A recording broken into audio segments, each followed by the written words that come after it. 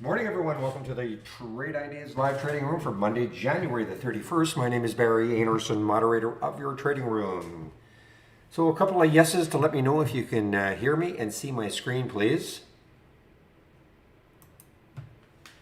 There's one yes, and there's another yes. Okay, I'm going to say two yeses. Make it. Yeah, definitely watching. That's all. DEF, WW, definitely worth watching. Okay. This FGI, guys, there's no news on it. It's just one of those that, now, if you were in the room on Friday, you know that this was the insane one. Now, I had already closed the room, I believe. KSCP, now, I ended up taking this trade. Again, if you were in the room, you probably remember my saying that I would like to take this trade if it took out the high, which was about 15 something, but I actually got in just around 14 something.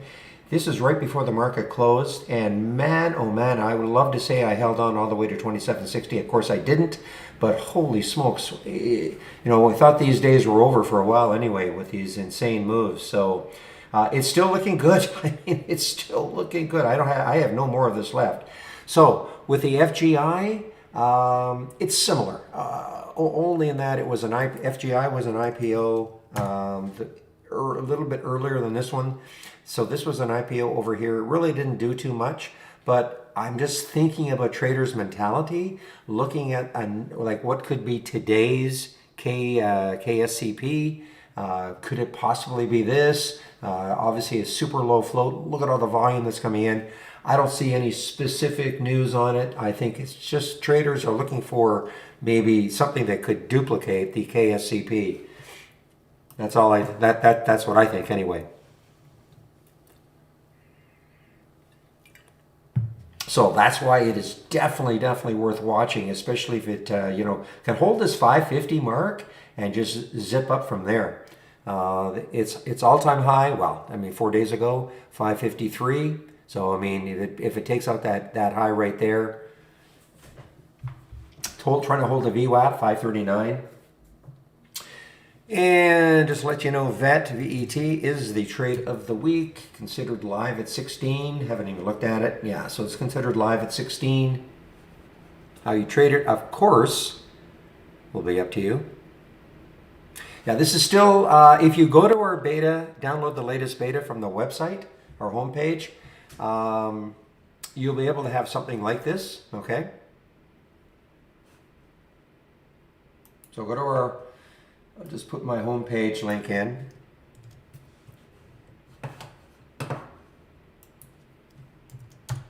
So if you go to my homepage, click on the link, and then go to the download section right up the top here, and then download trade ideas. What you want to do is to get to the beta, okay? All right, here we go, 5.5.60. That'll give you all the latest stuff with the racing cars. There's more. There are more channels that have been created.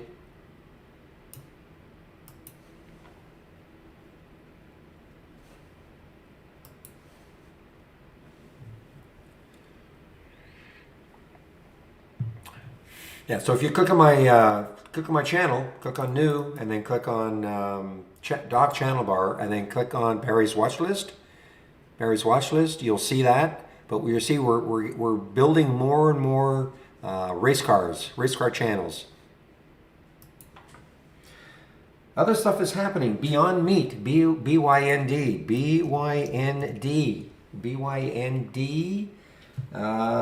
Let's see, Barclay has put an $80 price target on them, so a little bit of a gap for BYND. MDGL. This is a big one, guys. MDGL. Late stage results obviously are positive. At least it's got up to 69, down to 60 now.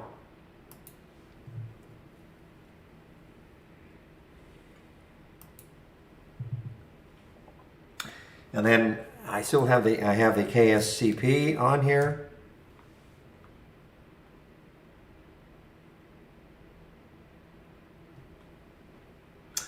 W key.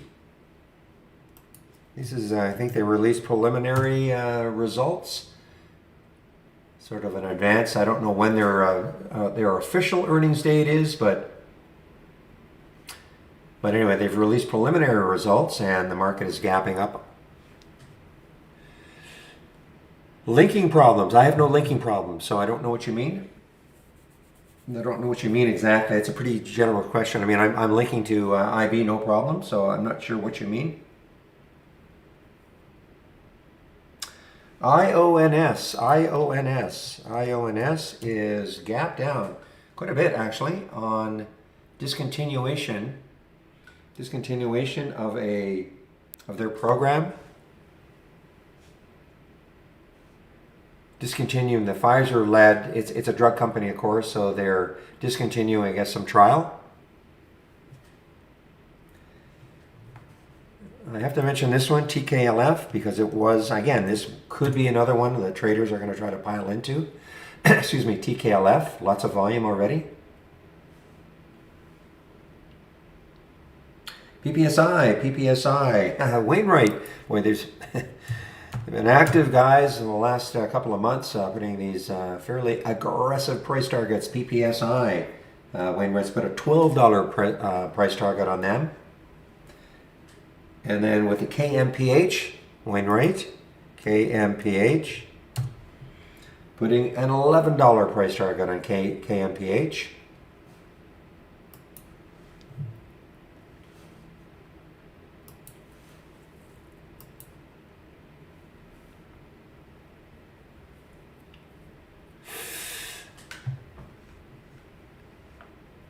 Yeah, JJ, well, I have no idea then. I don't know what linking problems you've got. Are you using IB, Interactive Brokers? I'm sorry. If Chris has already been in your machine and can't do anything, I certainly don't have any information. I don't know what you mean by linking.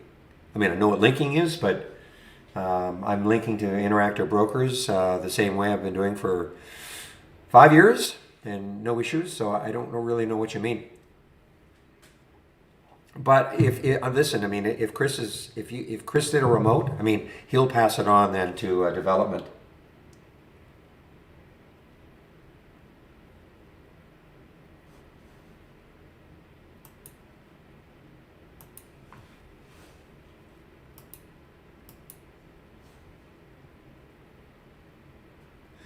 But what are your problems? I mean, I just don't know what are the problems.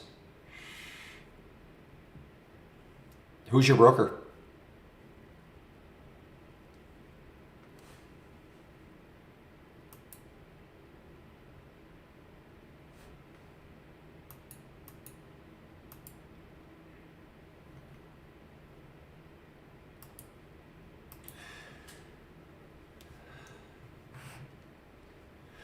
Yeah, that's a accounting question. I think it's got something to do with the state. U.S. I'm in Canada. Don't have the same.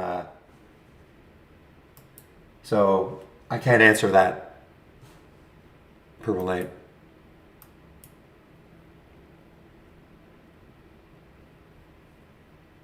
Well, we're talking about FGI. I mean,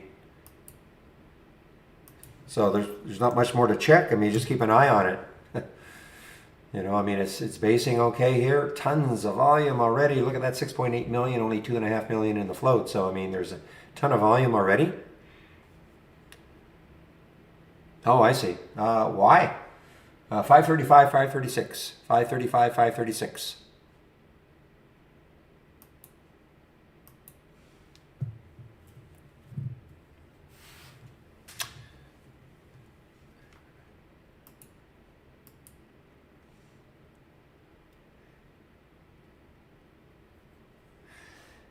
The market has rallied just a little bit. The market was down somewhat. Now it's rallying just a little bit before this open. What time is it right now? 9:10.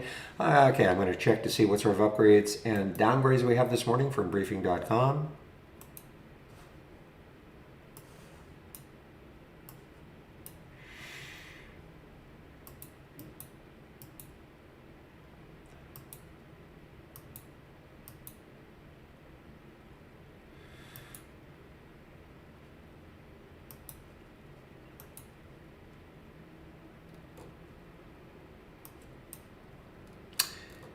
Let's see, hasn't hit my email yet.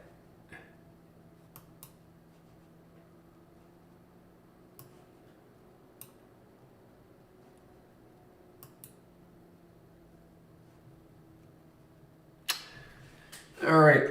See if anything else is popping in here. Yeah, double I. Yeah, green trades. I'm just seeing here. Yeah, double I, double N. Just is gapping up now. Double I, double N.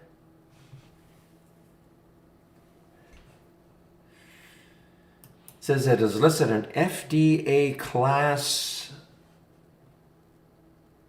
1 510K exempt component of art system. All right, well, there's some news, whatever that means exactly, but that is for double I, double N.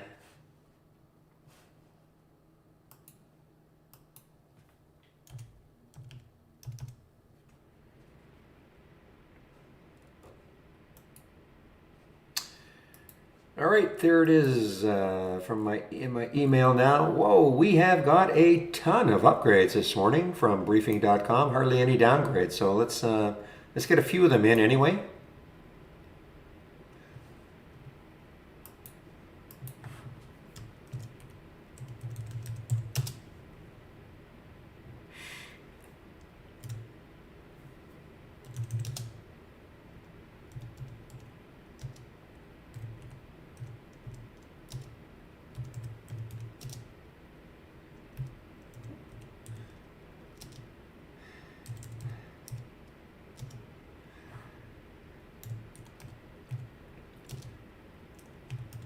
Little upgrade for Tesla.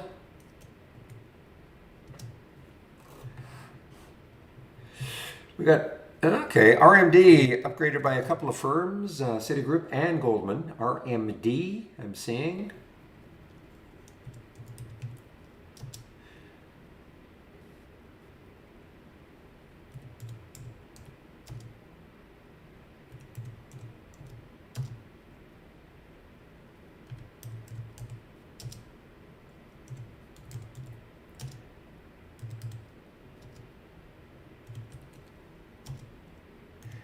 There are just a few more to go. I'm going to take a look at that RMD though.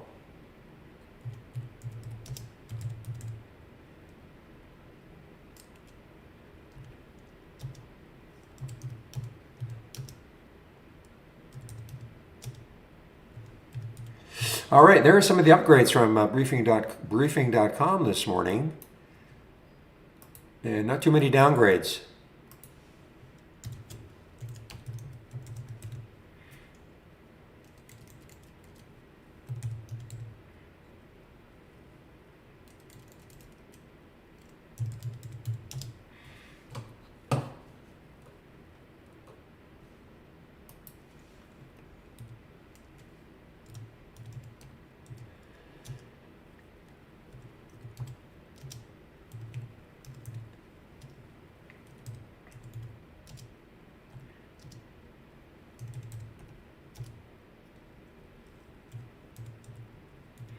A couple more to go.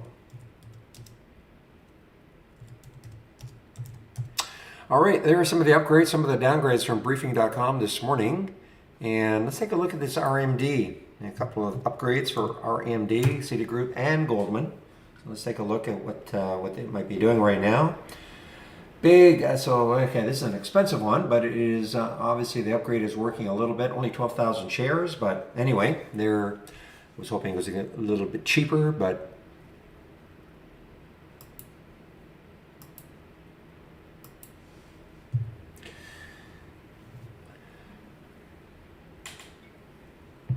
I think to answer your question, no, AJ.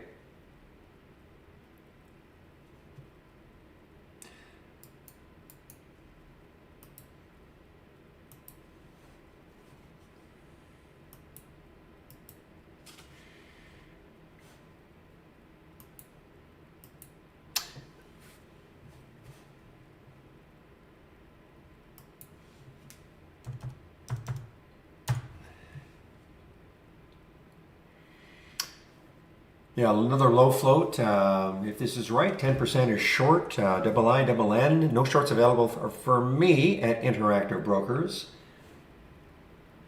Yeah, Merck had a couple of upgrades too. I did notice that. Can't remember who they were by, but Merck had a couple of upgrades. Yeah, no volume yet. MERC.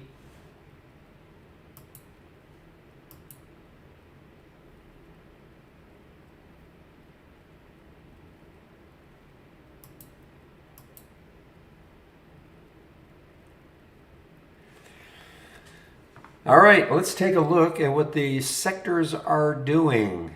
See what's shaking up first before the market opens, about 10 minutes before the market opens. Sector status.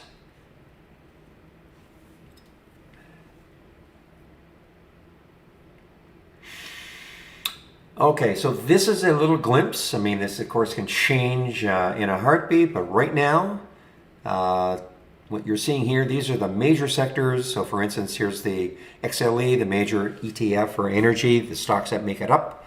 20% of them, only 20% of them are up from Friday's close. That's what that means. That's what that number means. Technology, about 50-50. Just looking to see if there's any strong sector. As we speak, no real strong sector. Okay, but again, this can change. We look at this, half an hour from now, an hour from now, this could be completely different.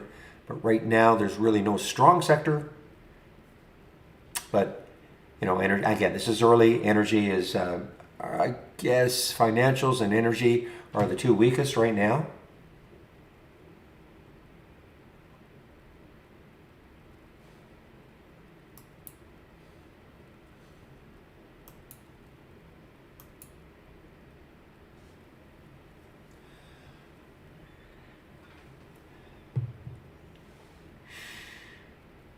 All right, now let's take a look at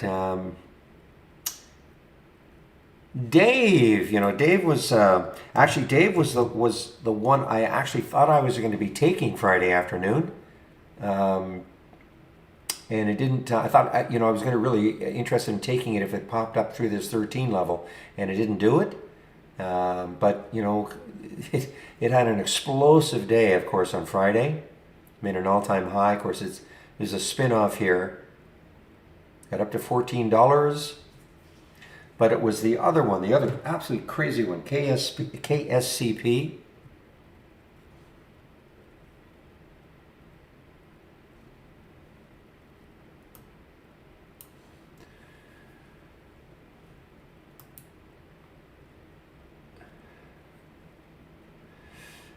So you see how this is winning the race so far right here. I'm going to be running this race all a day long, looking at my watch list.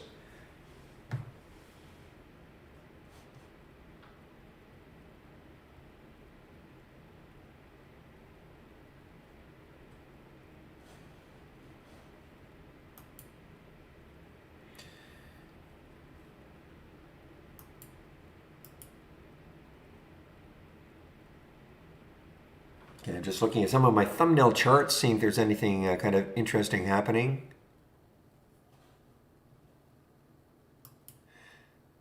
Yeah, Interactive Brokers did not have any shorts. Well, they won't have shorts for this one. I've got to type it in correctly.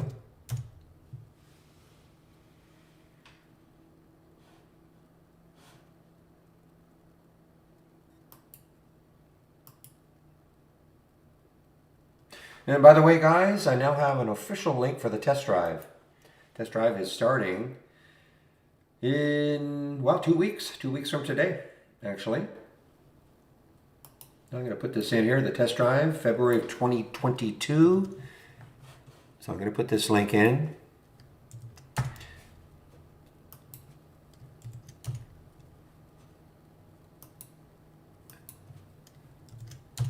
So what the test drive is all about, you'll have access to our full premium service except for auto trading. No auto trading, but you'll have access otherwise to our full premium service. It'll start on February 14th, so that's 2 weeks from today. And it'll cost you $11.11 for 10 trading days. It'll go from February 14th to February 28th inclusive. So you can sign up for it right there. Also available if you have our standard service and would like to try our premium service for those 10 trading days, you can do so also.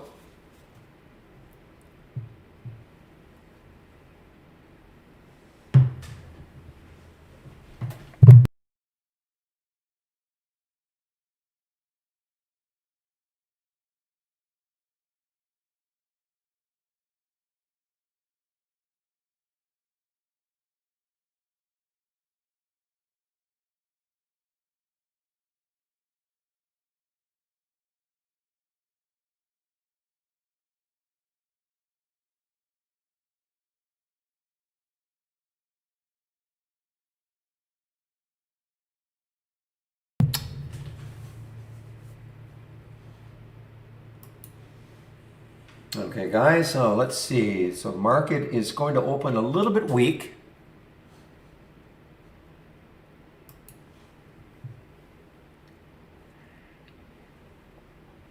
And right now I'm just looking to see if there's anything new coming in. Speaking of new, I mean, new is coming in, NEW. Not very much volume, only 22,000 shares or so. So new is coming in. This is a reverse split. Okay, forget about it, guys. I shouldn't. So this is a reverse split. It looks like this is a 10-to-1 reverse split, 1-to-10 reverse split. Okay, so this is not up 718%.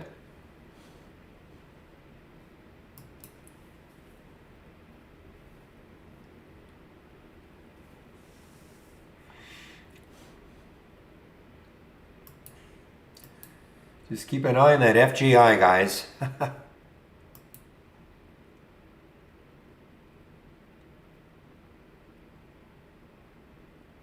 IONS is continuing to move down. Discontinuation of, I guess, a clinical trial or something they were doing with Pfizer.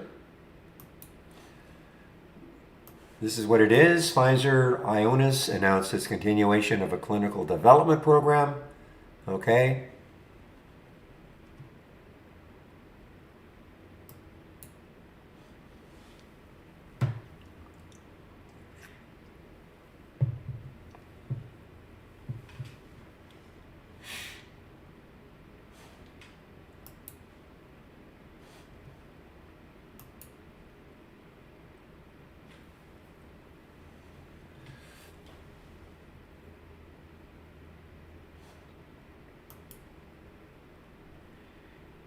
So as mentioned before, we do have a new public beta, which has a lot of new channels now, a lot of these race channels, okay? We're just kind of getting into this. It's still in its infancy. So if you go to my home page and then scroll up to the top where it says downloads, and go to the and click on download, and scroll a little bit further down to see the beta. Okay, so again, if you click on, so you clicked on download and then scroll down all the way down to here where you see that new beta 5.5.60. All the latest goodies.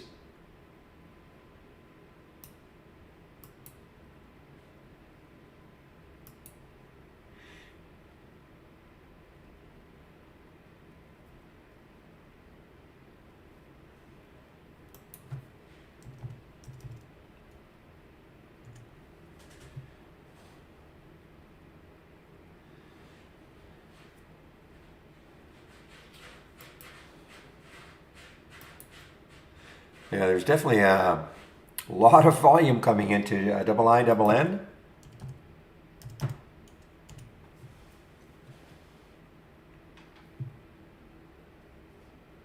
And there is news. Signs a strategic agreement in the United States. So this is your news for Inspira.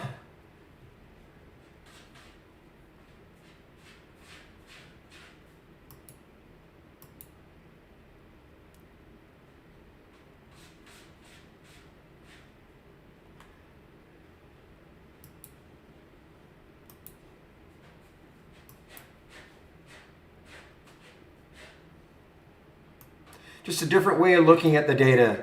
Okay, what's the attraction with the racing? You know, I'm still looking to figure out, you know, exactly how I can best utilize it. I have to admit, the KSCP kept winning race after race after race all day Monday on Friday, and so I was, you know, it wouldn't let me forget about it. Okay.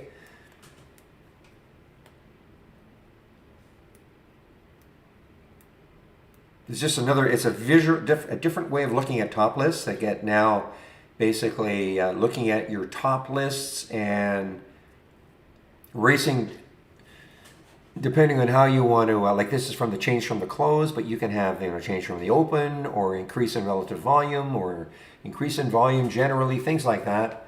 So your eyes will not be drawn to the same sort of thing if you just have a sort of a bit of a static top list that updates every 30 seconds. So it's just a different way of presenting the data.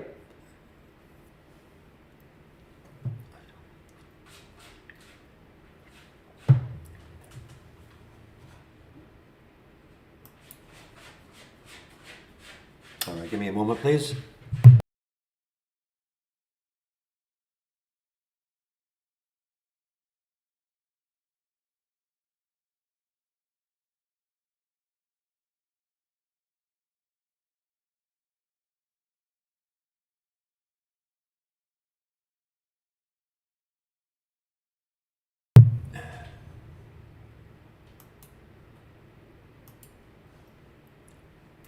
Yeah, listen, I was somewhat skeptical too. I mean, I wasn't sure how, but I have to admit, running the race the last 2 days, Thursday and Friday, but especially on Friday, to really hammer, something that is really moving all day and is winning race after race after race, it could not let me forget that one. So I mean, it's just another way maybe to just zero in on the stocks that are really, really moving. And you'll see, like right there. I mean, look at IIN. It won several races. This is just going to be ongoing. There's a new race every 2 minutes.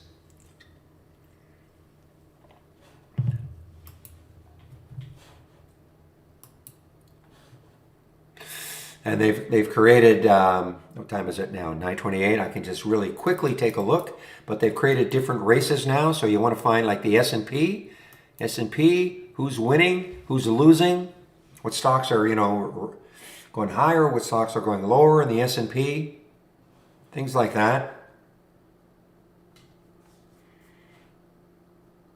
So I have to give it some time. There are some other ones. Price and volume is another one. What I would do is just take a look at them. It's in the latest beta. Just take a look at them.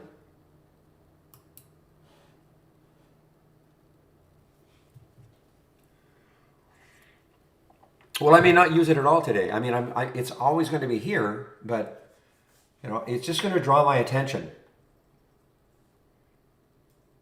Especially, this is from my watch list. So, typically these are stocks that are relatively low float. 1 minute to the open. Thank you. All right, everybody, let's have a great start to this trading week. And again, 2 weeks from now, we will be test driving. Okay, so I'll put the link in before. You want to try us out for $11.11 for 10 trading days. You can do so. Give me one moment, please.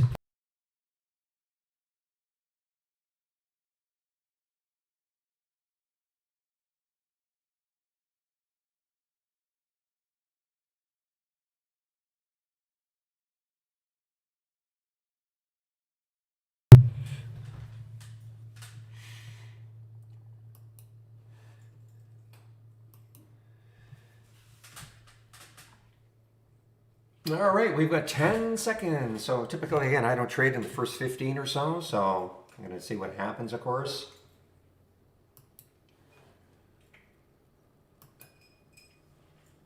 Anything sneaking in. We are now open.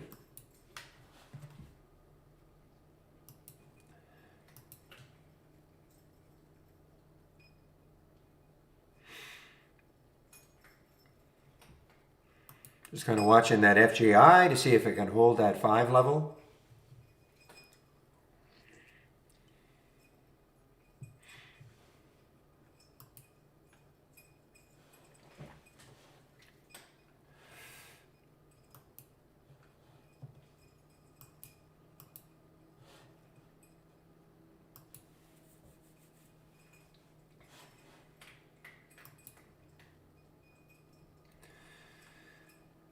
All right, Matterport, MTTP. Of course, we had a lot of stocks doing this at the end of the day.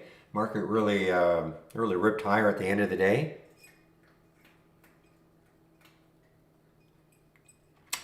So as we start, the Dow is down, NASDAQ's up, SPY's down a little. So a little bit of a disconnect in the market right now. Just a little one.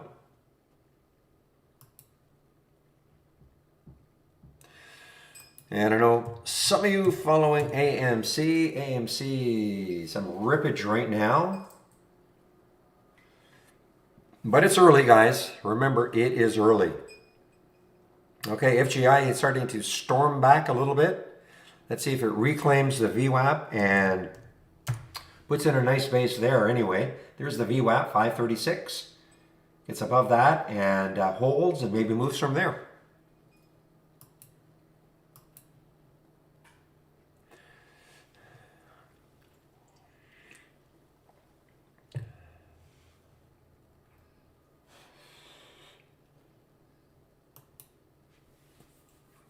Now, Hood had a big, kind of big recovery day on Friday, but started to move down. Had earnings on the 27th. So the reaction to earnings was actually on the Friday, okay, because it was Thursday after the market closed. So the reaction was on Friday. Got all the way down to 990 something, and then it just had a great rally virtually the whole day.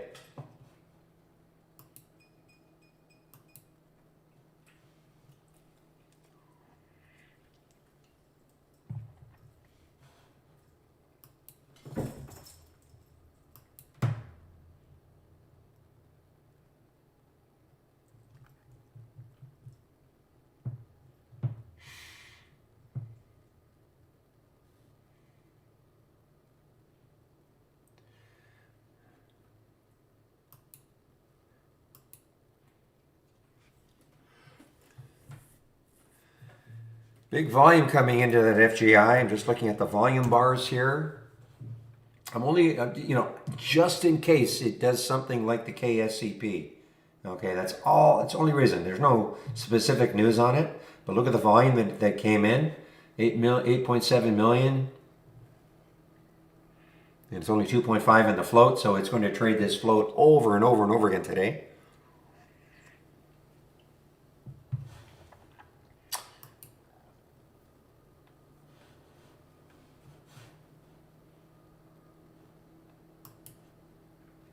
Well, I bet you Kathy probably waited or would have liked to have waited just a little bit. PLTR, let's see, PLTR taking a move up. Another one of the meme stocks.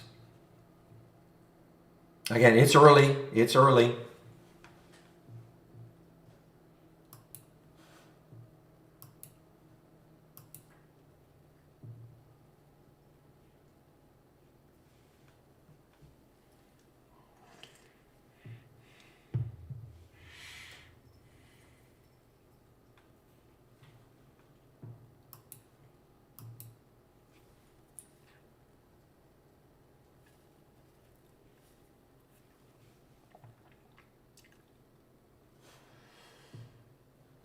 DraftKings also on the way up here, guys. DKNG.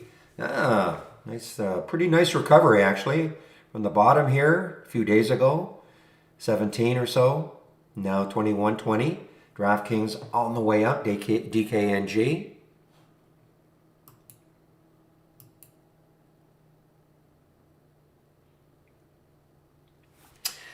And let's see. So SPY's basically flat, Dow's down a little, NAS is up a little.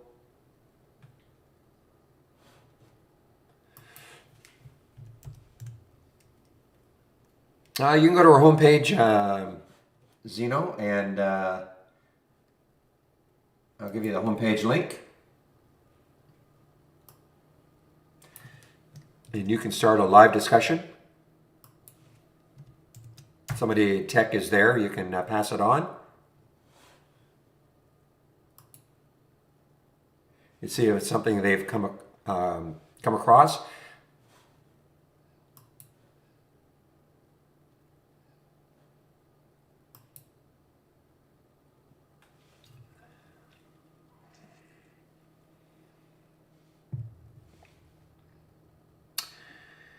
Well, the one that will not die, GME over 100 again, guys. GME over 100 again, 101. Along with AMC. Well, AMC, but look at AMC. This is, this is why I don't like trading in the first 15. Look at, come on, look at AMC, got all the way up to 1565, pulled all the way back down to 1515 or so. Things can be extremely whippy in that first 15 minutes.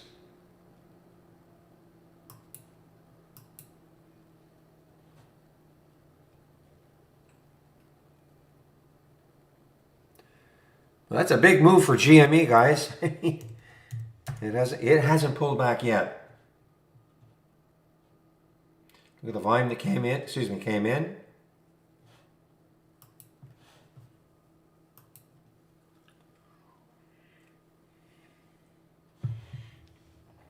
Well, Hood is not. Hood is continuing to move down here.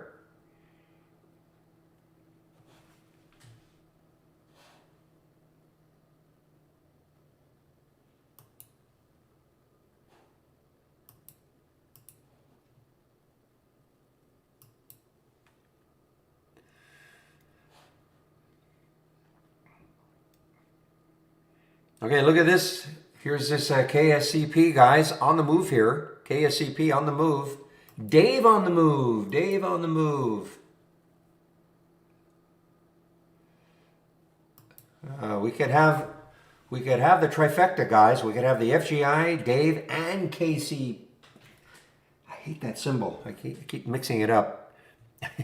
KSCP.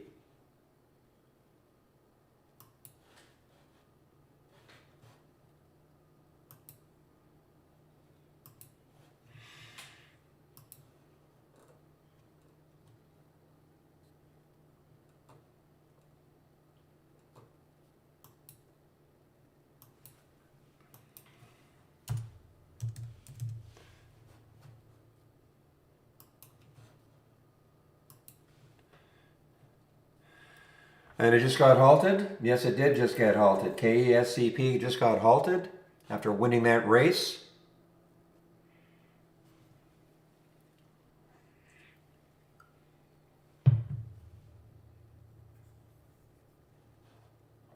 Okay, guys, FGI, you know, like I don't have a crystal ball to know if it's going to do anything even remotely like KSCP, but I'm just thinking of the psychology of traders, just trying to find another one. And FGI coming right back, lots of volume.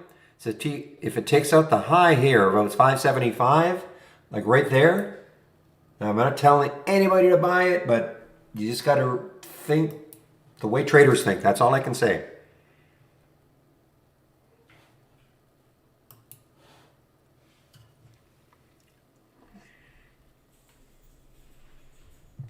Takes out 6 and look out. And that one just got halted. That one's just got halted. FGI just got halted.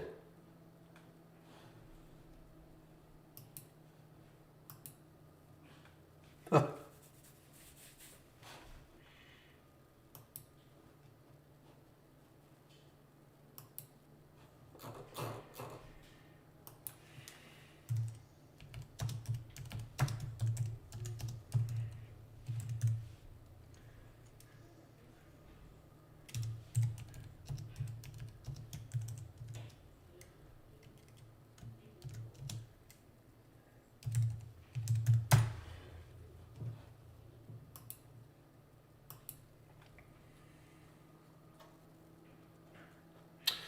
All right, guys, so here's SOXL, SOXL, 3-time ETF for the semis on the move here. Boy, it wouldn't surprise me if Dave gets halted too. Got them all halted together.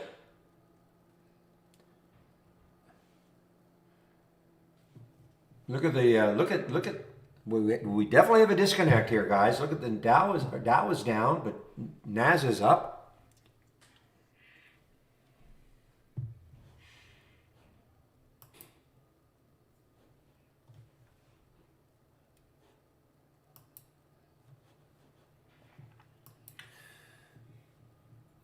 Plug on the move, plug on the move. PLUG, let's see, the next high looking left is 2006, so there is not that much room if it can take out 20 though. And this plug PLUG.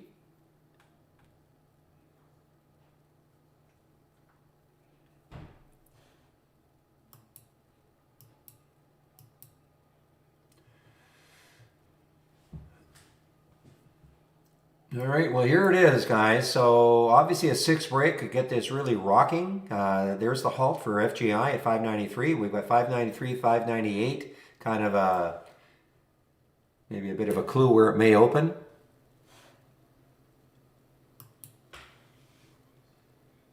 But we've got a lot of stocks moving higher here. NIO. So my guess is that we'll probably find XPAV, LI, and NIO on the way up. Wow, MDGL. I don't know if I had shorts for this one. I was not following this one. Once the market open, MDGL. Ooh, I had shorts. Son of a gun. Look at this one.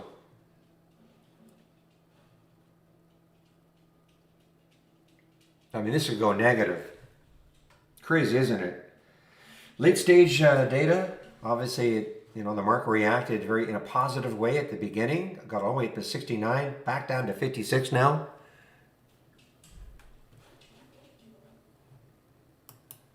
All right, KSCP just opened.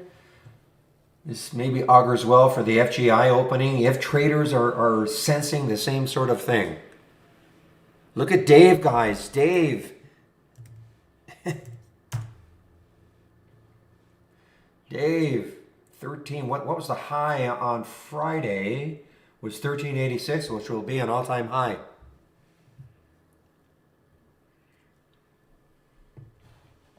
And now KSCP is halted again on the way up.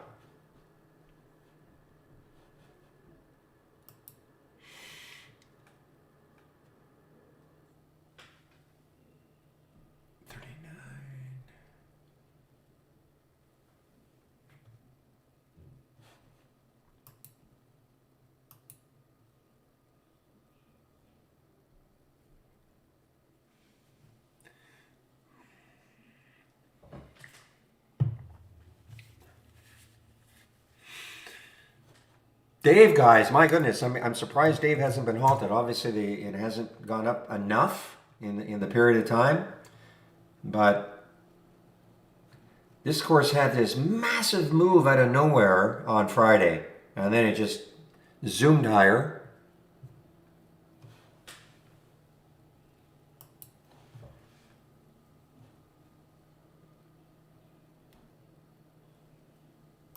Okay, FGI, when you're telling me you're going to open 944 plus 30.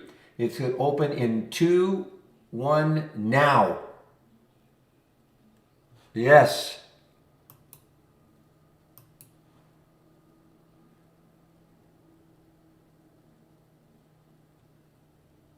Takes out 6. This could just, some severe rippage could happen, guys.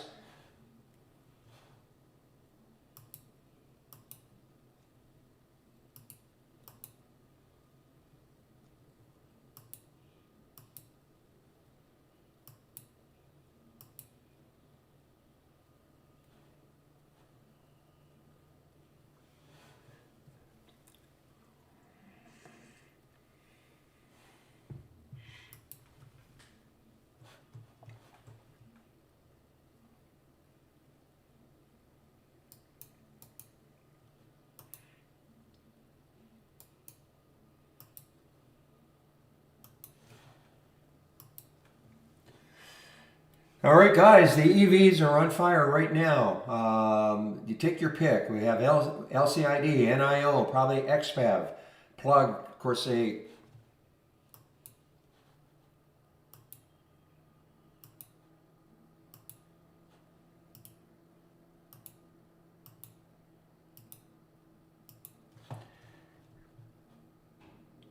where are you going, FGI?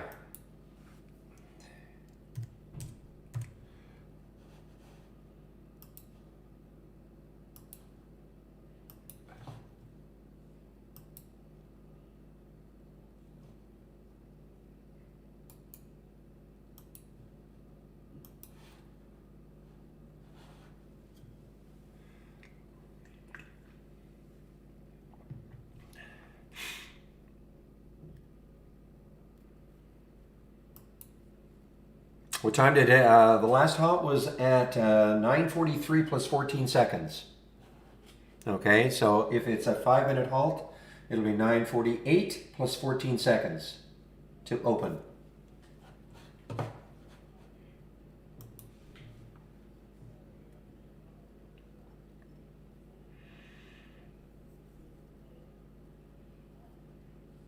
Yeah, Dave had a drop. You're right. Dave had a bit of a drop, actually.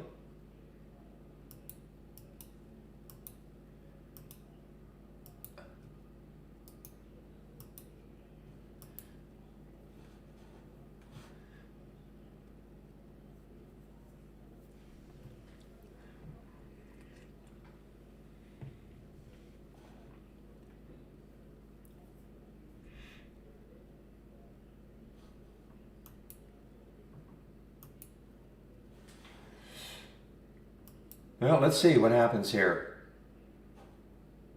There's the, well, guys, I can't tell you to buy anything, but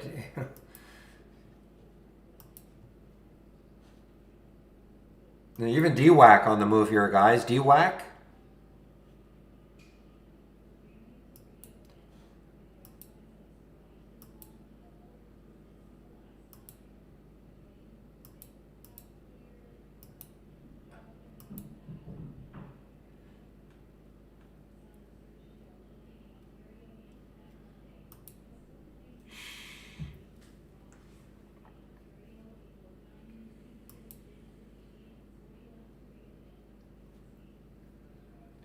All right, KSCP just opened, and a little bit soft, but not horrible. Let's see.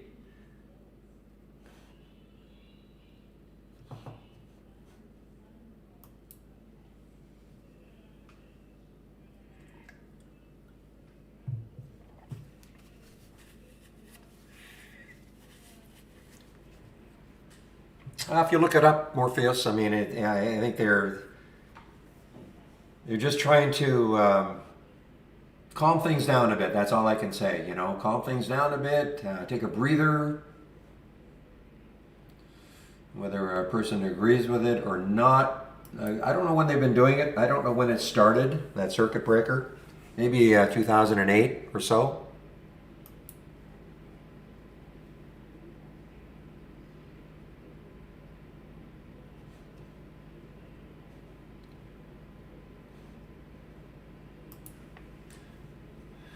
But I'm sure there's a detailed explanation if you do a Google search on that. You know, why do we have circuit breakers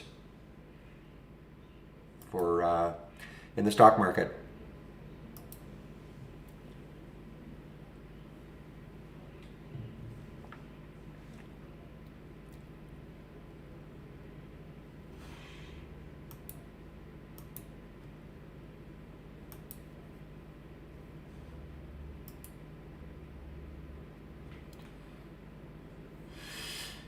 All right, this one coming back, guys. TGTX just won this last little race here. TGTX, of course, it had a horrible day on Thursday. A little bit of a bounce back on Friday. And looks like it's trying to continue here a little bit here. Well, DWAC on the move here. DWAC on the move.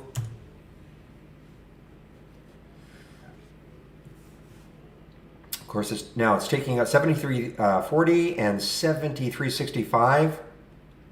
Those are the highs looking left, which is taken out. So the next challenge might be this 83.50 mark.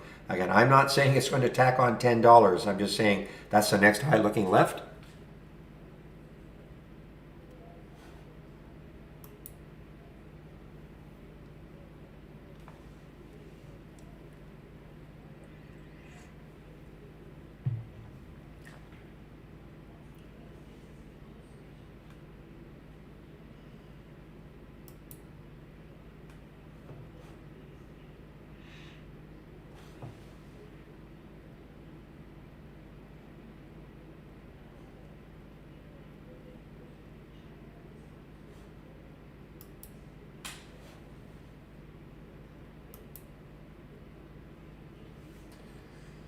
All right, so double I, double N, holding 3, guys. It's holding 3. got up to 360 or so in the pre-market, so it's holding 3. The longer it holds 3, and then if it pops up on volume, that could turn into an interesting play.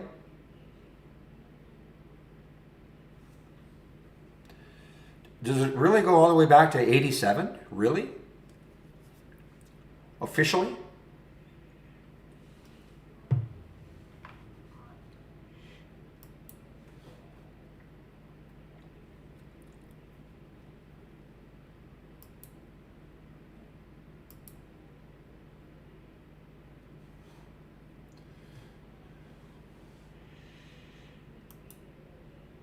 And look at Hood now. Look at Hood. Came right back. What a talk about first 15 minutes. I mean, look at this. It got all the way down to 1185 and then it exploded.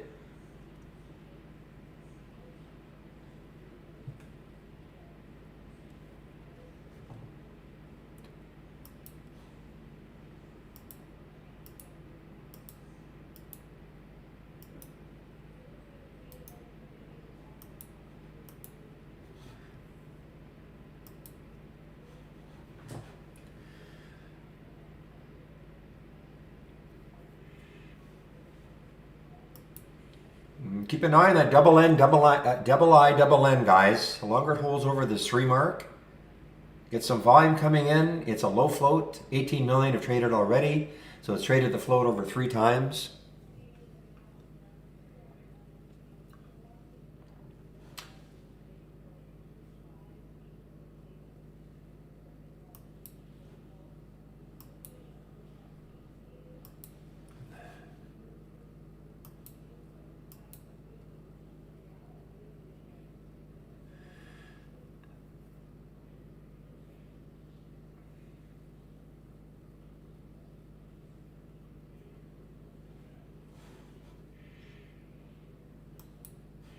All right, so for me in the FGI, I'm going to stick an alert for $6. It may happen later on, it may not, but I'm going to stick an alert just over $6.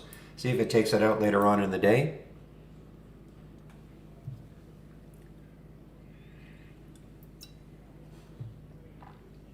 All right, guys, double I, double N, double I, double N.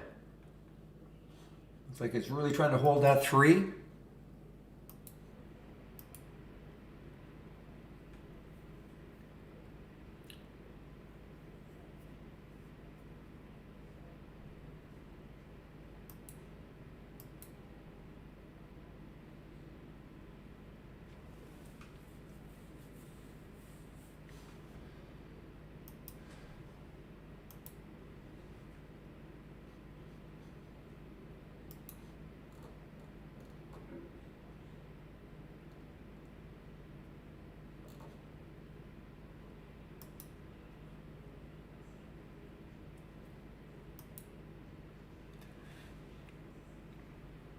Yeah, Dave is, I mean, look, it's a challenge.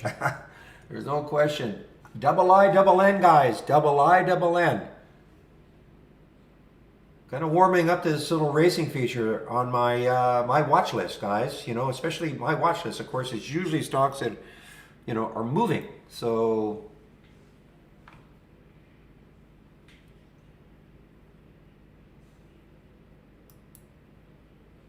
no, just had a drop. So you got to be careful. Another low float situation. Got all the way up to 327 and then it dropped.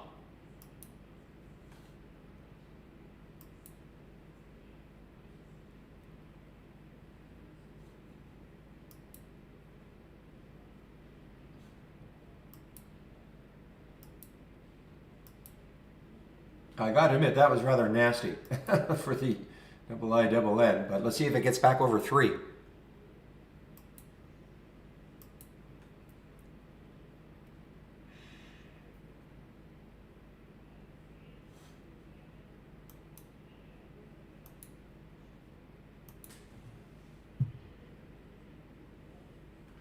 Now, I mentioned plug just a little while ago. 20 might be that. Not Labu, but plug. Well, even Labu. Look at Labu, L-A-B-U, but plug. I mentioned break over 20 could get it really rocking. And look at this. The next high looking left is 20. I'm sorry. Is that right? 2033. 2135. I'm sorry. 2135. The next high looking left.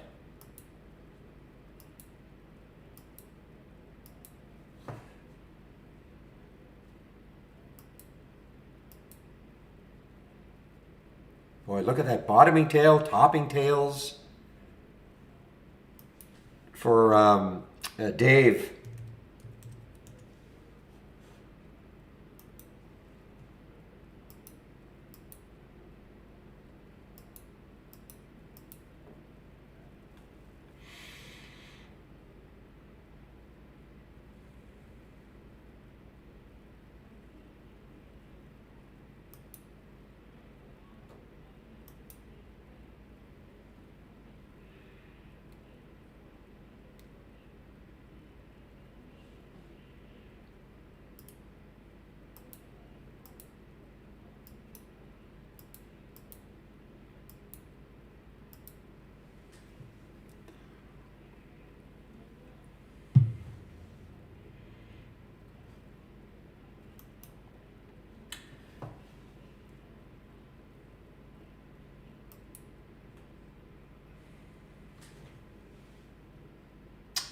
All right, let's take a look at some of these topping tails now from ZachScan. MQ, wow, MQ, look at this thing motor here.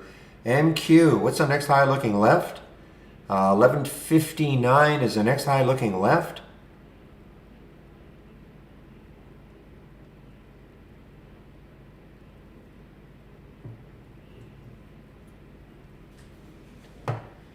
Frantic action.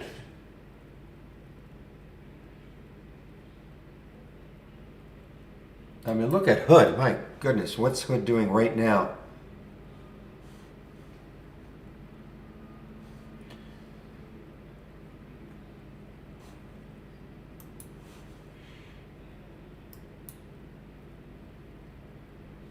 Boy, this MQ is, let's see, Marqueta to announce fourth quarter and full March the 10th. Yeah, okay. So, I mean, that's all there's no news on it. They're just saying, you know what, we're going to actually, it's going to be on March the 9th instead of March the 10th.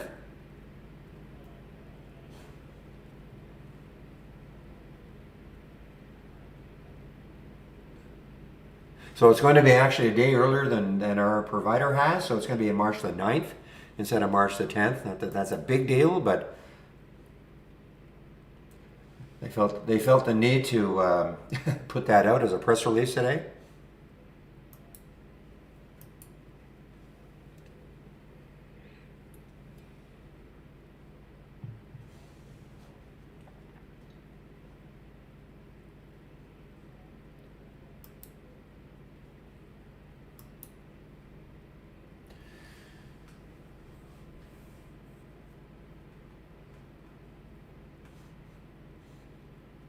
What's this one doing? TKLF. I'm only interested to get these big percentages.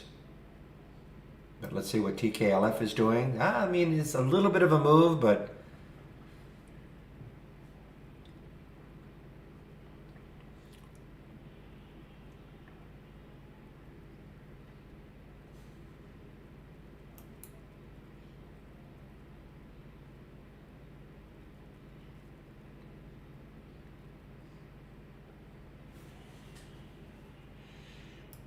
all right, guys, the memers are going wild right now. Look at Beth and Beyond, BBBY.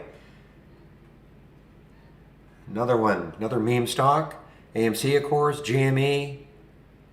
I don't know if Zach put out what they're looking at today.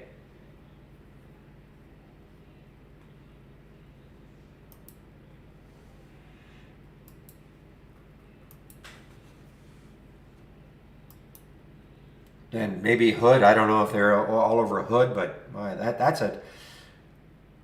Wouldn't have predicted this. Not after that open.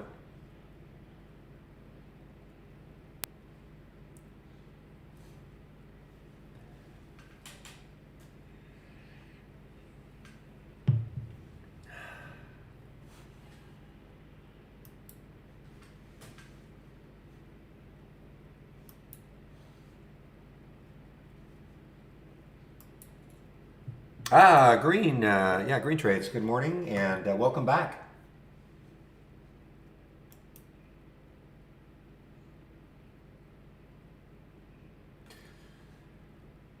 All right, CRTX, or some reason I got that as a CRTX. Oh, that's right. This is the one, guys. I mean, this is having an interesting day again. 619 was the high on Friday. 611 was the high on Thursday because it got all hammered here. 664 is the next high looking left. So this could have a little bit of a run. It is a very low float, of course.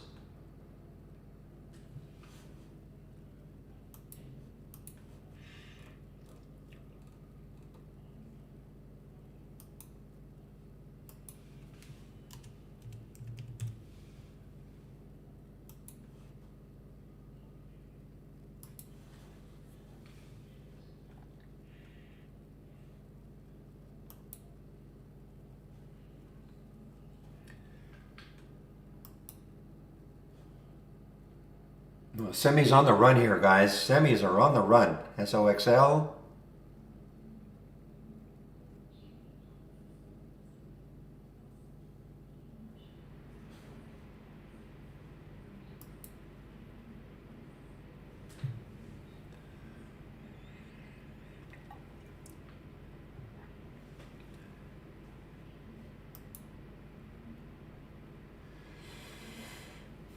Yeah, TGTX. So from my watch list, the alert was at 1039, 1068 now. Remember, this is a watch list, right? This is not every time you get an alert, just take the trade. Now it's up to you to watch it and see how it's trading. If it meets your trading plan, then you take it. If it doesn't, you don't.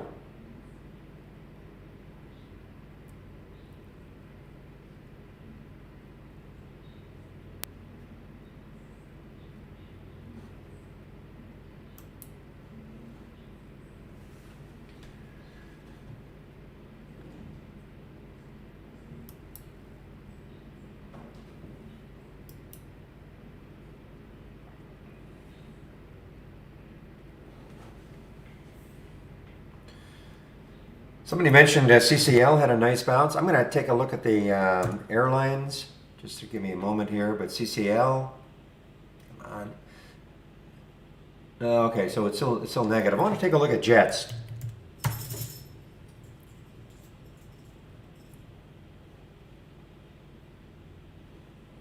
So not really doing too much. ETF for the airline industry. Dave is a tough one, guys. I mean, it looks looks like it wants to take out that 13, but right here, 1322. Stick an alert at 1326.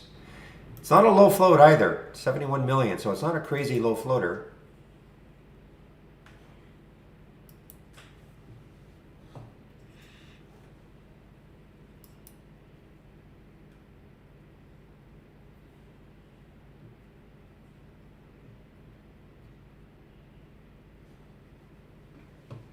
And again, the all-time high was back here, 1386. That was on Friday. If you weren't here in the room, all of a sudden had this move right there. Big move here, based a bit, and then ran right into the close. Except at 245, it started to drop. Did not run into the close at 245. It had the drop, but it went from about 867 all the way up to 14 before it dropped.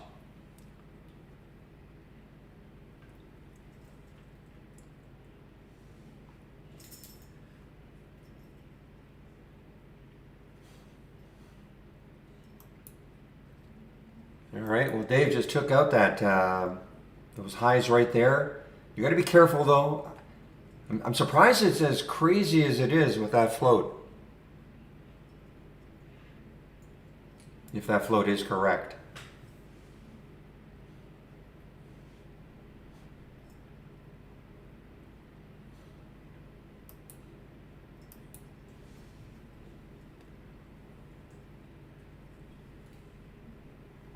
All right, guys, even the Dow just, basically went flat. SPY's up. NASA's up.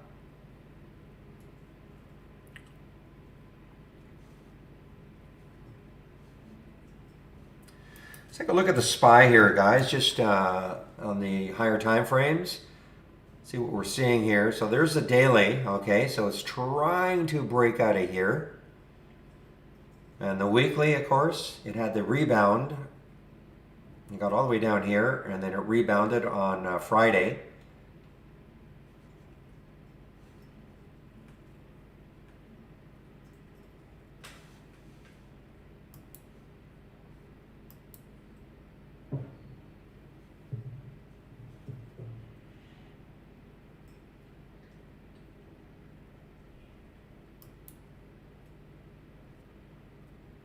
Z had a big area here. ZZ at a big area here, 50. Well, look at this market. Look at the market. 45 minutes straight up.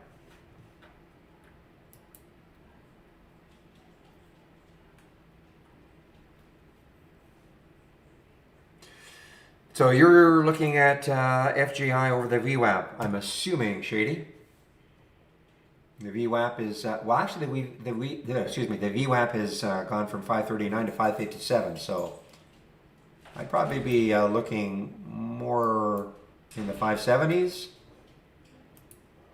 See if it really takes out that VWAP again.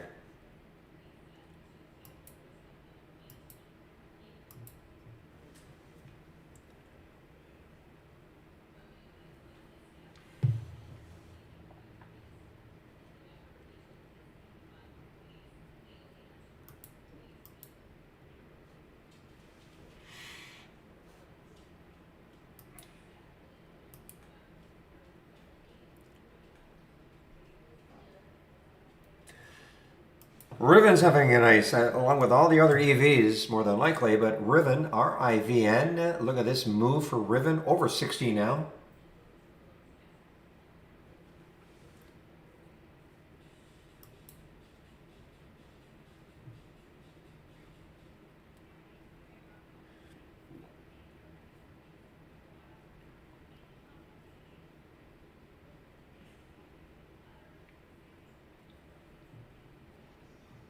Boy, Semi is roaring back. SOXL. Look at Dave now, guys. Wow. SOXL roaring back here. The Semi is roaring back. Indicative of what the NAS is doing.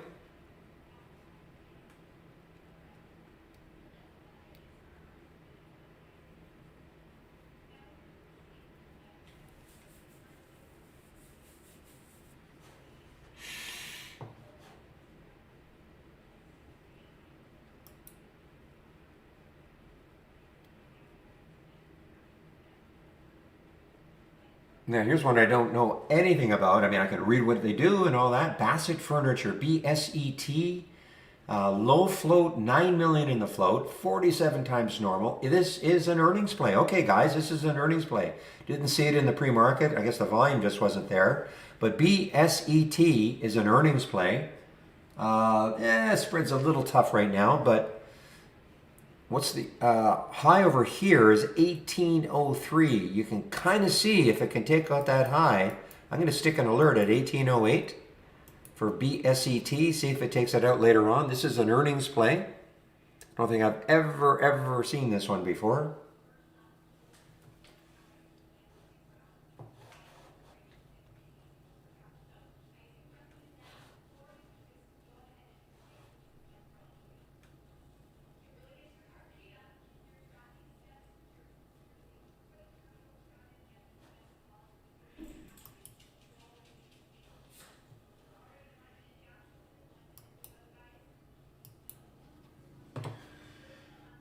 Well, Hood just keeps surging higher here. It did not take this one.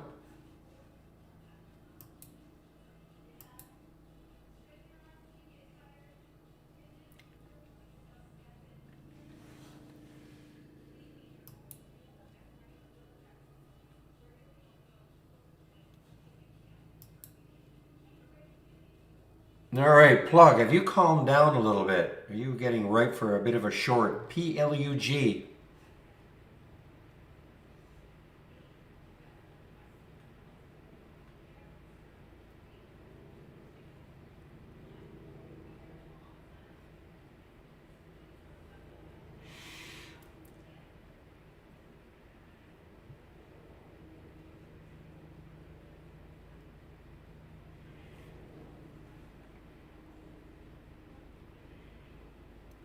So you see in this sort of this little race sequence, you see how FGI was up here, and then all of a sudden you can just see it pulled back with that red. It pulled back.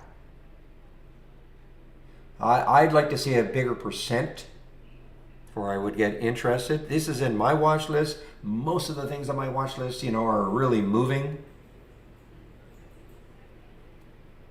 Or when they move, I shouldn't say, that when they move, they really move.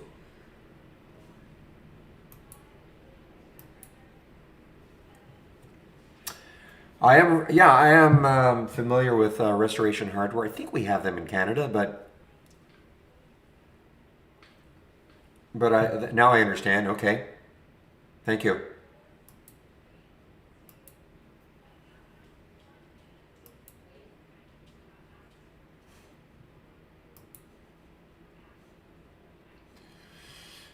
Well, let's say I set an alert up here. There was a big gap. Didn't see it all in the pre-market. Again, it must have been that there hardly any volume. It didn't show up on my scanner. Or if it did, it would have been down like low on the scanner. So sometimes I just don't scroll down to the bottom.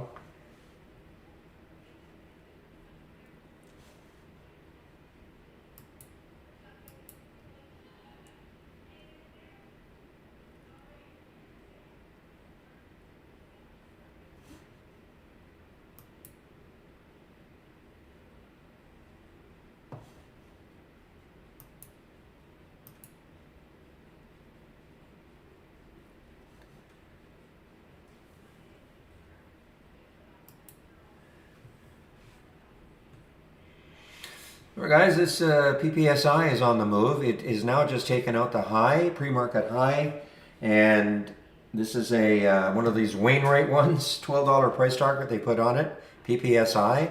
Let's look left. Look left, and we see 572, we see 567, we see 569. So this little area here, it's got to get through it. But even if it did, you've got six to contend with, probably that whole number. But, it's got some room to the 6th level for sure. Again, when I say that, I'm not saying it's going to get there, but you can just kind of look left on this daily chart. It can break out of here.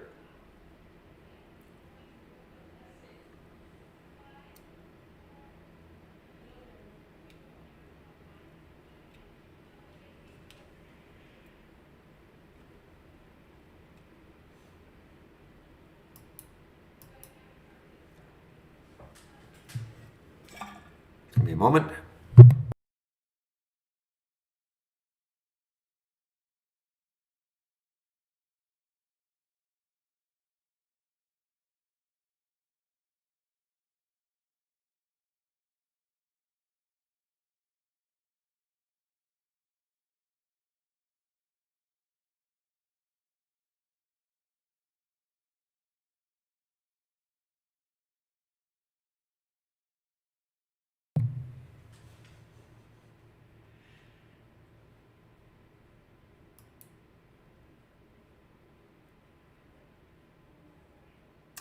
Okay, guys, this one's getting hit here. This AMPH, what's the volume like? It's 12 times normal, but AMPH is getting hit. Had a big day on Friday, but is getting hit here.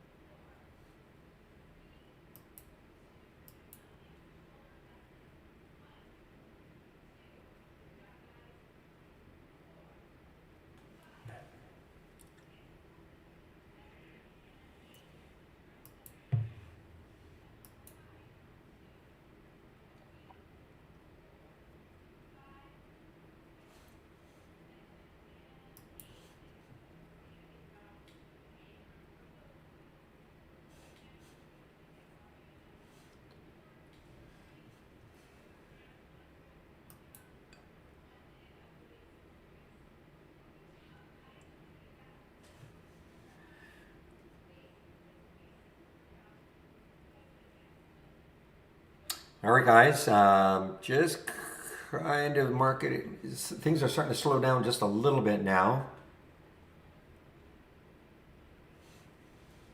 Lyft is continuing to lift higher here, LYFT. How's Uber doing? I'm sure it must be going along with Lyft. Yep. So Uber and Lyft.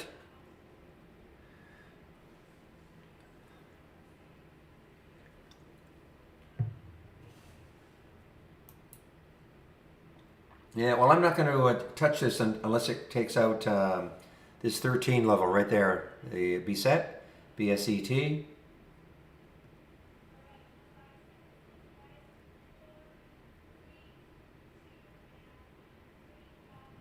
Yeah, I like to see that FGI clear the VWAP though. I know Shady's talking about 540, and hey, listen, it might do it, but there's the VWAP right there, 555. I'd like to see it take that out perhaps.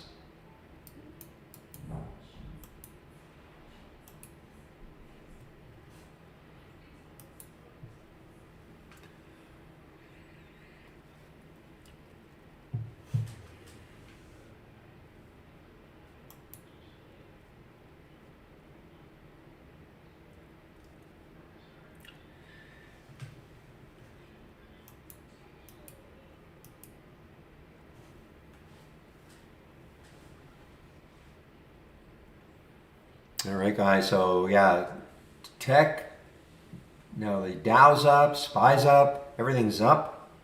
Look at that move for the SPY, 1, 2, 3, basically an hour. Now this is, what time is it? 10:18, so this has another 12 minutes to close.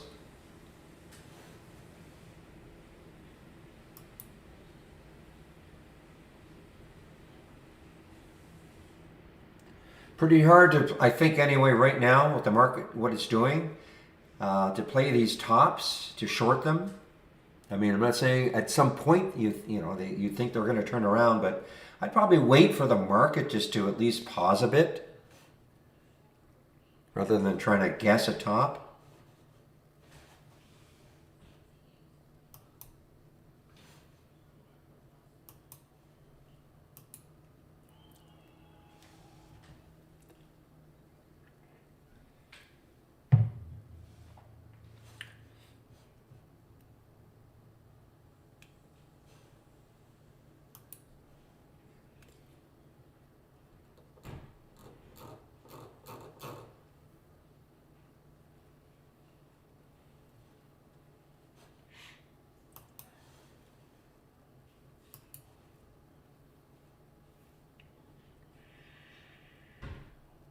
Not quite a red bar ignored guide, but guys, but this DWAC, it had the pause here. Not quite a red bar ignored. The reason being is that there was topping tails, so this red bar is not completely engulfed by that previous green candle. But you know, I mean, what did I say was the high here? 73.65. So I mean, there's the next high looking left. Again, I'm not saying it's going to get anywhere close to 83.50, but that is the next high looking left.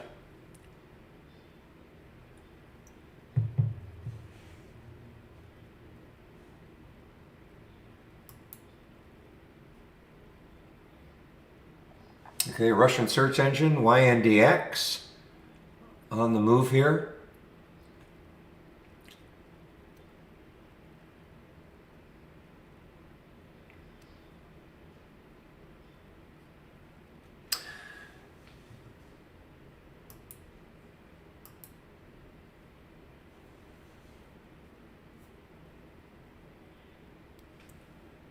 All right, guys, FGI is inching its way to that VWAP. FGI inching its way to the VWAP of 555.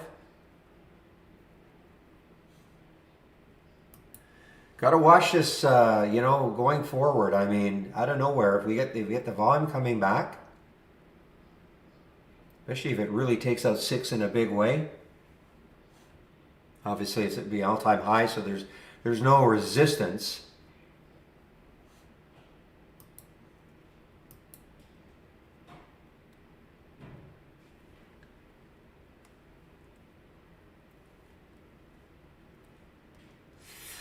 All right, guys, a little pause on the action here for me. It is now 10:20, so first of all, big welcome to anybody who's brand new to the room today. Welcome.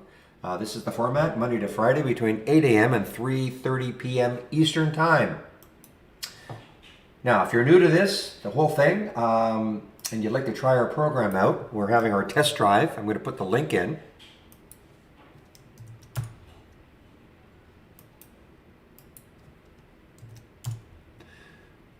And please read it closely, okay? So the test drive, you click on the link. Okay, it starts on the 14th. That's 2 weeks from today. It'll run to the 28th inclusive. So that's 10 trading days. It'll cost $11.11. So if you sign up today, what you're doing is you're pre-registering. You don't get data until, like live data, until the 14th. So please, understand that. You sign up today, basically what you're doing is you're pre-registering. And you'll have access to our full premium service just as if you were a full premium subscriber. The only thing you won't be able to do is auto trade anything, okay? Also, if you are a standard subscriber right now and you'd like to upgrade to premium for those 10 trading days, you can do so. We do this about 3 or 4 times a year. We usually get several thousand people signing up for it, so definitely an exciting 10 days for a lot of people. Me too. A lot of, explaining, which is fine.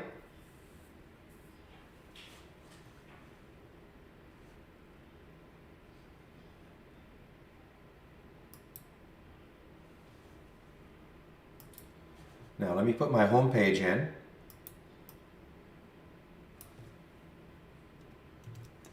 And the other thing, just to drive this point home also, when the test drive is over, it's over. We don't put you into a subscription, all right? We'll have a nice promo code if you do want to take out a subscription afterwards, but we don't put you into a subscription automatically, so don't worry about that. That is a question we get a lot.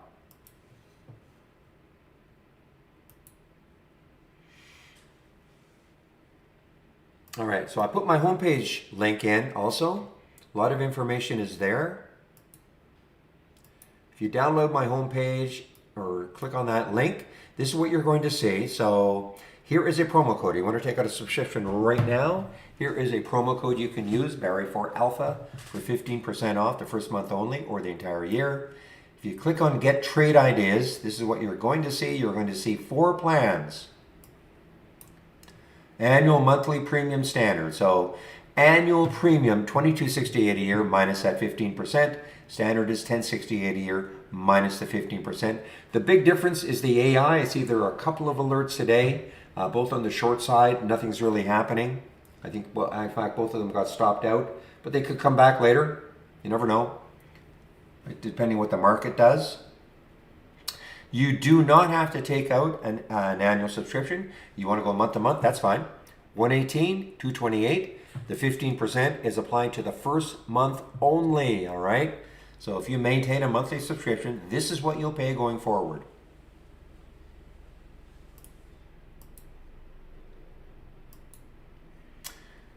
On my homepage, there are 3 free sections. The Trade of the Week, sent to you before the market opens every Monday morning.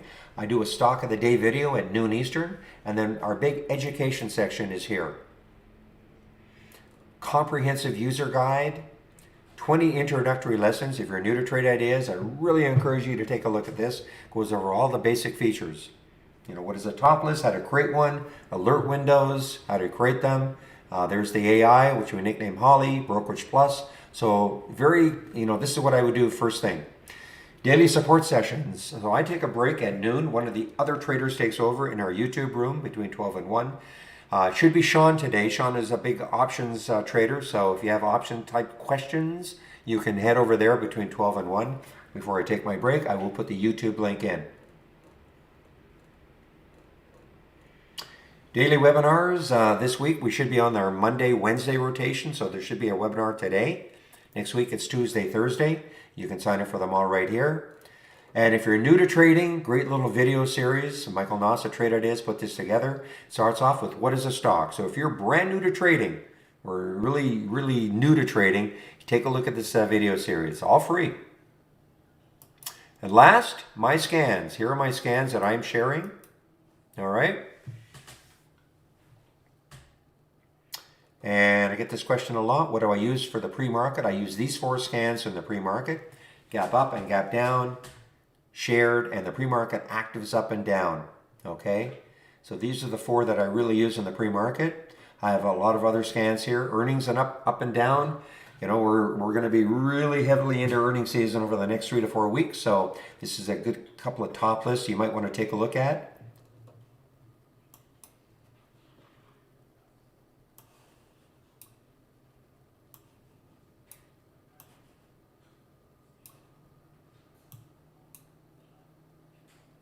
Give me a moment.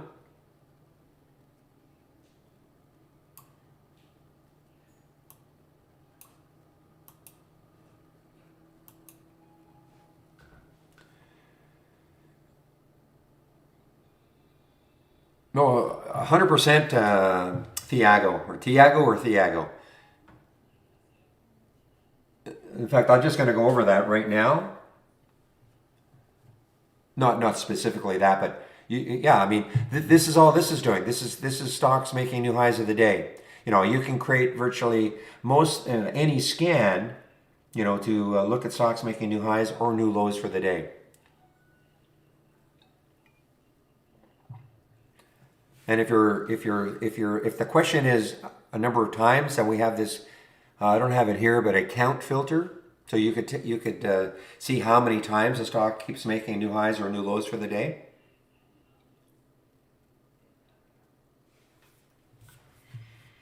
So first, just to go over what is Trade Ideas. We are a scanner. That's what we do. We scan the U.S. stock market. Doesn't matter where you live in the world or who your broker is. You can use Trade Ideas. You can't exactly, Marty, okay? You want access to my watch list up and down? You can click, if you go to the toolbar and click on New, and then Dock Channel Bar, and then my watch list, Barry's Watches, that's a channel that's created. That'll give you basically this. The rest, you know, you can just pick and choose what scans you want. Okay? I do it that way because not everybody wants everything, okay? So I kind of give you a taste of all the scans that I've got, and you can kind of pick and choose which ones you want.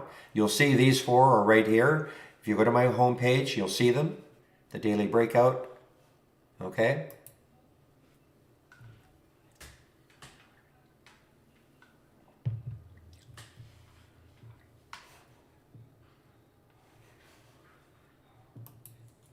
Now, so I just want to continue my little spiel here. So that's what we do. We scan the U.S. stock market. Doesn't matter who or where you live in the world or who your broker is. You can use Trade Ideas. So in my homepage, I showed you that I'm sharing a lot of scans. But of course, if you want to build your own scans, of course you can. All right. So for instance, if I look at this scan right here, the 10-day daily breakout, if I right-click, configure, and click on Summary. When you build your own scans, you're always going to start off with some filters. Excuse me, these are the filters that I've got. So in this particular scan, I'm looking for stocks between $2 and $35. Current volume is at least 8. That means it's trading at least 8 times normal up to this point of the day. Minimum volume 500,000 shares, etc. Okay, this is just the principle. Start off with some filters, and then you have some kind of a trigger. In this case, I'm looking for stocks that are making a new high for the day. So if these filter requirements are met and a stock makes a new high for the day, I get a real-time alert. Okay, I get a real-time alert. You want to build your own scans? Again, of course you can. So I just want to show you this. And click on that search. First of all, there is no programming language for you to learn.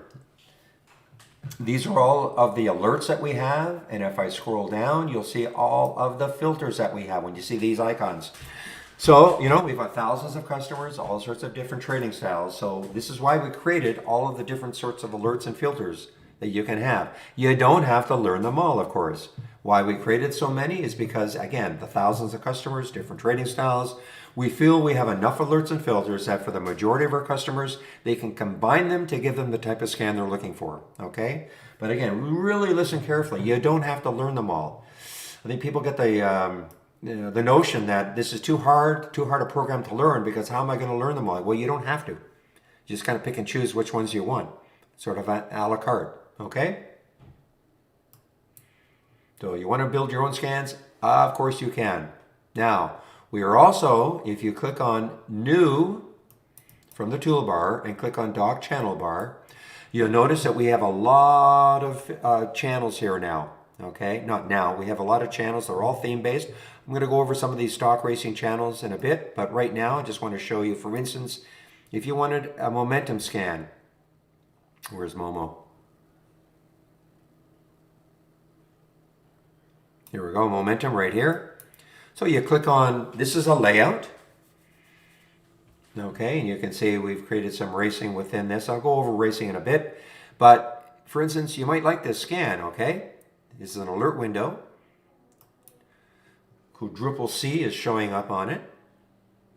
All right, so you take a look and say, it's not so much that you know, just because you get an alert, you don't take a trade. It's just that it's an idea. So for instance, if you right click, you'll see what it's looking for. Right click, configure, summary. By the way, guys, I'm not here to absolutely tell you how to use trade ideas, okay, going over everything. You know, as I always say, take a look at the 20 introductory lessons first. Give you at least get some idea of what top lists are and how to create them, and alert windows, how to create them. I'm just giving you the basics right here. So again, this is a scan. This is what it's looking for. If you like exactly what you see here, you know, the price range, everything else, great. You can save it to the cloud, but you can always make a change. Just like with my scans that I'm sharing, you may not like the same price range. So you can make a change. So I'm going to change it to 10 and 100 here. And if I click on the summary, you see how it's changed. So if that's what you wanted, and then you want to save this to the cloud, I'm explaining, the reason why I'm telling you to save it to the cloud, what you're going to do is you can go through the different channels and start extracting scans that you might like to and bring them back as part of your layout. You know, go to the Explosive Winners channel.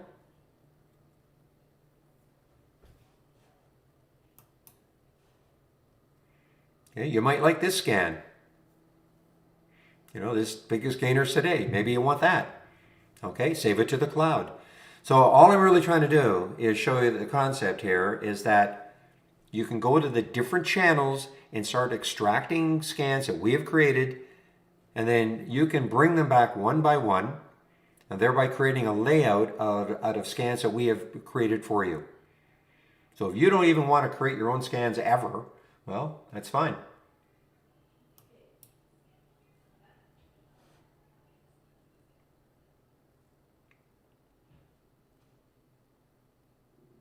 So let's take a look at some of these racing car. Basically what these racing car, I'm going to click on here, Dock Channel Bar, what these race channels are all about. For instance, here's the S&P 500 stock racing. So what this is going to show you, in the S&P 500, not every single stock, of course, but who's moving down, who's moving up, okay? These races, now we're going to refine this a bit so that it doesn't take as long for the races to start. Right now, each race will take 30 seconds, sort of like, gentlemen, you know, get your engines ready, and then the race begins. And it's just going to show you the ones that are moving. It's sort of a visual, more of like a visual representation of a top list. So I'll let this run for a bit and see what happens. Okay, so this is the S&P 500. So you see Tesla right now, up $1.74 when this race started. You know, and these are the ones moving down. Now, how to use it, you have to figure out a way to use it. Okay, when I say that, you know, just because you see Tesla is up here, doesn't mean you pile into Tesla right now. Not necessarily, of course.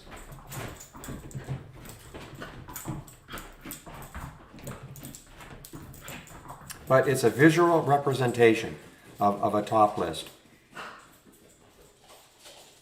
Okay, if I go to another one, price and volume. This is, and we're going to be creating a lot built-in races.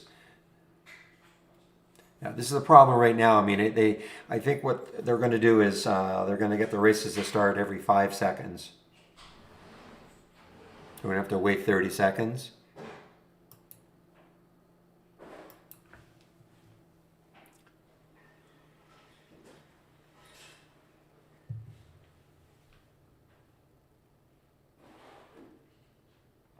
Well, if it looks horrible to you, don't use it. There's your answer. Okay, this is in its infancy.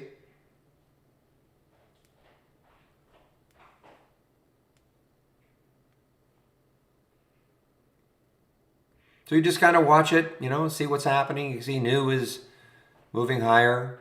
This is change from the open.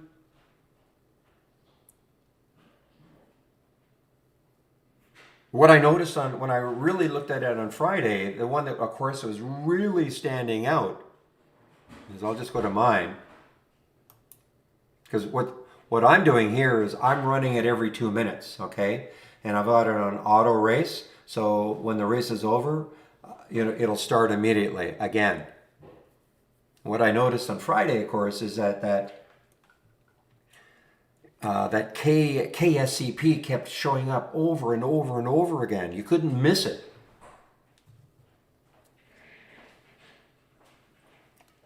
It's just another tool, guys. It's just another tool.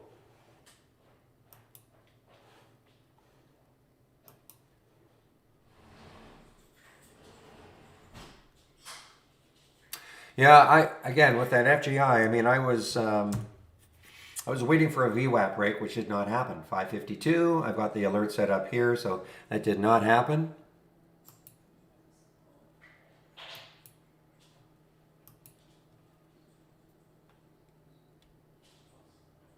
Now, the other thing about this, looking at the top list in a different way. When you have a top list window, it depends how you have it sorted, of course. Now, I always like to see things at the top, at the high of the day. That's just me, of course. But what this can start to show you are stocks that have moved down and now moving higher. Most of my alerts, of course, if I look at my window here, these are stocks that are either making new lows or new highs for the day. But I can start to see things that are maybe have pulled back, not way below the high of the day, but have pulled back, and then all of a sudden they're starting to surge. So for people who like pullbacks, this might be very interesting to use. I'm not a big pullback player, but this will at least help me identify stocks that maybe have pulled back and then are starting to run again.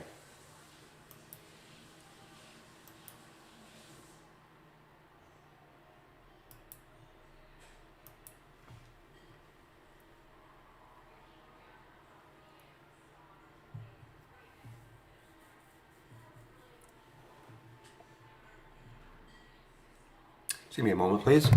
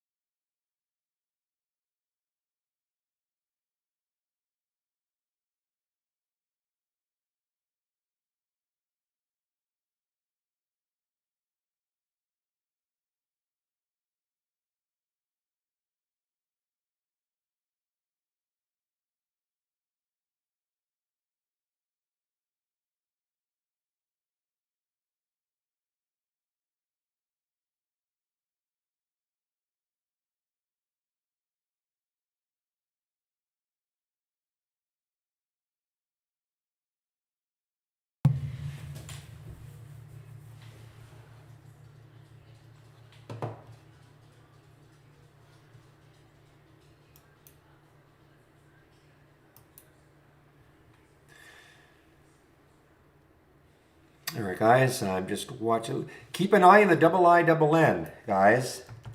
It is now trying to reclaim that 3 level. It was quite the rug pull, though, I have to admit, right there. That was quite the rug pull. It was looked like it was going to start to really surge here, and it did. It was over 3, got up to 325, and then almost in a heartbeat, it took out 3 and got down to this level. However,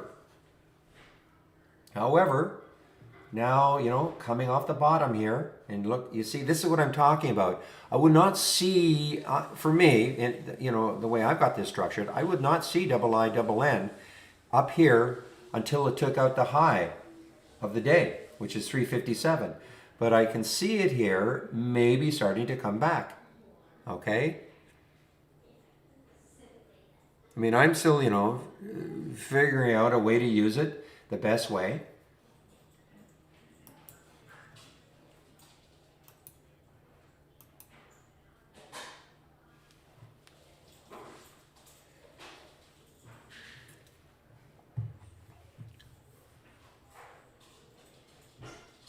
Talk a little bit about this window here. I'm going to demonstrate how you can take a trade here. This window is called Brokerage Plus.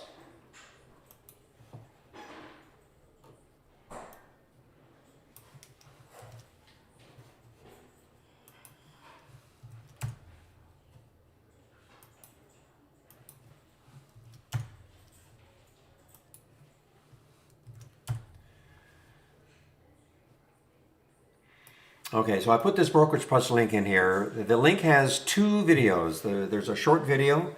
If you have an Interactive Brokers account or an E-Trade account, it shows you how you can actually use this window that we call Brokerage Plus to trade from within Trade Ideas, okay? But please listen carefully. If you don't have an IB or E-Trade account, doesn't mean you can't use Trade Ideas. We're a scanner, doesn't matter who your broker is, you can use Trade Ideas. It's just this is a feature, an option, that if you have an IB or E-Trade account, you can use this to trade from within Trade Ideas, okay? Now, if you have an IB or E-Trade account, doesn't mean you have to use it, but it's there. Only available if you're using our downloadable application. If you're using our web-based version, this is not available.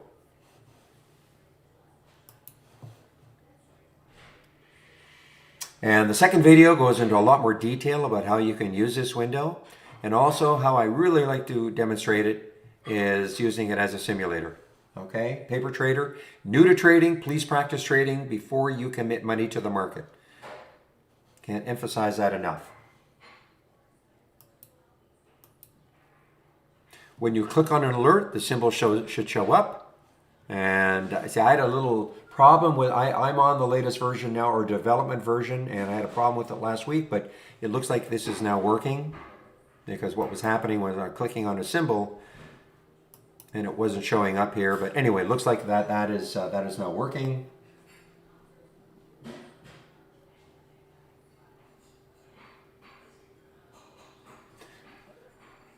Sorry, double I, double N, guys, on the move here, on the move. Now, how well is it going to hold this straight? Let's just take the trade, okay? I'm just going to take the trade. Show you how you can do it. Here, click on the alert. Click on the symbol right there. It loads in here.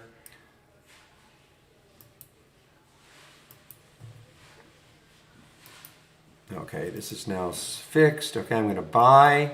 I'm going to pick. Let's do 500 shares. I'm going to buy it. The bid ask. It's basically only a penny spread. So I'm just showing you how you can do this, okay? So I send it, and it should show it up here. I'm going to put a stop in.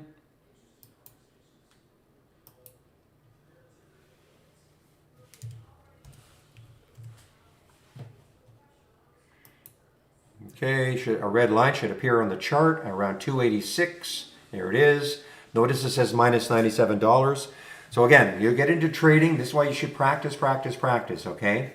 The concept really is this. If you get into a trade, they're not all going to work. So you should have a price you're going to get out of the trade if it's not working. And that's how I trade. You know, I just don't assume every trade I'm going to take is going to work. So I have a price. Now, that's the stop, of course. That's what we call a stop. And where you place your stop, and this is why you've got to practice. I mean, I'm kind of a visual trader. If I were really placing a stop, I would probably place it down here around 279, 280. Look at the 5-minute chart. You see all that support there? If it broke down through that, it should be out. Why did I put it at 286? I wanted to make the math easy, because if you agree that you should place a stop, and how you place a stop will be up to you. That's what you have to get confident in how you're placing your stop. As I say, I am a little more of I like to look at maybe no less than a 5-minute chart, sizing up where I think there's some support. Others might take the low of the previous 5-minute candle, maybe the low of the previous 15-minute candle. There is no right or wrong. All right, you have to get comfortable that where you're going to place your stop. So assuming you get comfortable where you're going to place a stop, the next step then is, okay, how many shares I'm going to take? You know, for me, I don't take the same number of shares every trade. How many shares I take will be dictated by the difference between my entry, 306, in this case 306, and my stop. In this case it was 20 cents, okay? So in the simulator, I like to demonstrate risking $100 a trade.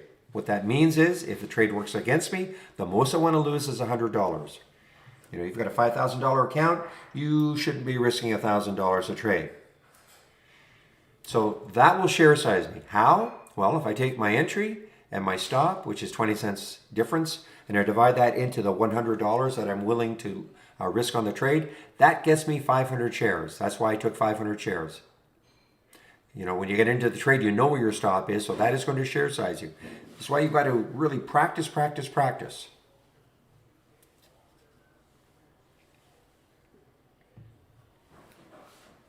Now, what I should have mentioned before is that when you get into a trade, you should have some kind of a checklist. Really, you should be looking for all sorts of reasons not to take the trade. You know, if you cannot satisfy everything on a checklist, then don't take the trade. You know, most of the things that I have to get satisfied are already in my filters. In other words, I'm never going to see something that's outside of a price range that I would like to trade, or it's going to be too low volume, because in my filters I've always got some minimum set. So I know when I get an alert, some of those things are all, I can check off things without having to really have a checklist on them, because the checklist is already done for me in the filters. So if you cannot check everything, don't take the trade. Now, what your checklist is going to be, I don't know. That's why you've got to practice.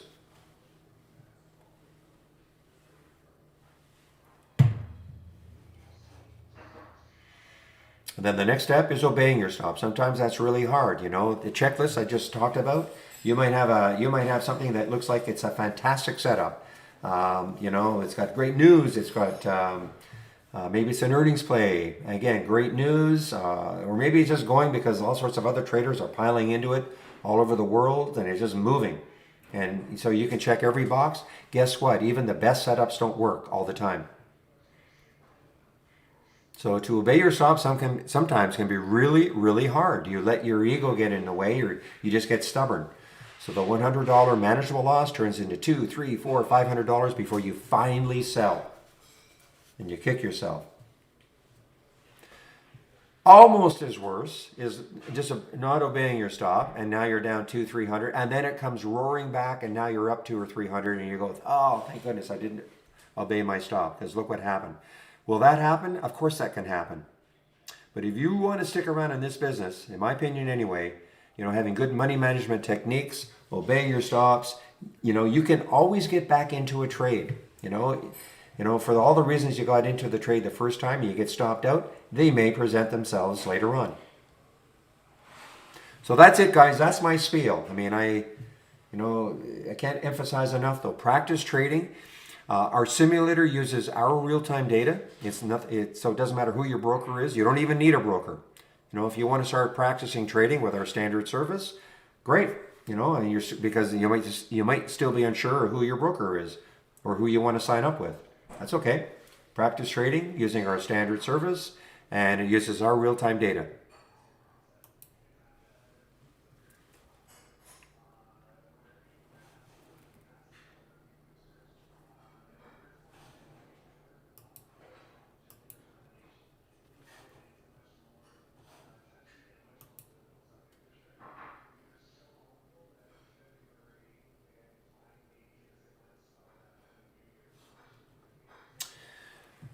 All right, let's see what is happening here.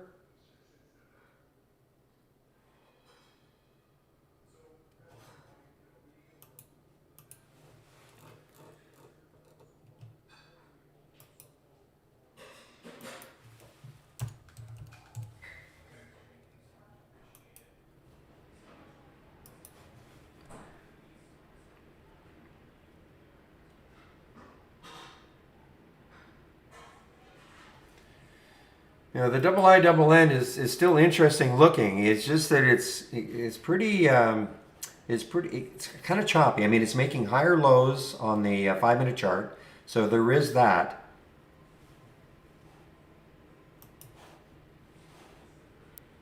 I don't think FGI. I'm not sure that was available for me to short at Interactive Brokers. No.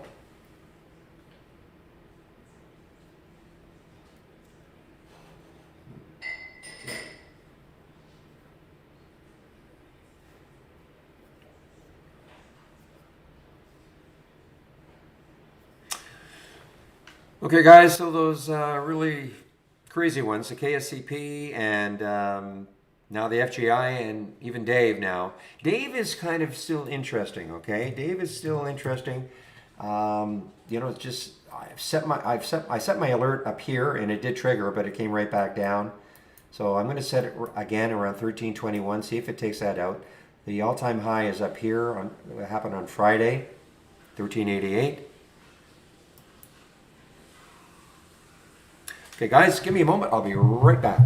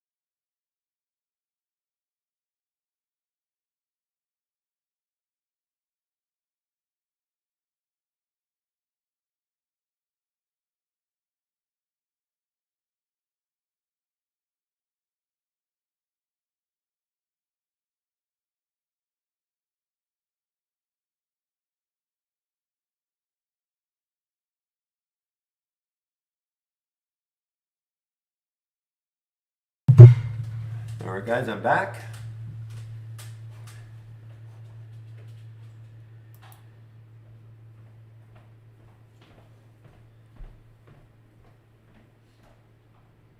Yeah, now Dave's taking a header now too, guys. So those three that were really, really super interesting to begin with, kind of on the way down.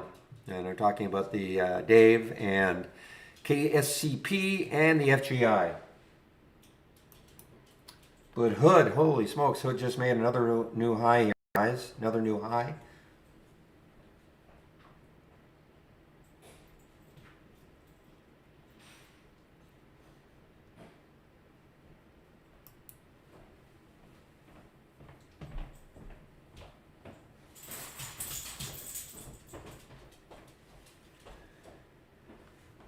Yeah, well, the AI took the wrong day to go short so far, anyway. Okay, could turn around, guys. Use it like a watch list. You know, this is what the AI looks like. This is our premium service. 3 alerts, all short. But this could turn around. Market starts to give it up. One of these could start to really move down. So use it like a watch list.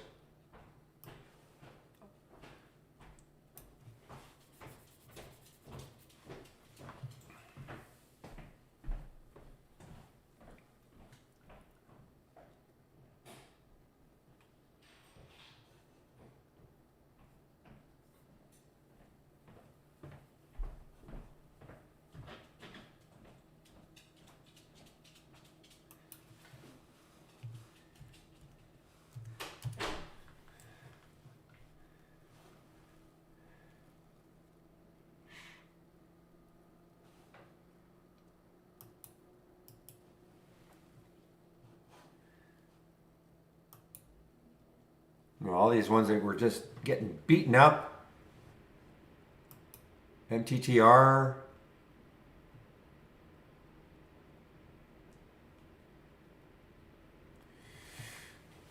I mean, these are like little recoveries, guys. But I mean, remember MTTR at one point last month was up to $37, okay, and got all the way down to what, 7? So yeah, it's coming back a little bit, but always need a proper perspective. Any reason for Pfizer to be dropping? I think most of the vaccine stocks, aren't most of the vaccine stocks sort of dropping?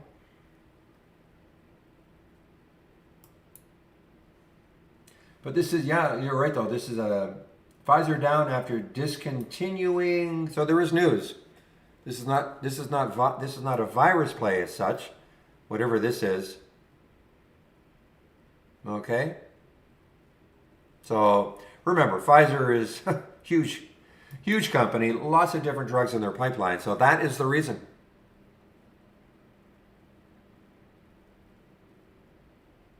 So they literally did have some news.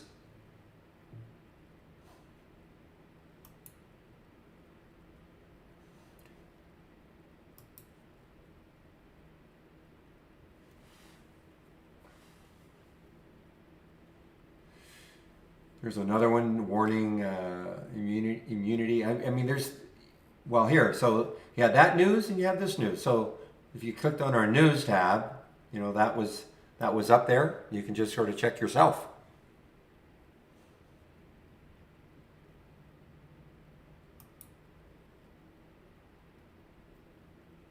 Yeah, Tklf, well, you can see kind of won the last 2 races, 3 of the last 4. And hey.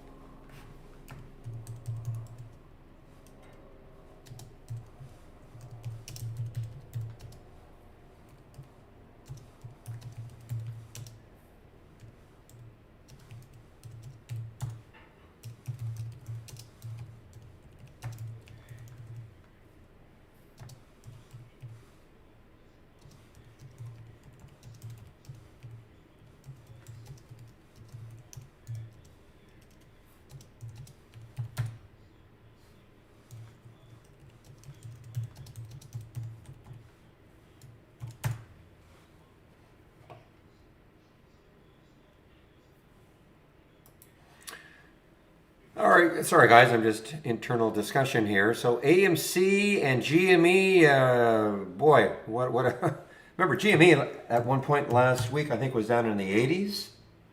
So I mean this is a real trading vehicle, shall we say? Yeah, 84, just by 85.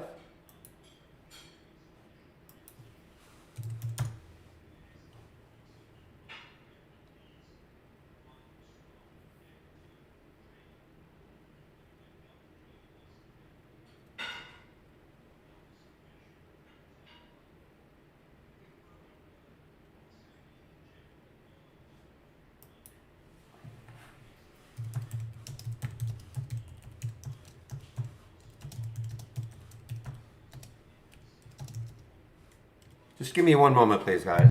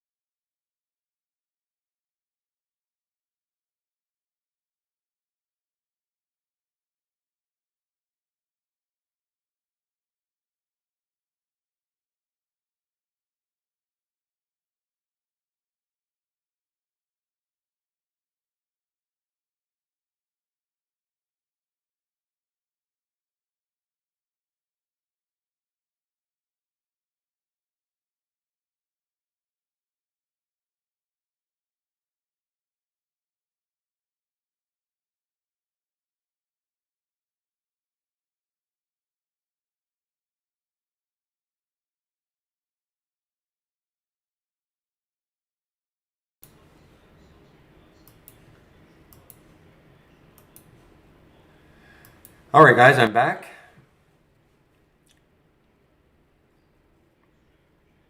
All right, now we're getting a little red bar here, guys. A little bit of a red bar in the SPY, so this may help some of those topping plays.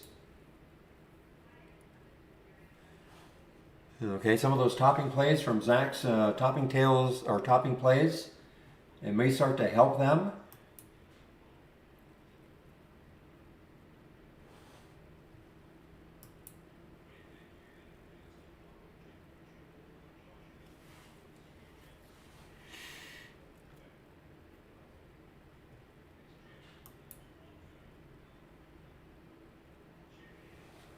All right, Tklf is still holding. This is not one that's shortable for me anyway, but let's take a look left on the daily chart. The next high was 372, sorry, 396. The next high is 650, so obviously it has some room to run. This was a crazy one. Remember, this was no reason for it to be up to 42. This was an IPO. Very few shares were issued, but traders got a hold of it, and the rest is history. But if you just wandered away for a few days expecting it to be up at 42, you had a rude awakening, basically down 90%.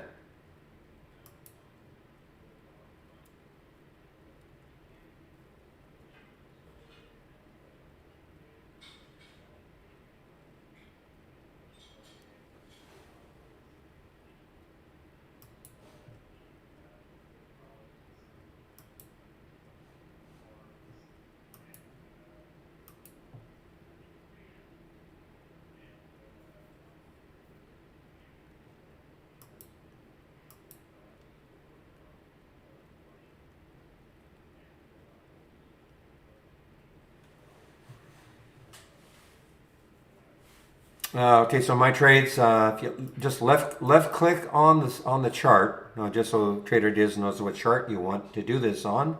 Left click on the chart, and usually just by typing the change symbol box just shows up. Okay, just by typing. So start off, and then you just click change or hit enter on your keyboard, and the symbol will change.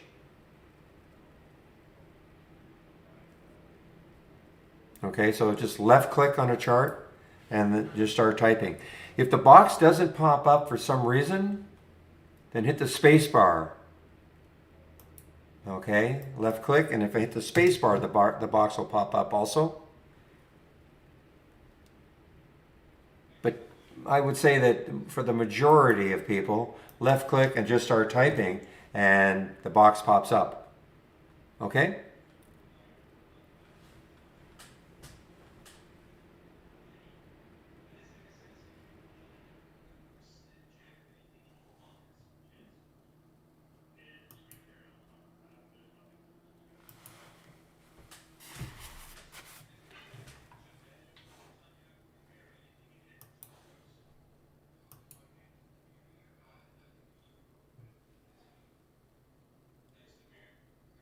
I think they're very hard to come by, Trade 15, the KSCP, even Zach, who uses center point that has usually lots and lots of shorts available. I think even last week he said they were hard to locate, and I think if you can locate them, they're probably very expensive.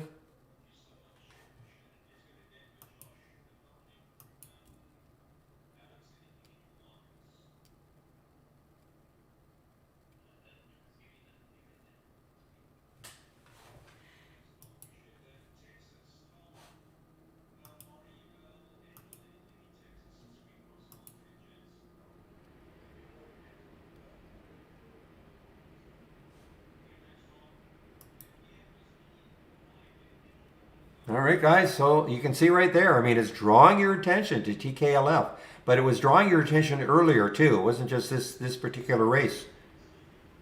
Ooh, be set, guys, be set.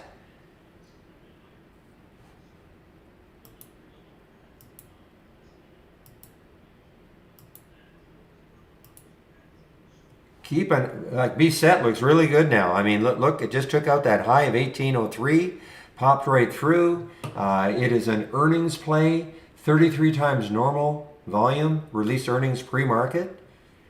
And as somebody said, they're kind of setting themselves up to be kind of a restoration hardware competitor.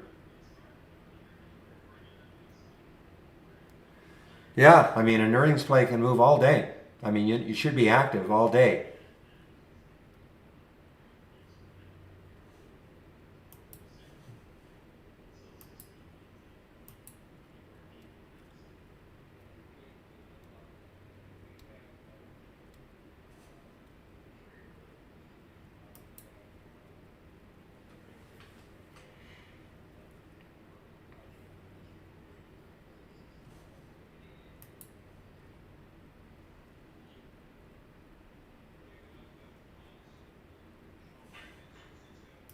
Whoa, yeah, no kidding. There it really went. I mean, these are like this is why I love earnings season, guys. Just a minute.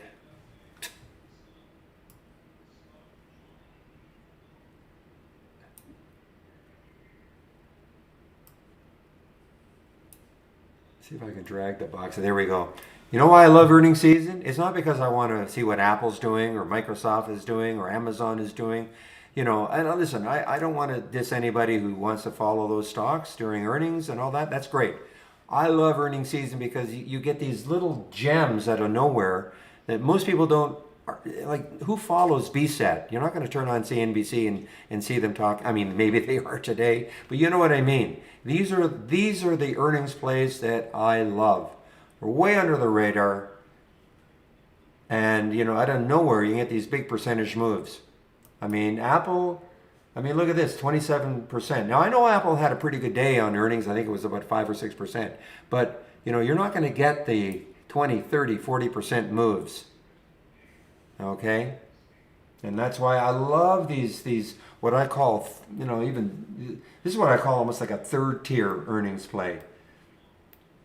You know, ones that are really flying under the radar. So the first tiers are the ones that everybody knows. And I can't wait to see Apple's earnings. I can't wait to see Microsoft's earnings. I can't wait to see Tesla earnings. And again, I'm not dissing all that. That's great. But I love these other ones that are, you know, these are the ones that can really, really move. And then tomorrow, you don't hear from them for another 3 months.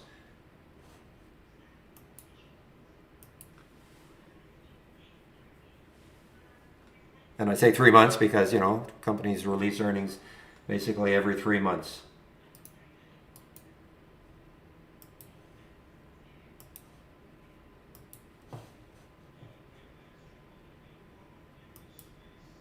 I mean, you might hear about them tomorrow. Maybe they have, but you know what I mean. I mean, you just don't hear about them. They have their day on earnings, and that's it. And they'll go back to sleep.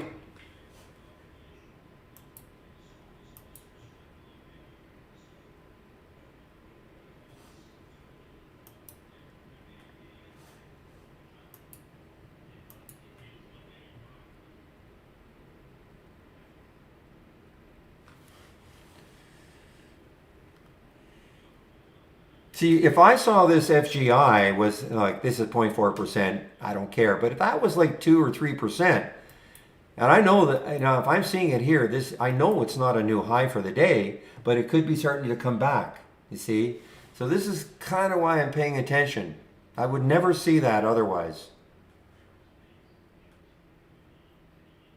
And it doesn't mean I hop in on the trade, but now at least I have an idea. Maybe this is going to start coming back a bit.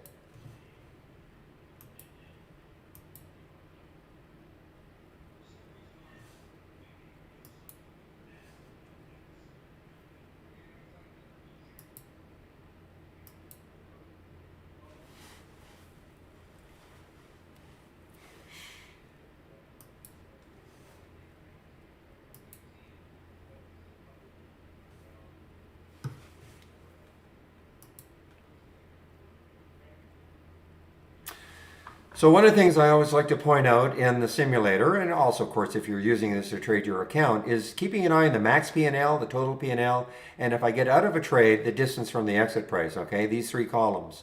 Because what this is showing me, this is if I had got out at the absolute max, I would have been up $72, okay? I would have made $72. Not that big a deal. You know, right now in the simulator, I'm up $22. Okay, that's what this is showing me. But what if this had said $500? So at one point when I was in the trade, I would have been up $500, and now I'm only up 22. Obviously, if you let that happen, you better sharpen up your exiting. Okay, so this can give you a good idea about how well am I managing the trade. The other thing that will happen is when I get out of a trade, then it's going to start telling me, okay, you got out of a trade. Here's what it is. Here is the distance from that exit. So of course, when you get out of a trade, what you're hoping for is that, of course, the stock price moves down. So that's what you'd like to see. It's a nice big negative number. What you wouldn't want to see is some huge positive number, which is going to say to you, maybe I got out a little too early. So this is a good way, good gauge of how good are your exits. Managing how good are you at managing your exits?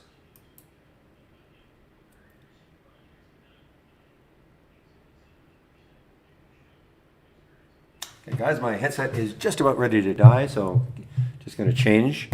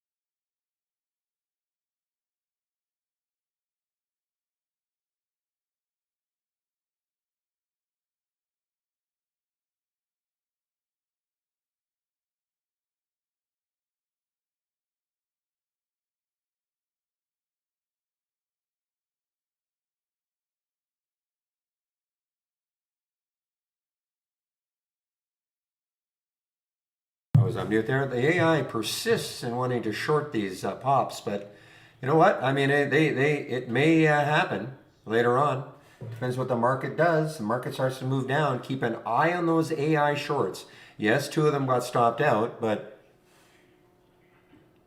if this market starts to move down again, those early alerts could turn into some really nice shorts. Use it like a watch list.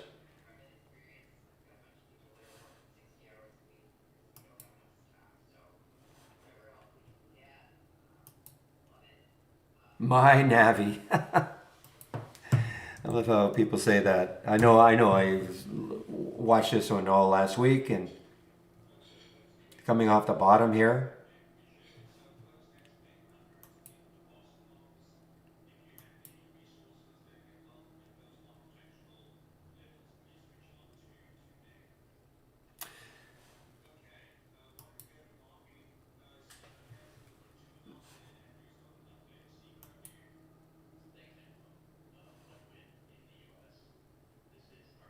So again, if I saw like 3 or 4% for this FGI, I'd be looking, okay, see how it's trying to start curling here.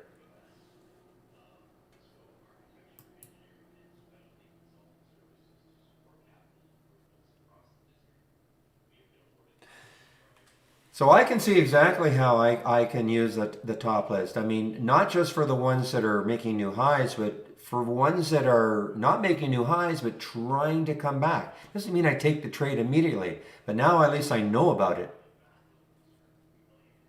Okay, otherwise I would never know about this. I would never know this little move is happening.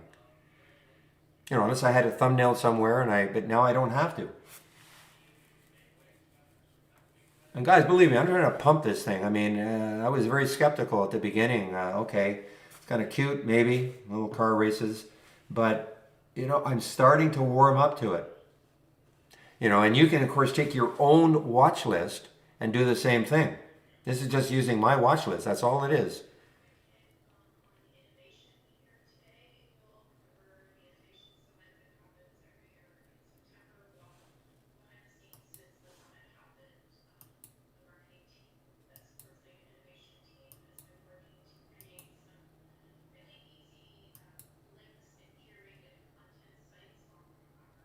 I mean, I mean, there it goes. I mean, look at the FGI.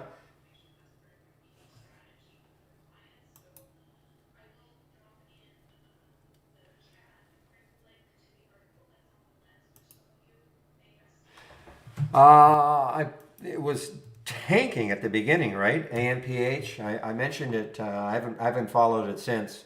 No, I haven't followed it since. I know. I remember seeing this move.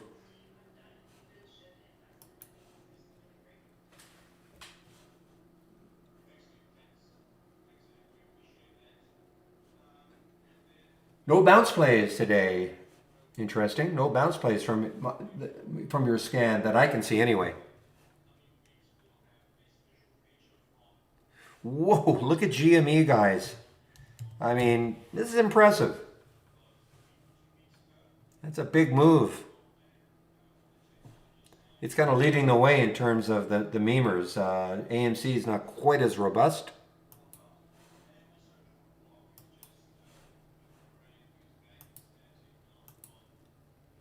I mean, look. I mean, look at. I don't know what more to say. I mean, look at FGI.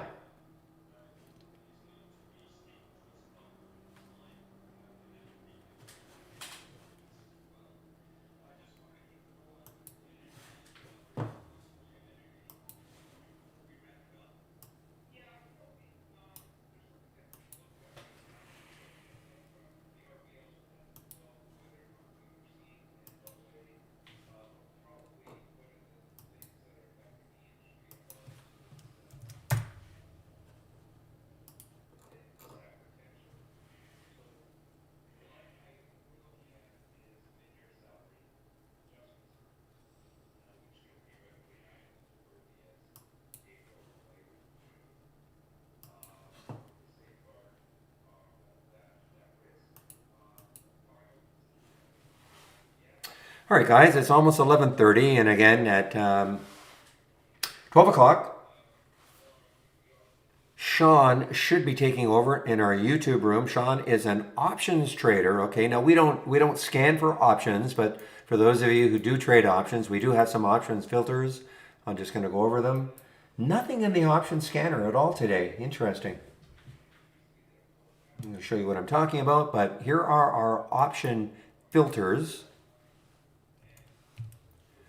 So we have the put call ratio, we have the option volume, which is the average number of contracts over 10 days.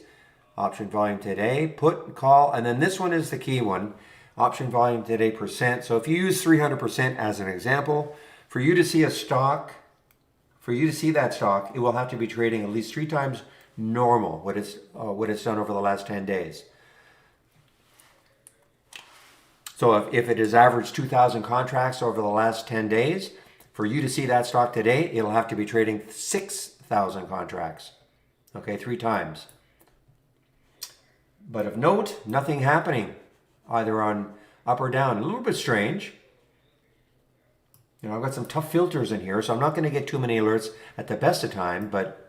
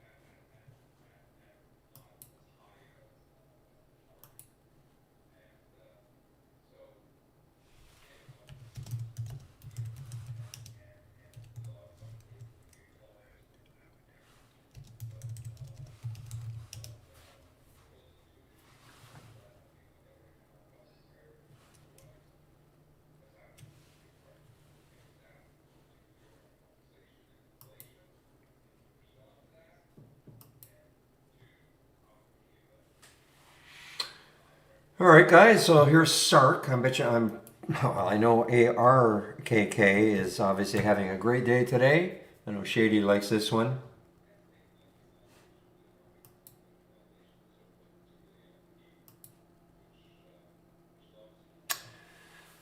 The external linking to IB broke after. Any ideas?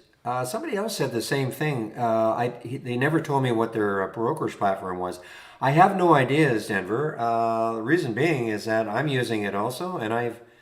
When you say it broke, you mean you cannot establish a link from scratch?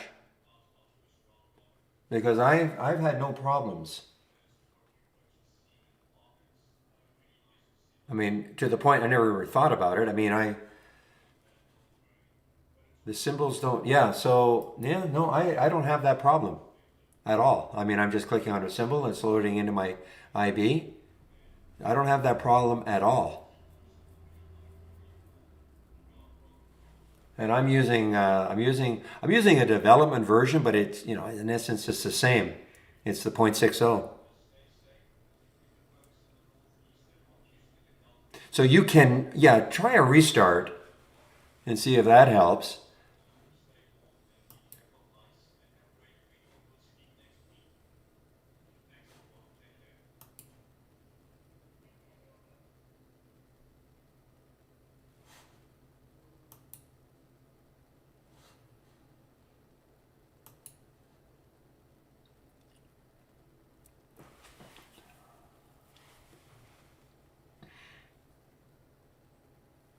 All right, let's see if AMC catches up a little bit. Kind of lagging GME. Let's see if AMC catches up a little bit here.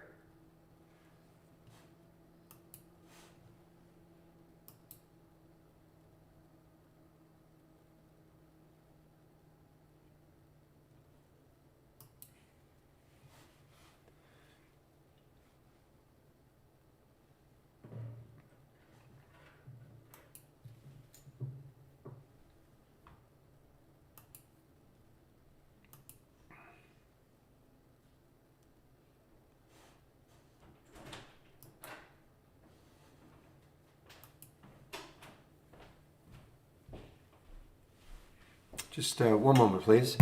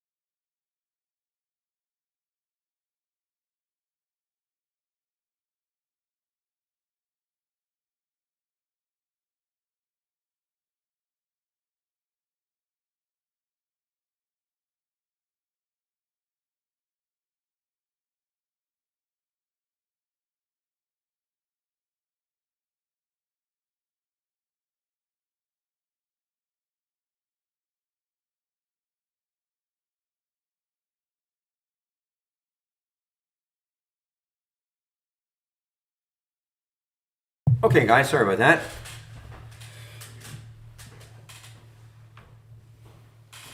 AMC, well, okay, the only thing I do regarding resistance or anything like that, okay, obviously taking a look quickly at the 200-day, which is not an issue, okay? Then I just look left. I just look left. I mean, 1659 is the next high looking left. That may stall it. Not 100%, of course, but that may stall it. Oh, good. Okay, Denver. Good to hear.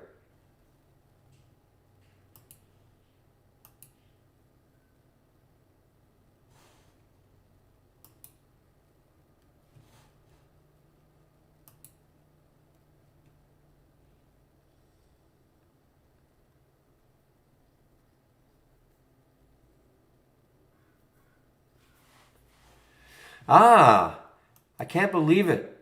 What time is it? 11:35. So this just showed up. Okay, the AMPH just showed up. I was waiting for something that might be breaking down. The 10-day daily breakdown. Whoa, look left here. What do we got for the next low looking left on the weekly? Is 2248? No. So 2140. That's the next low looking left. 2140. A little bit close to that 22. But this just showed up now, and the reason being is that I've got a pretty tough filter in here. See, it's 9. The relative volume is 9. My filter is 8. So even though this was dropping like this, it wasn't showing up, even though obviously it was a 10-day daily breakdown, but the relative volume was still not high enough. Now it's starting to show up.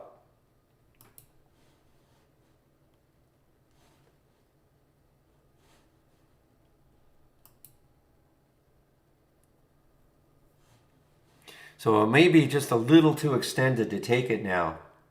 Let's see if it takes out 22.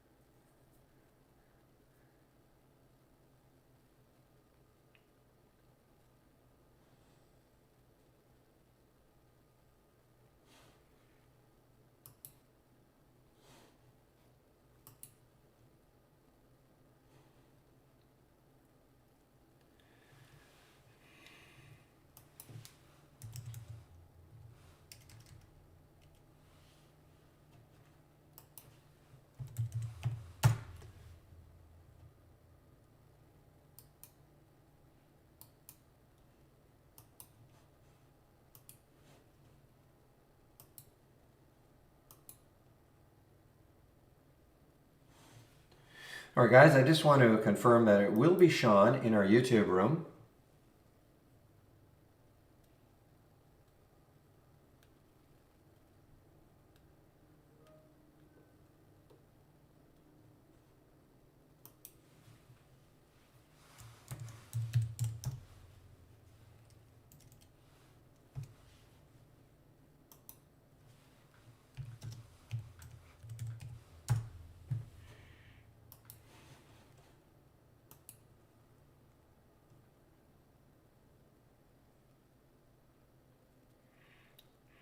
Just means it's way underneath. Okay, it just means it's way underneath.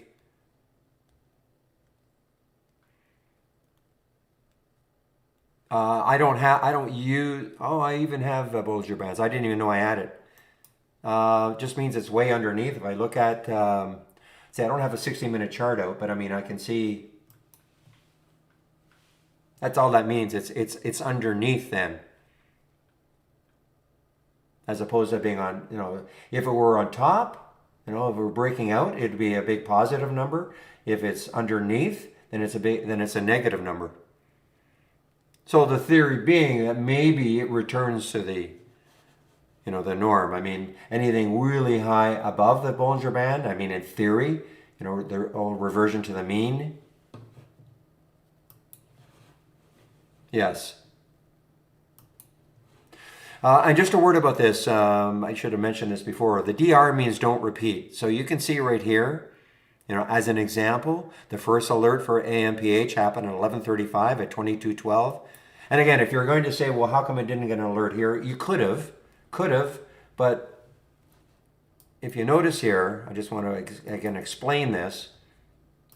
See, I've got a current volume of at least 8. So look at the current volume now, it's 9. So while all this was happening, and this is, I'm looking for really abnormal volume activity. While this was happening here, the relative volume was obviously under 8. Otherwise, it would have shown up.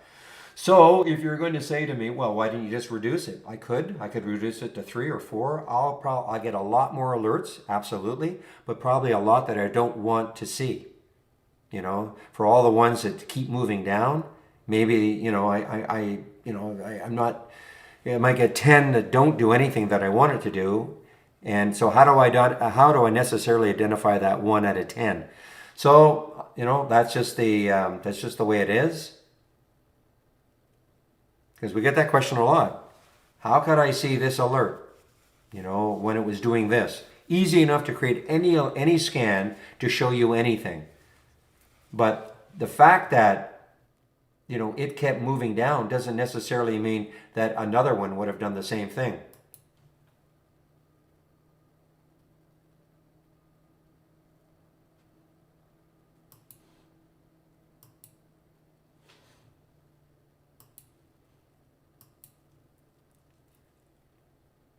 Yeah, it's tempting. I mean, you just got to be careful, because it is such a low float. You've just got to be careful. But I guarantee you the traders are looking at what it did after hours. And as I say, I wish I could say I was smart enough to hold all the way up to here. I did get into this trade around that 14 to 15 level, Friday afternoon, and was stunned when it kept moving higher like this. But no, I did not keep it all the way to 27.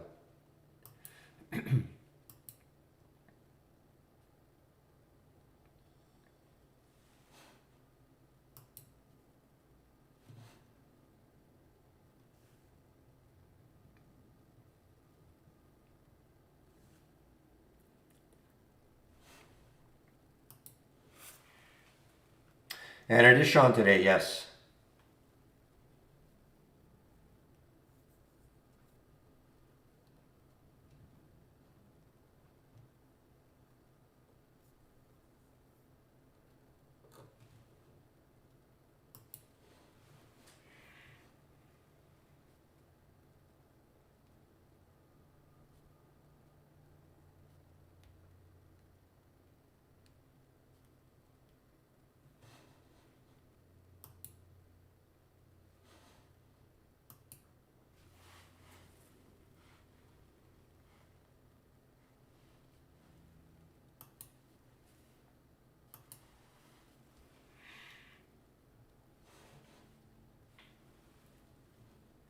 And the hood rat is continuing to move here, guys. Another new high for HOOD.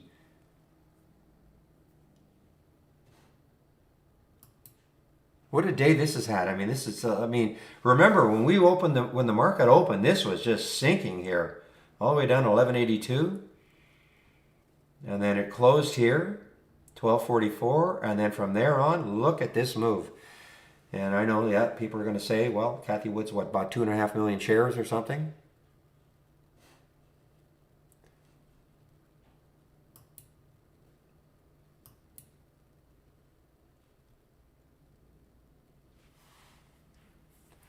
Got it right here, the 15, yeah, right there. I mean, once it got rid of it, but that didn't look good at the beginning. There's no question that did not look good at the beginning.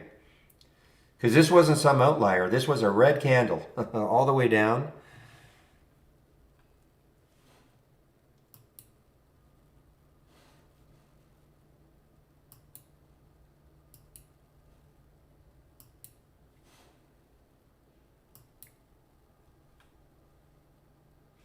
Yeah, most of them, yeah, you're right. Most of those beat up growth stocks are firing back today.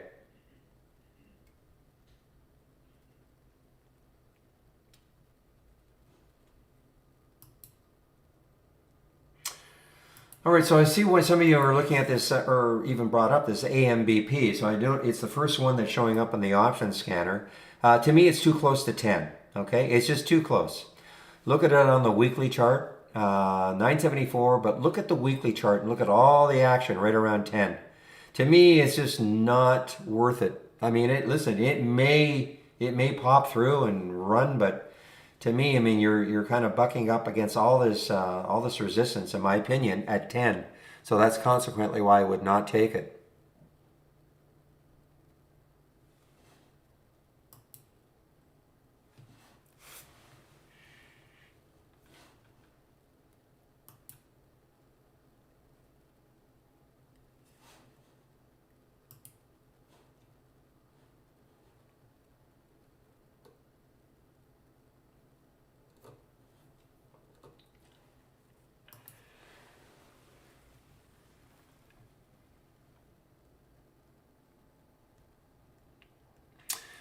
All right, guys. Well, KSCP is kind of doing its thing. Dave is not followed yet.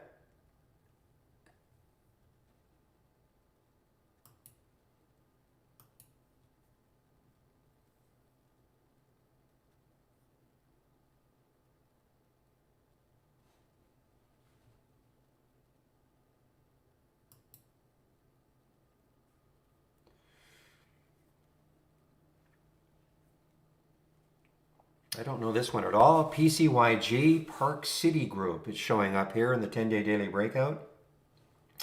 So you look left on the monthly chart. 791 is the next high. So I mean that could stall it. It's not that far away. 50 cents away or so. A little less than 50 cents away.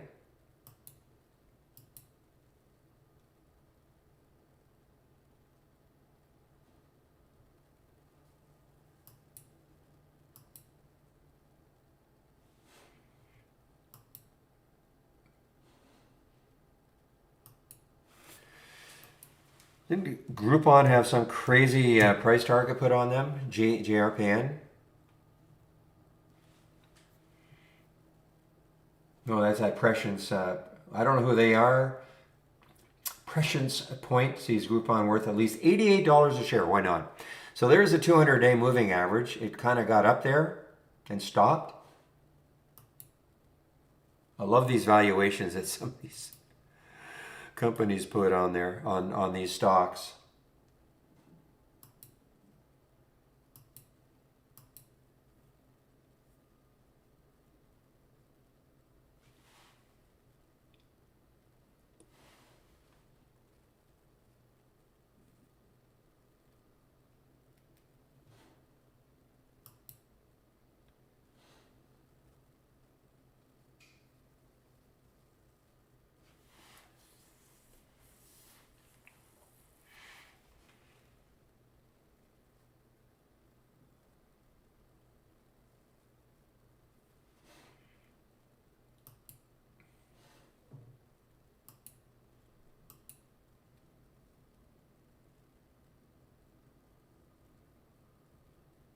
Look at it now. Look at this.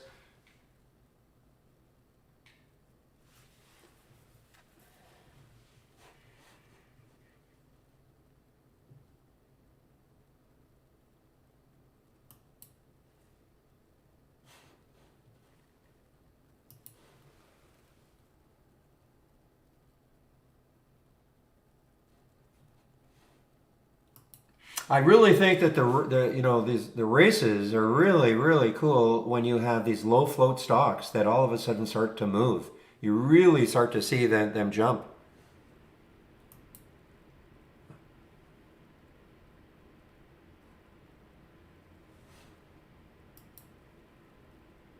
All right, guys, give me 1 minute. I'll be right back.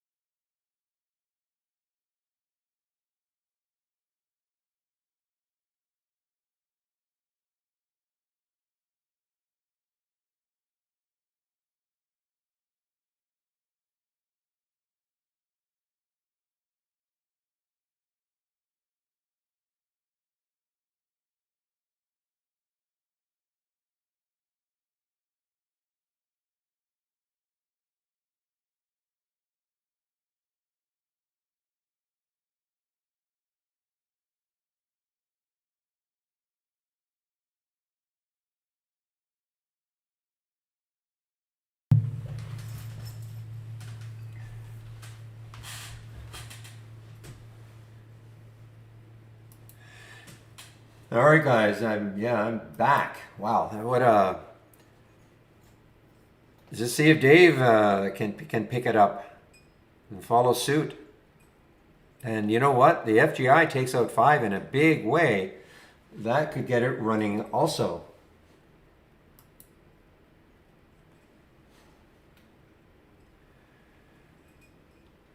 Oh, I'm not even using it, Vicky. When you say fixed, I mean there are some filters added, but it's still not user customizable. I can't use it because there's no sound alert on it. So I mean I'd have to be staring at it all day long, and I just don't want to do it. It's that simple.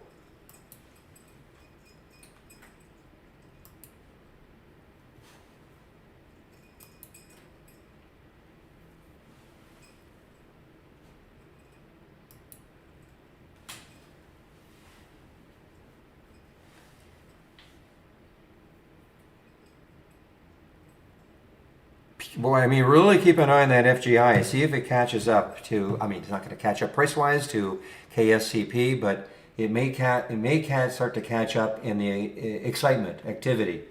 You know, if it gets out, if it takes out this 5, still has to get past that. Look how the VWAP has dropped. Remember when we last looked, it was I think 558 or so. So it's come back down to 538. It's really got to take that out.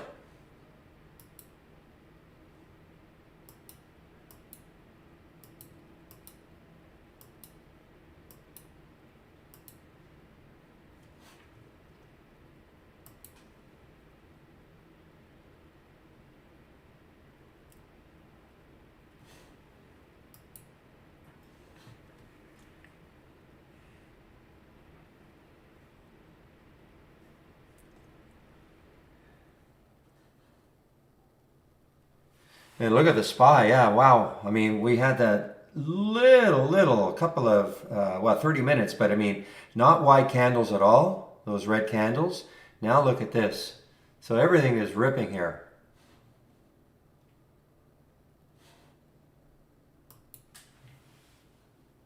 Not everything.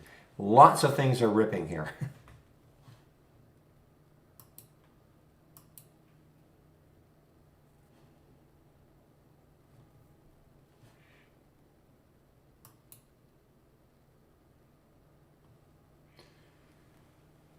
There's another little bank, guys, and it's sneaky. I mean, there's no volume at all, but one of these little banks releasing earnings. What do we have here? 26.59. Yeah, it's too close.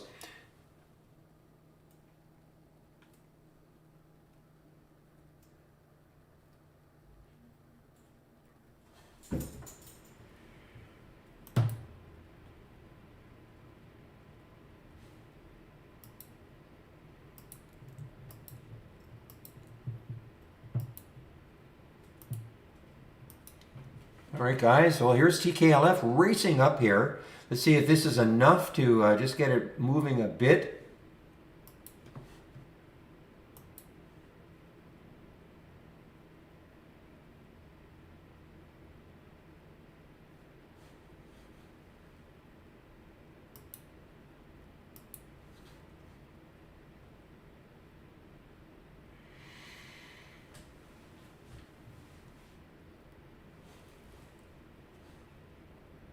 All right, guys, so before I go, take my break in about 3 or 4 minutes, I just want to pop in the link for the test drive.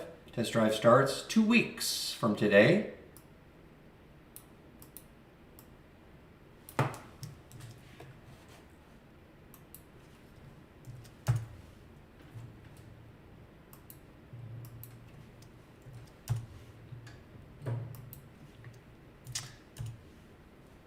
So if you click on the link, this is what you're going to see. So you can sign up for it right now. It costs you $11.11. What you're doing is you're pre-registering, all right? Please read this carefully. You won't get live data until the 14th and to the 28th inclusive. That's 10 trading days, okay?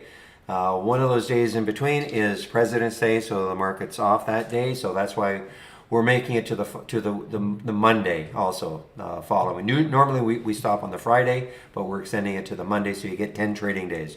$11.11. You'll have access just as if you were a premium subscriber. The only thing you won't be able to do is auto trade. All right? But other than that, you'll have access to the full premium service. Once the test drive is over, it's over. Don't worry, we don't put you into a subscription.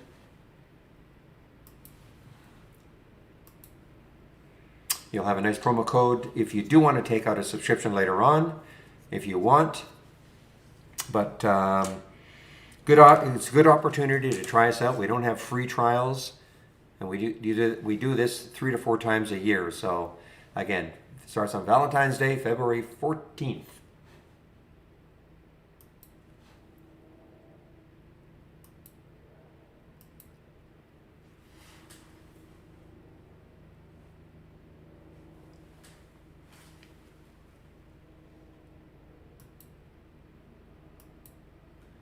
And of course, you can always check out my homepage. A lot of information on my homepage.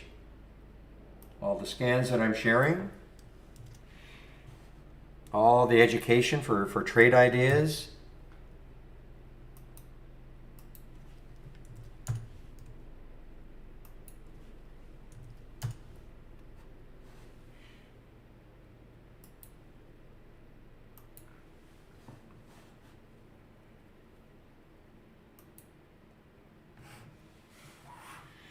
All right, guys, so I'm just waiting for Sean to show up, and then I'll be taking my break. I just want to get the announcement in.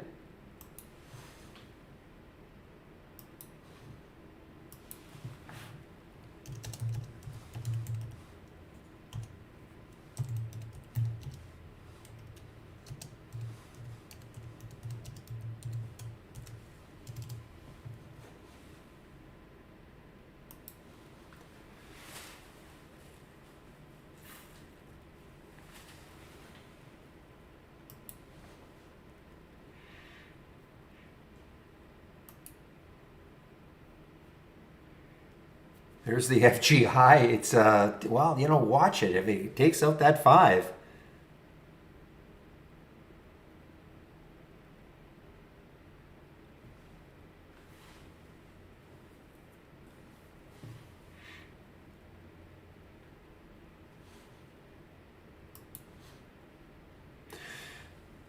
All right, guys, there he is. All right, Sean.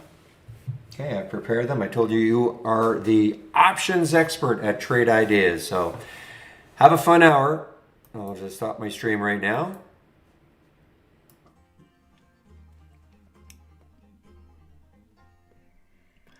Well, hello everybody. Happy Monday. Hope you guys had a great weekend. Boy, I overextended myself yesterday. I went on what ended up being a 10-mile hike up in the Rocky Mountain National Park, and it was way more than I bargained for, deeper snow than I was prepared for, and I'm hurting all over my body right now. So, not that you care about that, but that's how I'm feeling today.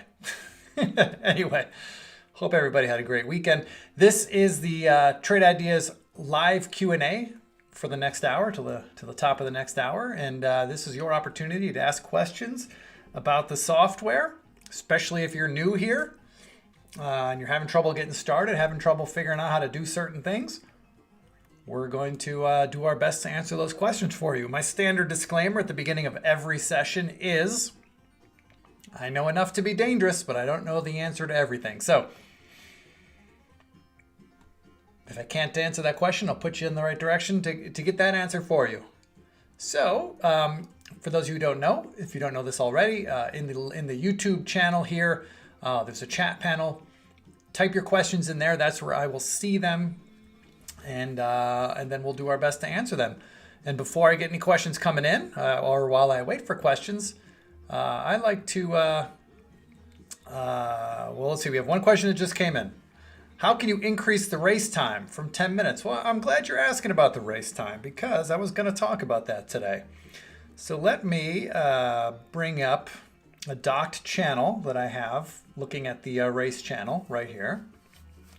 So Iris is asking about our new races feature, which gives you the ability to see how stocks are performing relative to other stocks. So kind of in the background, what's running behind here, this is a top list, right? So let's look at this, the green column here, the green cars. These are stocks that are moving up. Now, if you were just looking at this in a traditional top list, you would be seeing the stock that is up the most on the day at the top, but you wouldn't really be seeing the stocks that are kind of in the middle if they're making a move, right? It'd be harder to track them. So what this does is a stock race is it gives you some visuals to show you, okay, this ALGN has run the most since this race started, but you know, maybe you'll see this, I don't know, we'll go down here, Etsy, maybe Etsy's down here, but all of a sudden Etsy starts ripping and starts catching up. Etsy might not appear at the top of a top list, but you'll see Etsy really starting to pick up steam using this race car window. So Iris has a question, how can I increase the race time from 10 minutes? So the way you do that is much like in any trade ideas window. If you want to get under the hood and change the parameters, you would right click and you would go to configure. Nope, that's not right. One sec. Let's see. Okay, maybe you can't do it here. Oh, there it is. Show race setup. Sorry, I'm just getting used to the new terms here. Show race setup. So you click on this window here, and then see where it says minutes to run? You can change it to 11, 12, 13, 14, 15. I'll put this up to, let's put it down to something simple. Just do 1. Change it to a 1-minute race. All right.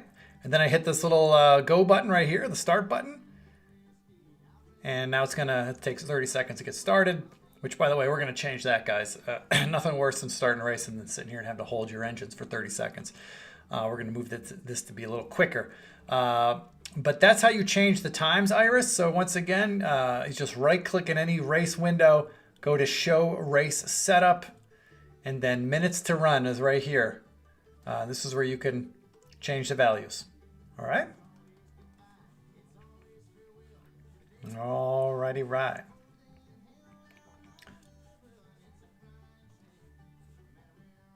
So this is a 1-minute race. So you can see this is moving pretty quick.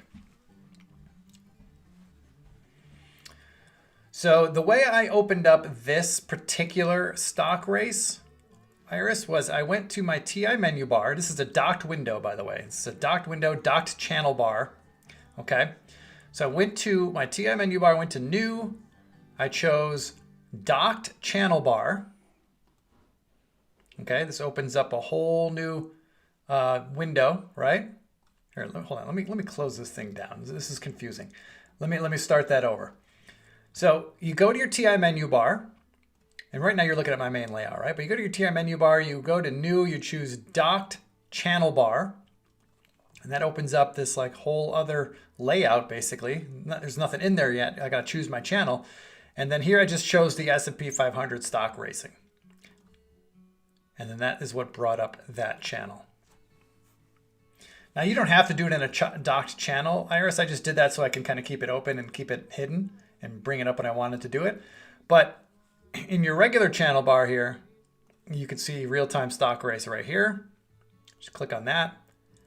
That'll bring up a real-time stock race channel as well. Now the reason why the channels look different in the docked channels is that's kind of where we're experimenting and trying out some new layouts. So if I bring out a docked window, docked channel bar, you'll notice we have S&P 500 stock racing, Fang and Friends stock racing, volume, price and volume stock racing. We're kind of experimenting here, guys. This is new. This is all beta. But we're going to come up with a bunch of different channels for the races that drill into specific things. So when you open up a dock channel bar, you'll see different channels. But if you're just on a regular channel bar, you'll see the one stock time or real-time stock race. Debbie, I don't have an answer to that question. The new release also keeps track of who won previous rounds. I don't know. I don't have an answer for that. This is all very fluid. This is all very beta. It works, but we're constantly iterating. Every new release that comes out every week has new updates to these races. So if someone told you that's coming, believe them. I don't know the answer to that. All right.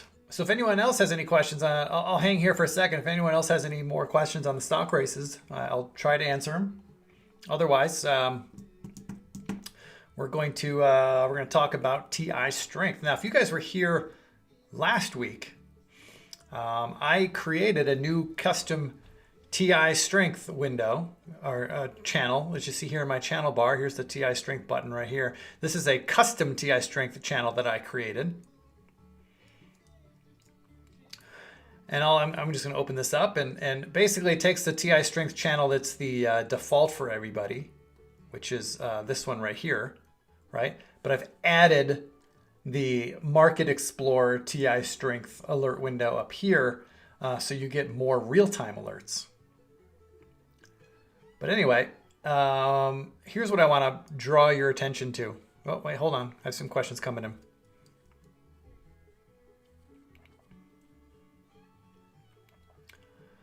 Okay, Debbie, awesome. Sounds like it's going to work. When I change the intervals on the race, where do I click? All right, let's go back there real quick. So, okay, see how when you did the, oops, hold on. I got to bring up the setup. When you change the minutes right here, not sure why that isn't clickable for me right now. Here, let's go into a... All right, I'm going to answer both of your questions the same way, Iris. How do I create the TI channel? You're talking about... Actually, I'm not sure what you're asking. What I was doing before is I was opening up a docked channel bar so that I could run a race on a separate channel without closing my other stuff. And I opened up this S&P 500 channel. Okay? And now these are going to get set up here. It's like a show race setup. So I'm going to go here. I'm going to change. I don't know why these aren't allowing me to change right now. Maybe it's because I got to wait till the race starts. So let's hang loose here for a sec.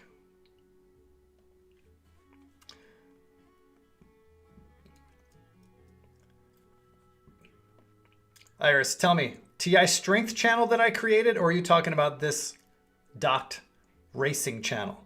Just type in race or strength and I'll know what you're talking about.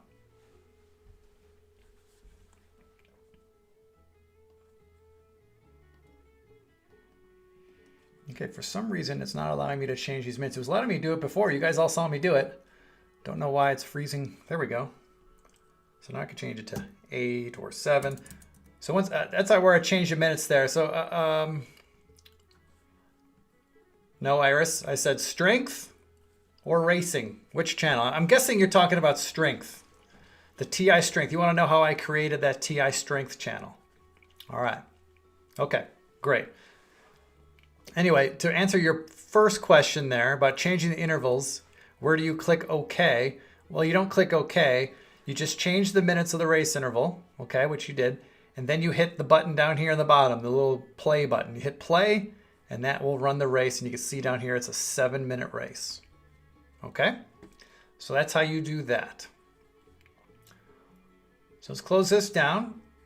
And now you want to know, how did I create my own custom channel in the channel bar? I call it TI strength. I could have called it anything I wanted, but I called it TI strength. It's my version of TI strength. So how do you create a custom channel?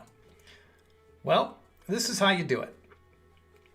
Let's say, let's just go over to the Buzz sentiment channel here real quick. And let's say that I'm making some changes to this layout. And you know, however you create a layout is how you create a layout, okay? So there's no magic here, but let's just say I'm creating a custom layout, and this is the way I like this layout to look. And I want to call this Sean's layout, right? And I want this to be a layout that I can, let's minimize this. Let's say I want to make this a layout that I could easily access anytime by just clicking a channel here in the channel bar. So how do I do that? Well, first thing I need to do is I need to save this layout to my cloud, okay? So the way you save the layout to your cloud is you, in your TI menu bar up here, you go to File, you hit Save or Share to Cloud. This is an important step, okay? Save or Share to Cloud, and then since we're saving the entire layout, you just click this entire layout button right here, okay? And then I'm gonna give it a name. I'm gonna call it Sean's Layout, all right? So there it is, there's my name. Now I'm going to hit save. I'm saving this entire layout into the cloud. That's step one.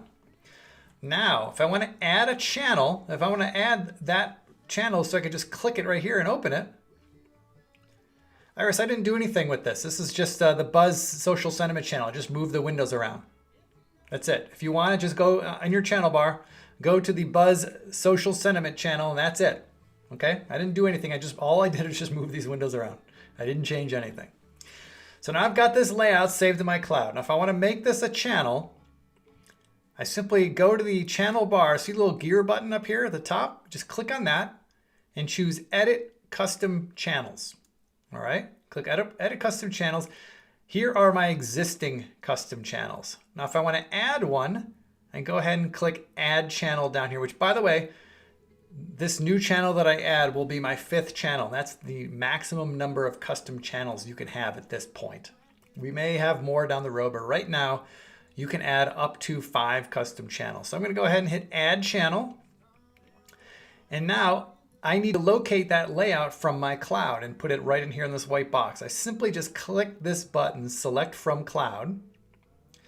And this is my cloud. These are all the files saved in my cloud, but the one right here at the top, the one I most recently saved, is right there, Sean's layout.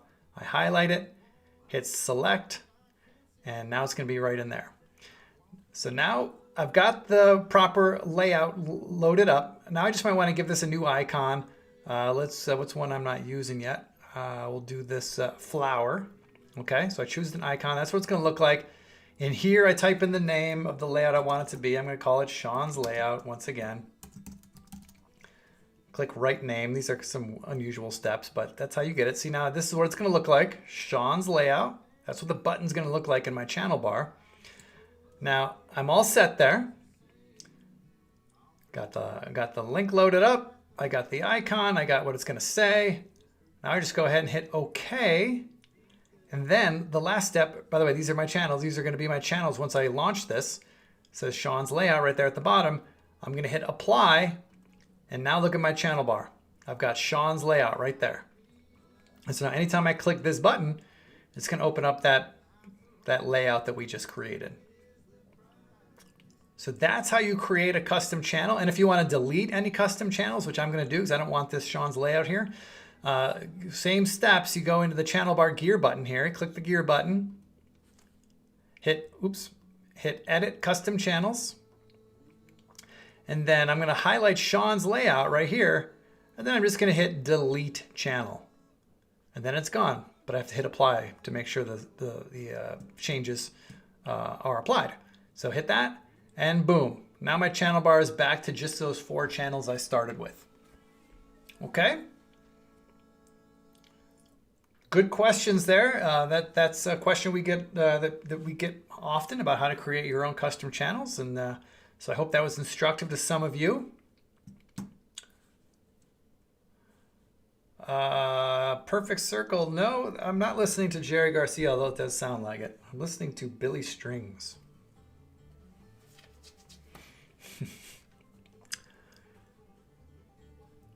Okay, Sean Drew, are these sessions recorded? So indirectly they are, Sean Drew. What's happening is if on this YouTube channel at the end of the day, there will be a recording of the entire YouTube session that encompasses the entire trading day with Barry Einerson, the whole trading room. And it has this 1-hour Q&A session in the middle. So, I mean, it's going to be like at the end of the day, it's like a 6-hour recording. You'll have to fast forward to get to this part. But that's how you would find it. You'd find it on our YouTube channel right here where you're at.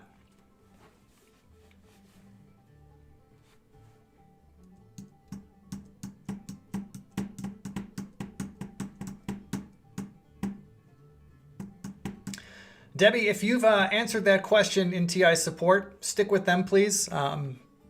They have all the context. I don't. So just stick with those channels and they'll get it figured out for you. I'm not going to be able to solve any technical issues for you. Oh, you're talking about the hat. Yeah, that's a Grateful Dead hat. That's a Dead and Company hat to be truthful, to be specific. So I got you now, Perfect circle. All right, so let's bring up the TI Strength channel because it's Monday, and I love to talk about TI Strength because we get a new crop of lists or a new crop of stocks every Monday right here. These are the 5 stocks that are being served up by the algorithm over the weekend. Those of you who subscribe to the weekend newsletter, then you got the email that has these stocks in it. But if you're a software subscriber, everybody gets this for free. So let's talk about the TI Strength here real quick. For those of you who don't know, if you're hearing this for the first time, let me bring up this webpage too. The TI Strength Alerts is a swing trading. Oh, what happened? I had this up. I guess I gotta reload this. There we go. TI Strength Alerts is basically for swing traders, for people who want to get into positions and hold them for several days, several weeks at a time. This is not for day trading. It is definitely for people with a longer term time horizon. When I say longer term, I mean several days, several weeks. So what is TI Strength? So these stocks that get served up by the algorithm every weekend, these are stocks that are displaying characteristics of past big swing trade winners. So if any of you are familiar with the Investors Business Daily IBD 50 list, it's a similar concept, shorter time frame, of course, but similar concept in that we've done the research, we've done the back tests, we know what stocks look like when they were setting up before their big run, and we're applying that on a shorter time frame for swing trades. So these 5 stocks this weekend were the stocks at the top of the list that were showing the best, highest correlation to the setups of past winners. Now, is this a guarantee that these 5 stocks are going to go on and become huge winners over the next week or so? No, there are no guarantees. We cannot guarantee that for you. All we can guarantee for you is that these stocks look like stocks in the past that have won. Now, I brought up this webpage here because I just wanted to show you guys, and I'll explain how we got to this. So you'll see in the white line, this is how the S&P 500 is performed during this time period. This is like a 4-year time period. The orange line is the TI Strength, how TI Strength is performed. As you can see, wow, TI Strength is crushed the S&P. No matter how you slice it, guys, this is a absolute spanking. And how did we arrive at these numbers? Now, the first thing I should say when it comes to the TI Strength Alerts, we don't tell you how to trade these. That's not our place. We're not your financial advisor, okay? But I will tell you how we traded them, and if you want to do it the way we did, that's up to you.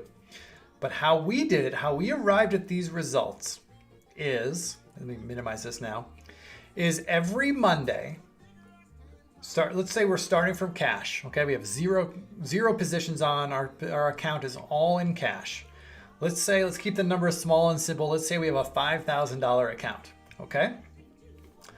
Well, on day 1, the first Monday when these alerts are out, we invested an equal amount of money in all 5 names. So in this case, $1,000 in PKG, $1,000 in CNP, $1,000 in DUK, et cetera, et cetera. However many shares that buys. For some stocks, it'll only buy a handful of shares. For other stocks, it'll buy a bunch of shares. But the thing is, we're investing an equal amount of dollars. Okay, so $1,000 per name. And now we do that, by the way, at the opening print, or at least on our back test, we did that the opening print on Monday morning. So market order to buy right at the open. Okay. Now, what do we do for the rest of the week? Absolutely nothing. We sat on our hands. Come hell or high water, no matter what the stock market does, no matter what the individual stocks do, whether they scream higher or crash lower, we just held. Now, is that the best way for you to manage your money? I'm not saying that is. You know, you might not be comfortable trading without a stop loss, and that's totally fine. In fact, I'm like that. But for purposes of the back test, for purposes of how we achieved these results, I'm just telling you how we did it, all right? So we invested Monday morning, equally weighted across all 5 stocks, held them all week no matter what. And then the following Monday, well, we have a new list of 5 names. So what did we do on that following Monday? At the open of trading on Monday, we closed the previous 5 names. So that means we just held them for a week-long hold. That's it.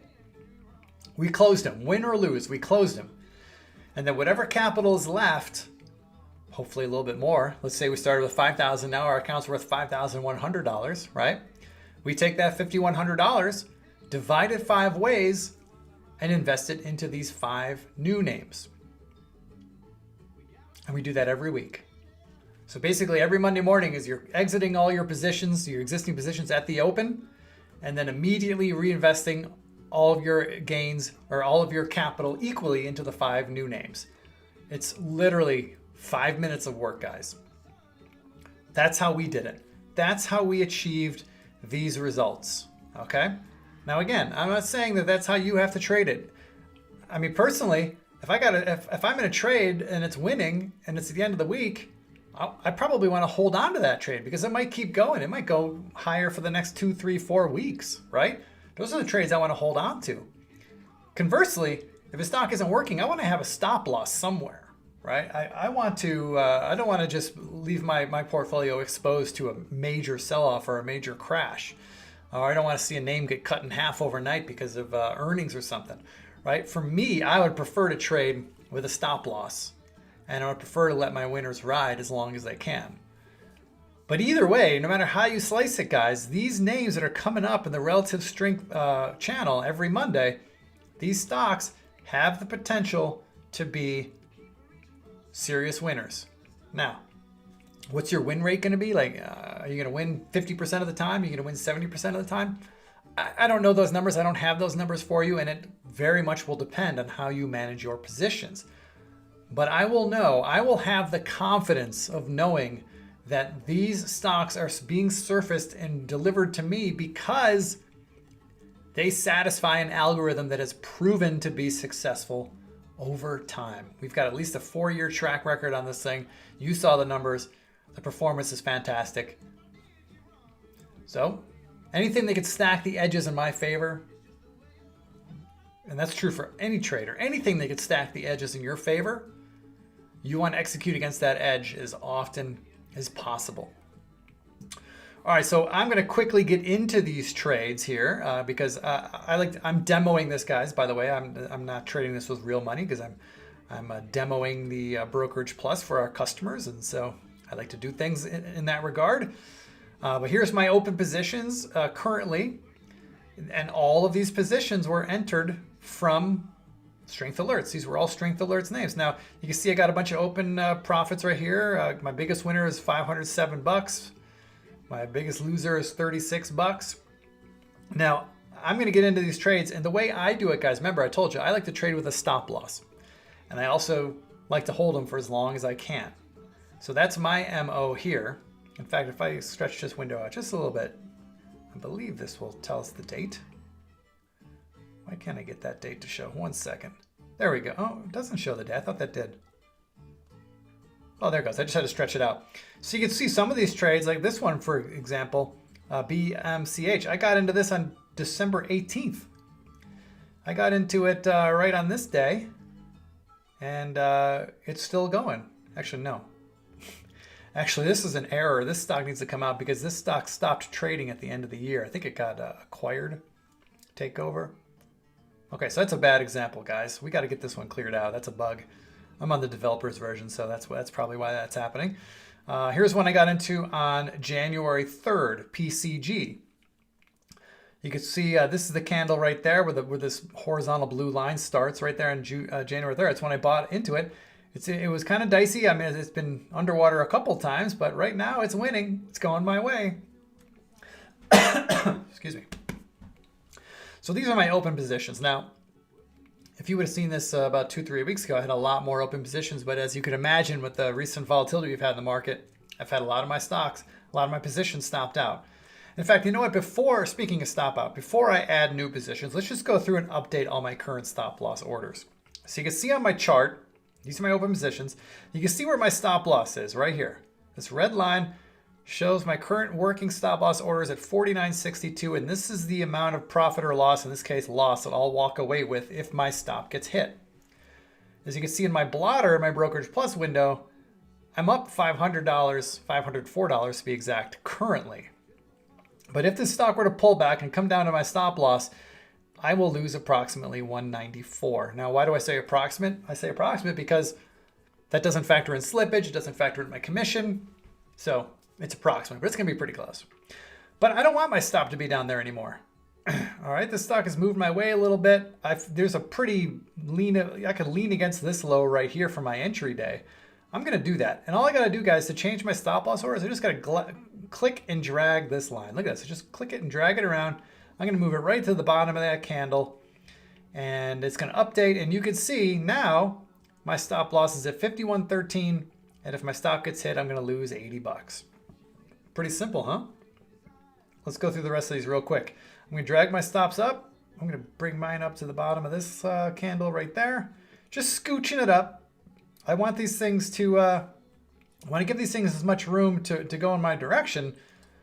But I also don't, you know, I'm a chart reader. I'm visual based. I'm looking for places where a bullish trend is obviously reversing. And for me right now, if it breaks this low, that's an obvious reversal. I'm not going to get out of every trade at the top, guys. That's never my goal. My goal is to keep my losses small and let my winners ride as long as they can. And I'll get out when the trend has proven to me that it's reversed. And where my stop losses are, to me, that proves to me that the trend is reversed. That's it. So I'm never getting out of the top, guys. And anyone who tells you they can get out of the top consistently is either lying to you or lying to themselves. Okay, so I've updated all my stops. Now I'm going to get into new positions. Oops, don't do that. Ugh. Sorry, let me just bring this back to where I want that to be. There we go. That's not ideal, but we'll take it. All right, so what I want to do here is I want to go to my, see, I messed up my my window here, which I don't like. Let me see if I can get this back to where it needs to be. Bear with me, stand by. All right, we'll deal with that. All right, I'm gonna go to my strategies tab here real quick. And you'll notice I have a swing trade buys custom strategy here. This is the algo that I use so I could do one-click trading on the charts to enter my positions. All right, I've got it set up. In fact, I'll show you how I have it set up. I'm gonna right-click, I'm gonna click Edit Trading Strategy. This brings up these 5 tabs. The key tabs that are notable for this strategy are right here. We'll start risk management. You'll notice I've got a stop loss set to percentage where I am setting my stop, my initial stop at 5% away from my entry price. So wherever I get in, wherever I buy it, my stop loss is going to be 5% away. Now you have a few options here with stop losses. You can do a dollars-based one if you want. You could say I want my stops to be, I don't know, 75 cents away. I don't recommend that, guys, unless you're consistently trading stocks that are all priced in the same neighborhood, which is pretty rare. I don't encourage that. I definitely use a percent-based stop loss. And is 5% the magic number? No, it's the magic number for me. I'm comfortable with a 5% stop loss, but you might want to change that to a 10% or a 7% or a 1%. Whatever works for you. But for me, 5% is the number. So I don't have a profit target. I could set a profit target based on percentage or dollars if I wanted, but nope, I don't want that. I'm going to leave it open because I want, like I said, I want my positions to go as high as they possibly can. I want them to go to the moon. I haven't had one go to the moon yet, but I've had some make a run. All right, so no profit target, no trailing stop, just the plain old stop loss. Now the next thing I'm doing, this is very important, is in the order details tab. I am sizing my position based on my stop loss. So I'm risking, my stop is 5% away on the stock, right?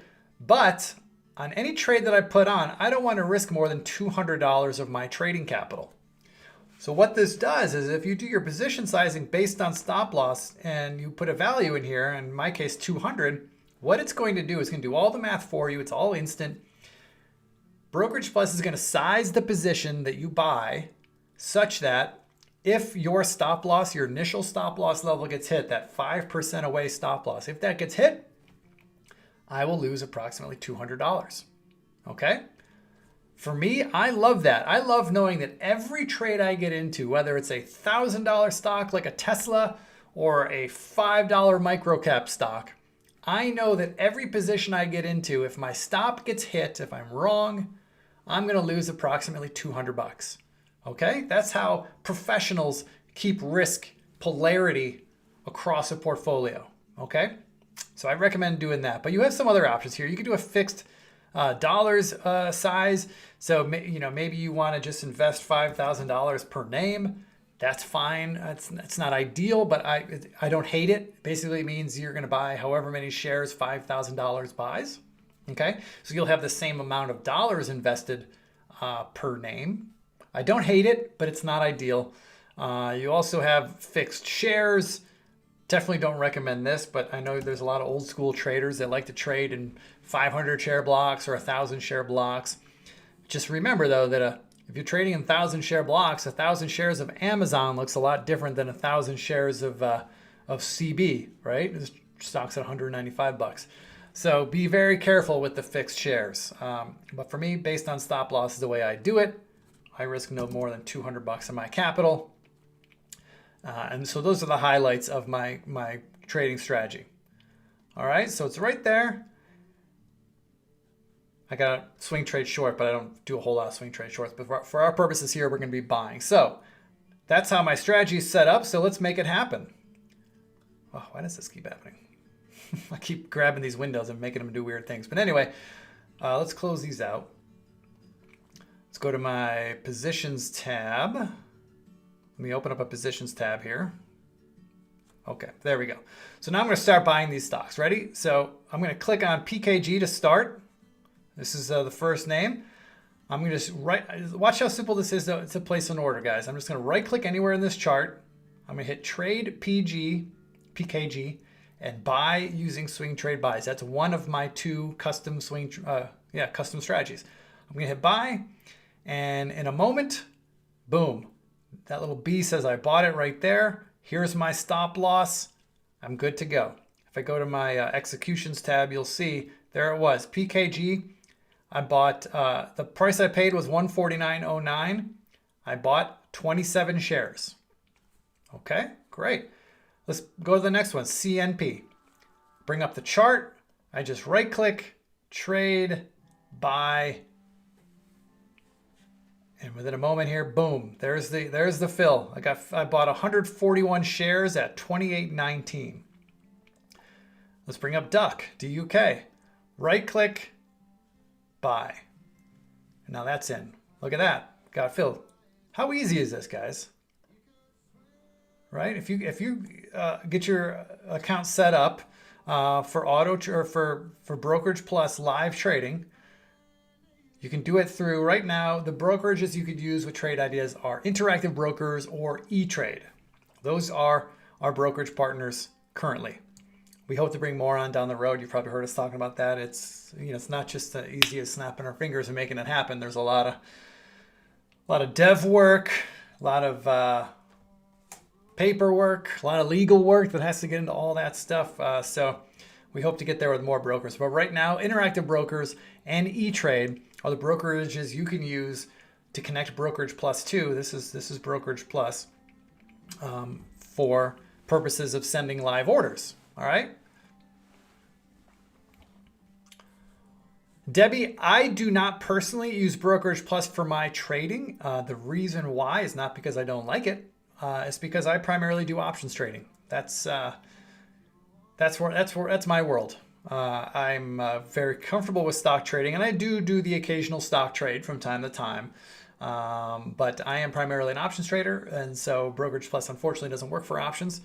So I don't use it, but I do demo the simulator for everybody. And by the way, guys, I've been working through the simulator here, right? Once you got a handle of how the simulator works, there's no additional learning curve for trading live. It's exactly the same. Once you got Brokerage Plus connected to your broker, the steps that I go through the trade are the exact same steps you'll go through. It's very nice like that.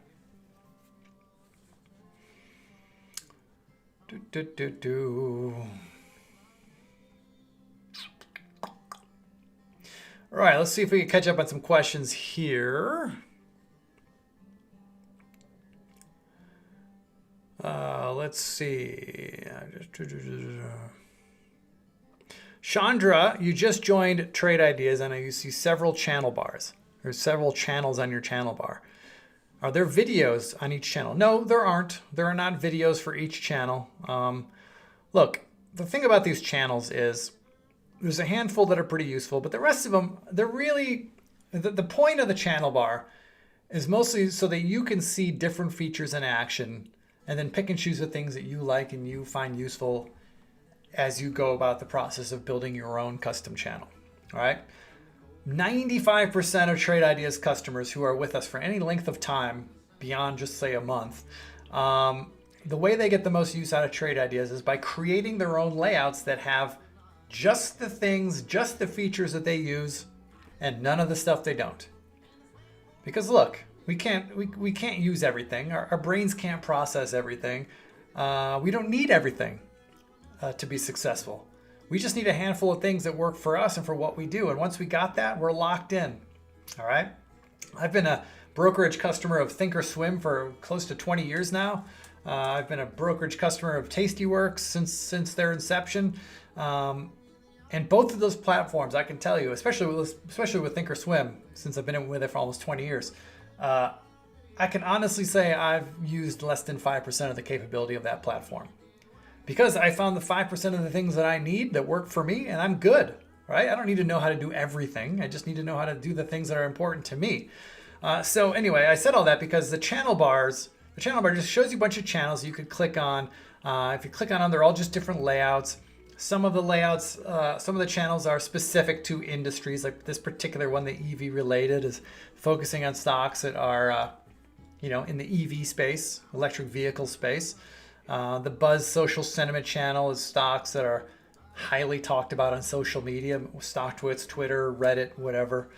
But basically what you really want to do is just when you're on these channels, just find if you find a little top list that you find interesting, like maybe this To the Moon top list is something that you want to use and you find useful, or maybe this blast off or misfire alert window is useful to you. If you want to just, instead of having to recreate the wheel when you're building your own layout, if you want to just take one of these things and move this to one of your layouts, you can do that. So let's say the To the Moon top list is something you find awesome. All right. Well, check this out. All you need to do is right click in this window, hit save or share to cloud. Every Trade Ideas subscriber has a free cloud account with unlimited storage. So that means you can save any little window, any layout into the cloud and never lose them. Always have access to them. So I'm going to go ahead and hit save or share to cloud.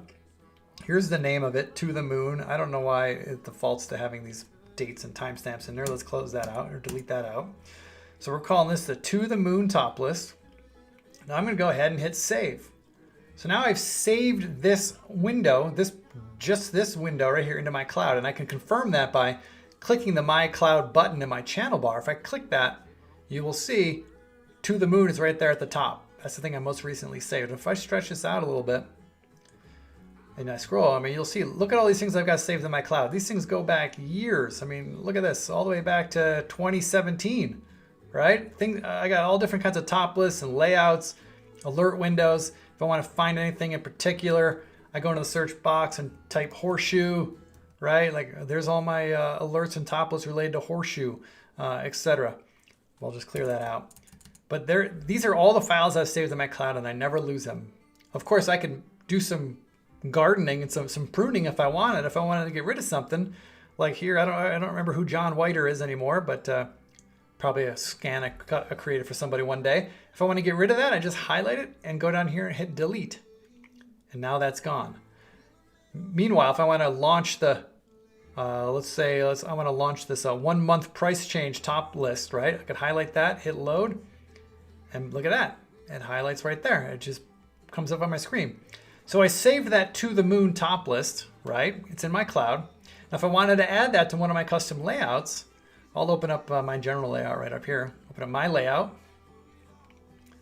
And we'll try to get it to open up right here. So the way I import that top list that I saved from that other channel, The way I bring it into my layout is I go to my cloud button right here in your channel bar, click my cloud, hit to the moon, hit load, and voila, here it is. Now it's on my custom layout.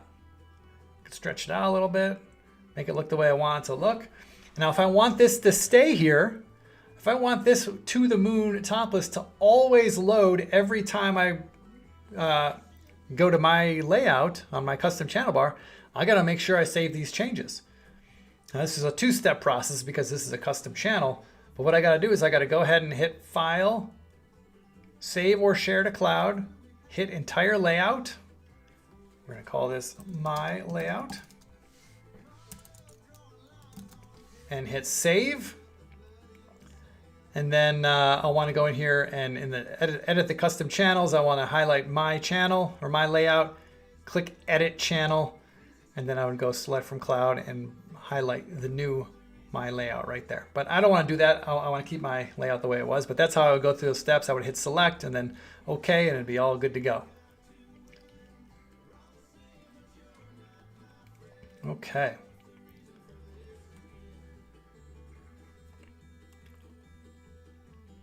Okay, all right, we're all over the place.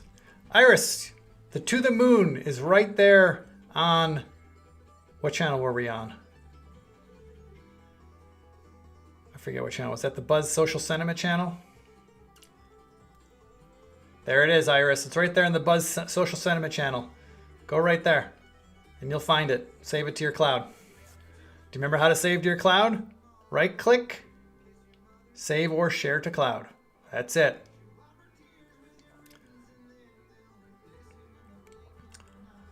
Okay. Don wants to know, can I show him one more time how to set up a stop loss?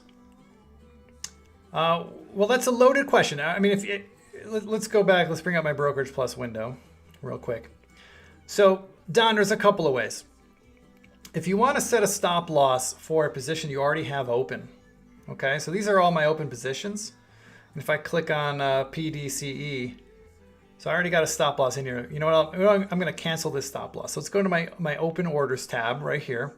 I'm going to locate my PDCE. There it is. That's my stop loss order. I'm going to cancel this. I'm just going to right click. Oh no, I highlight it and I click cancel order right here. There, now that order has been canceled. So I have no stop loss in PDC right now, PDCE. So if I wanted to add a stop loss, what I would do is in my positions tab, I would locate the position. There it is, PDCE. I would right click. Oh, why is this thing, what's happening? Why is this moving on me? Let's see if we can get these stable. Must be doing some kind of auto sort that I'm not prepared for. Okay, so PDCE. If I want to add a stop loss to this order, to this position, I right click on that ticker and I choose Add Stop Order. Okay, so just go do that. And I choose my price. Now I can just choose any price and I'll drag it once I'm on the chart. Let's just do I'll put 52. Okay, I'll put add. And in a moment, the stop loss order should appear on my chart. There it is. Okay, so there's my stop working at 52, but that's not exactly where I want it. I could fine tune it by just clicking and dragging, have it right at the spot. That's where I want it to be, right there. So that's how I added a stop once I already have an open position on, Don. I'm not sure if that answers your question. Now, if you are asking about my strategy, if I go to my strategies tab, which I seem to have lost, let's open up a new strategies tab. There we go. So in my strategies tab, this was the strategy I was using to do the chart-based order entry. So if I right click and go in under edit trading strategy, in risk management tab right here is where I set stop loss. So this is set up for a 5% stop loss. So this is set up so that when I enter a trade, when I get into a new trade, my stop loss will automatically be set at 5% away from my entry price. All right, Don? I hope I've answered your question in a couple ways. I hope either one of those illuminates some things for you.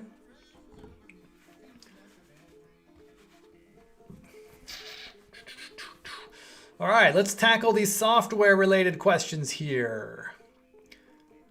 Bill says, for me, the single stock window is one of the best features of TI.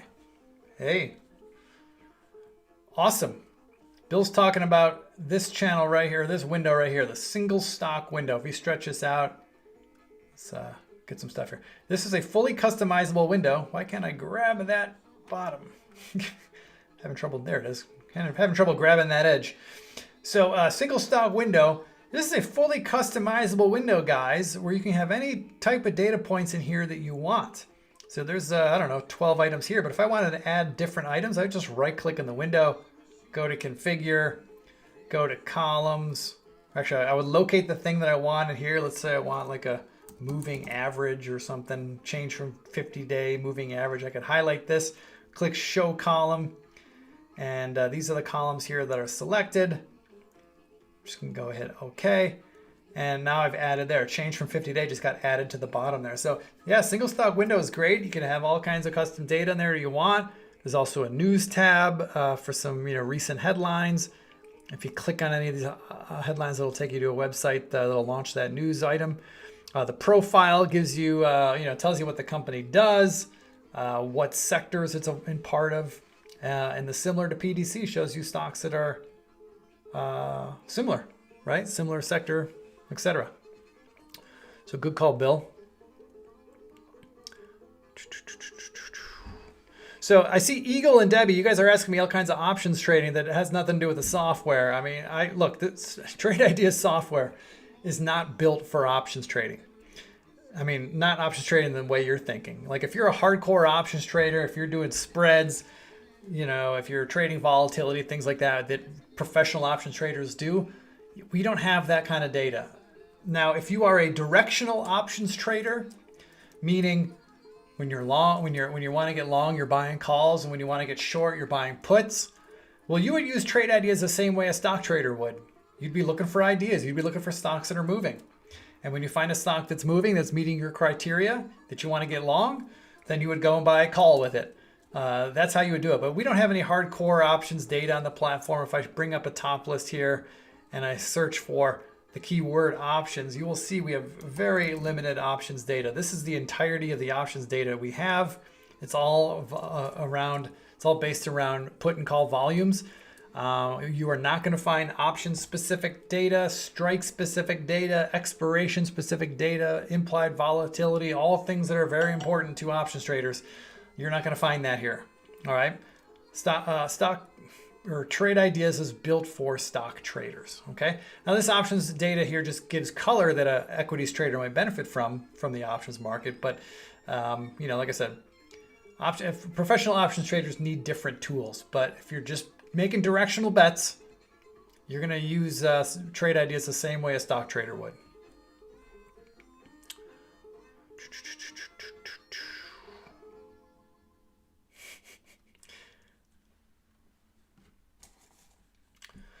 All right, folks, so we have a little under 10 minutes left to play here. If anybody has any more software-related questions, I'm happy to tackle them. If you want to revisit something we talked about earlier that you need some clarification on, by all means, pop in there. I just brought up the SPY chart. Here's the intraday SPY, just bouncing hard. Looks like that low is in from last Monday, huh? At least in the short term. That's been quite a bounce. Hope you guys are long. It's been a good market to be playing the relative strength trades, I could tell you that.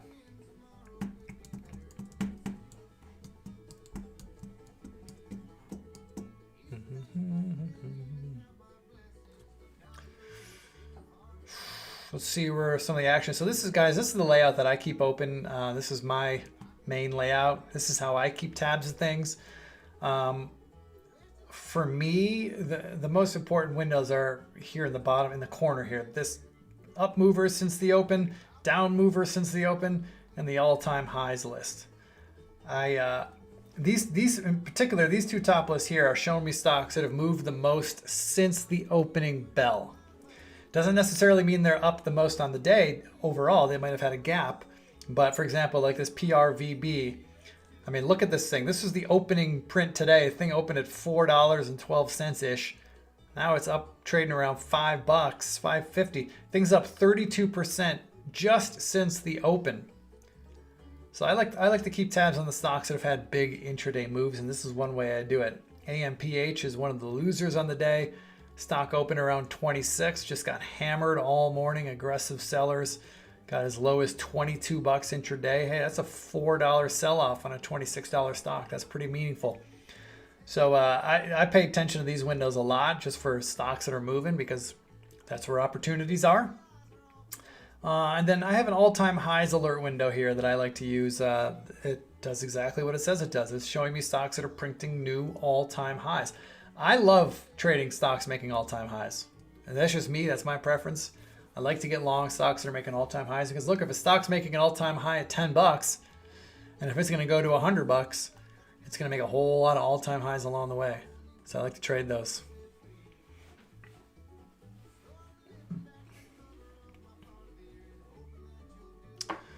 Joe says, Jerry Newsom over at Real Life Trading day trades options. Yeah, check him out.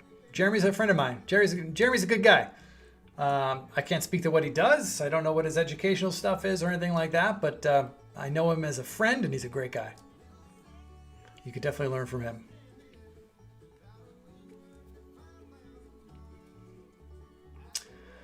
Debbie, yeah, I could share these top lists for you.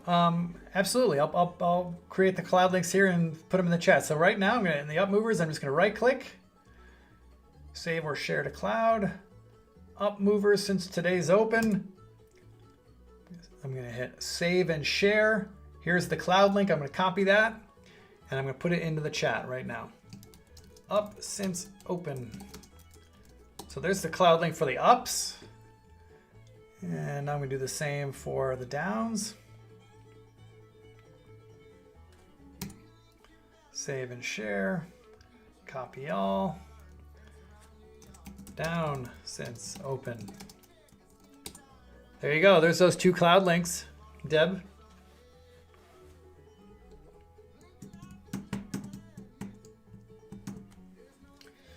All right, folks, so about 5 minutes left here. So first, last call for questions. A little housekeeping here. For those of you who might be first timers here in our live Q&A, we do this every trading day at noon Eastern, 9 a.m. Pacific. We have different people every day. I typically host the show on Mondays.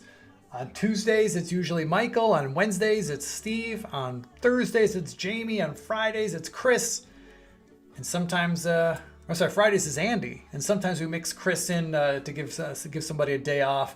But the point is we get different people every day. You get different perspectives. You get different use cases. All of us trade a little bit differently. We all use the platform in different ways. So if you have the time, if you have the bandwidth, and most importantly, if you have questions any day, just pop on in, noon Eastern, 9 a.m. Pacific. This YouTube link that you're at right now, guys, just bookmark that link and save it in your browser somewhere so that it's one click and you're in. And this channel, by the way, is streaming all day long. When we're not doing the live Q&A, then it's the live trading room with Barry Einerson. He's live throughout the trading day, and you're getting to look over the shoulder of a real trader using real money, using Trade Ideas software to guide his every decision. So this YouTube channel is a great resource for all of you, whether you're new or old to Trade Ideas.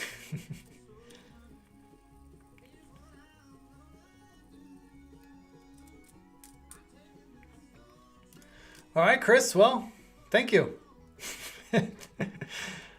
I gotta be honest. I've never understood the importance of the likes on these things, but whatever. It's all good. But thank you. Thank you for highlighting that, Chris.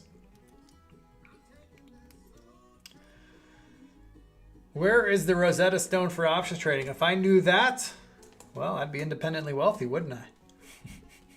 I'm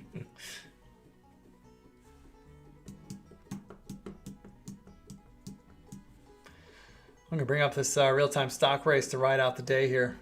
See what's moving, see if we see anything moving.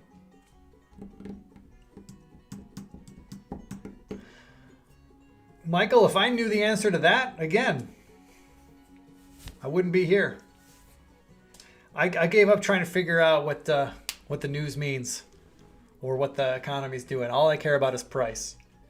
If I'm long a stock and the price is going up, I'm winning. I don't need to know why. I don't need to know how. That's it.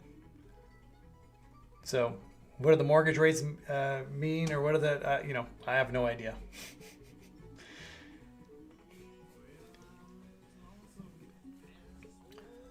All right, and the races are off.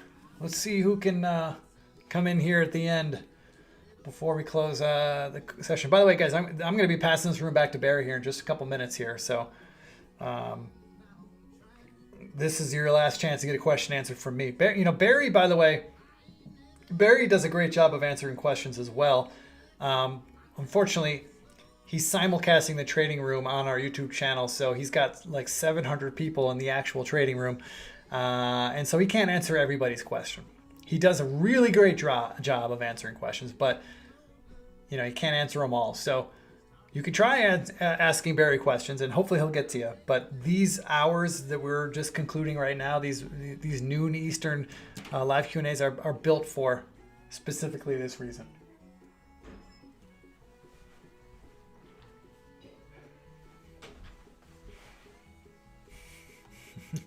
Only price pays and takes away. That's right, Circle.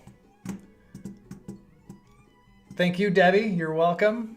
I hope you get that one question answered that you're working with our support team on. I'm sure they'll get to the bottom of it as they can. All right, let me touch base with Barry here, make sure he's ready for the handoff.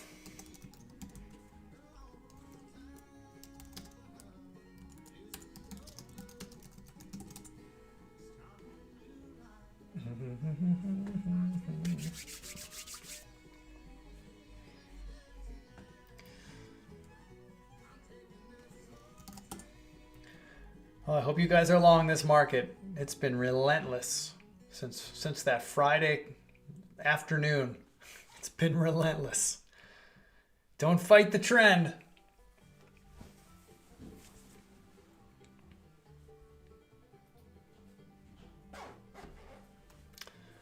Guys, you see this little DWAC? See what's happening here? See how this thing's like revealing itself, coming out? It started down here, it started low, and now it's racing out ahead. See that? That's what these race things are designed to do. So you can see how things are moving relative to each other. The AI is all short today, huh?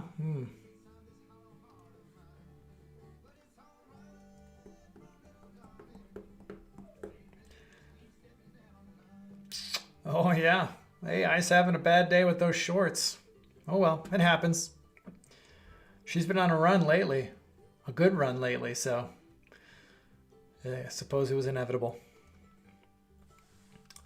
Fish on, do I do pre-market briefing? I'm not sure what you're asking about. You talk about like news? I mean, we don't do any type of organized pre-market show, although Barry in the live trading room turns on the trading room, I believe a half hour before the open. And, he's seeing how things are setting up. So that is a good way to get your pre-market fix. And you could always go to the pre-market channel in your channel bar. Go right here, pre-market channel. This will show you all the stocks that are setting to gap up and gap down at the open. Great resource. You could kind of stretch these windows out so you can see more with detail in there. All right, guys.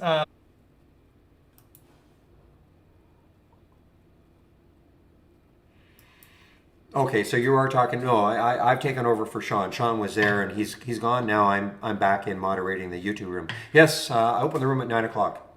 Okay, so at 9 o'clock, that's when we start talking about all the ones that have moved in the pre-market. So, for instance, hard for you to see. You should come into the other room, the main room, in my opinion. Okay. I've got my pre-market actives. It's hard for you to see here if you can see my screen. So, but we definitely talk, and not just myself, other people are talking about, actually, I open the room no later than 5 o'clock Eastern time. I'm sorry, 8 o'clock Eastern time, okay? Now, sometimes the room is open earlier. I don't get on the mic until 9. but I opened the room earlier than that, and then there are other traders in the room, and you guys are all, and they're all talking about what's happening in the pre-market. I can give you that what I call the link to the main room. Okay.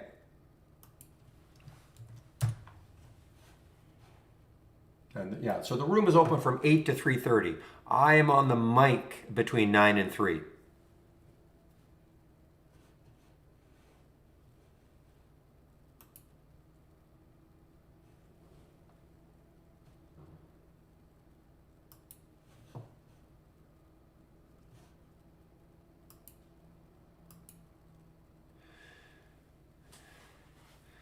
And thanks to PJ for the B set, not so much for the alert, but for telling me that they were like trying to be a competition to RH, or model their stores after RH, Restoration Warehouse, or whatever it's called now.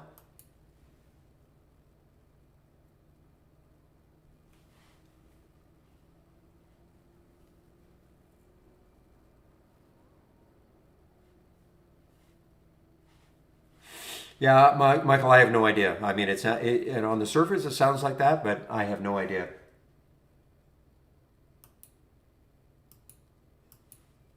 Talking to somebody in our YouTube room.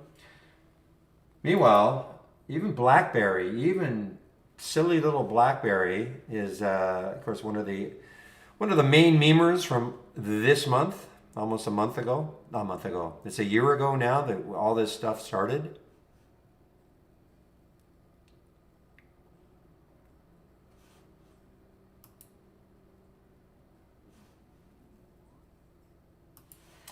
All right, now I'll start to pay a little more attention to the topping plays from Zach. I like to look at them in the afternoon more. But you know what? You need the market to be dropping a bit, I think. I mean, the market is still super strong.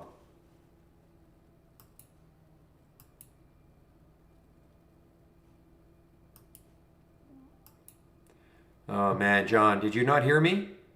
I just went through the whole thing. I guess I should have asked if you could hear me.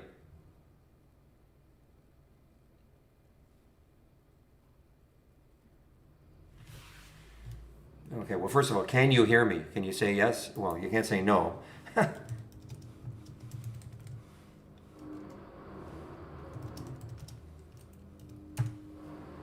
So we've got a lot of work, yard work, the next 3 days, guys. So you might hear a lot of noise.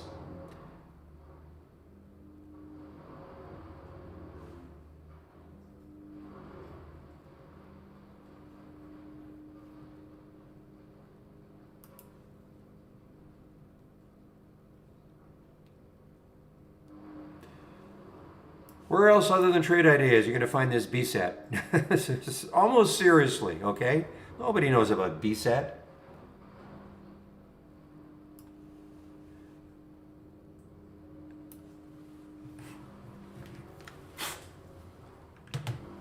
Well, I'm not getting an answer from John, so I don't know what to say. I know what to say. I'm just waiting. Guys, if you ask me a question in text-wise, it really helps me to know whether or not you can hear me or not, okay?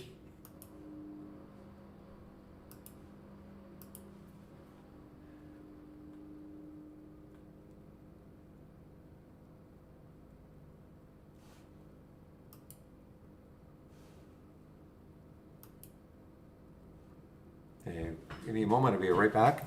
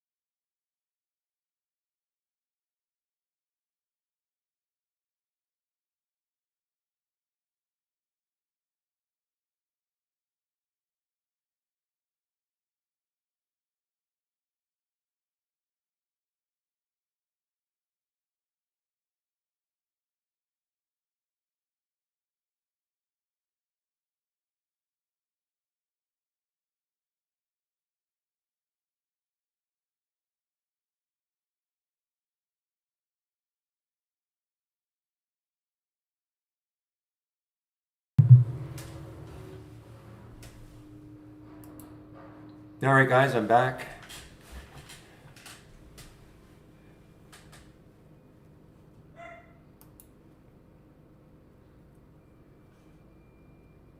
All right, so here's this little FGI. You see, maybe this is going to start it to move. I'm still kind of waiting for a 5 break.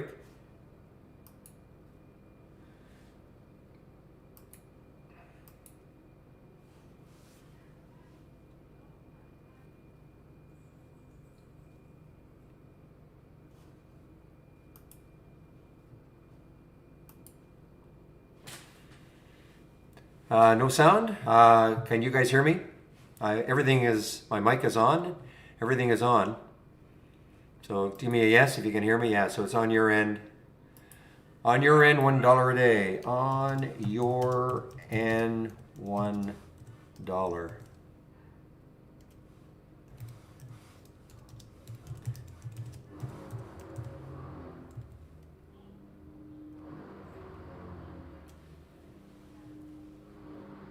Okay, guys, every now and then, you know, you're not going to hear any, I'm not on the radio, okay? So sometimes I do put myself on mute while I'm doing something, so just so you know.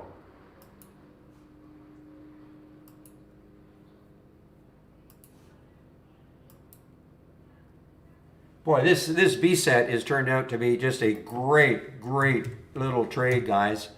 I had a real sleeper. Thank you, PJ. Again, thank you, PJ, for telling me that what they were about.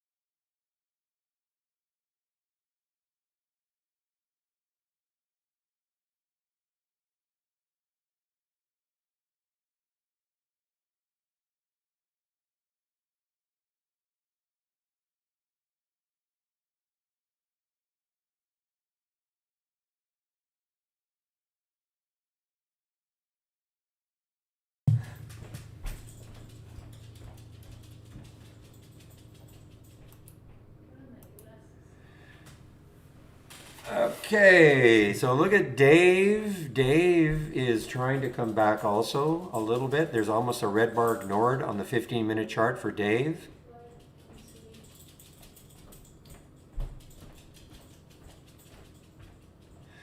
And I'm telling you, keep an eye on that FGI if it really takes out 5, all right? I guess John isn't around. Okay.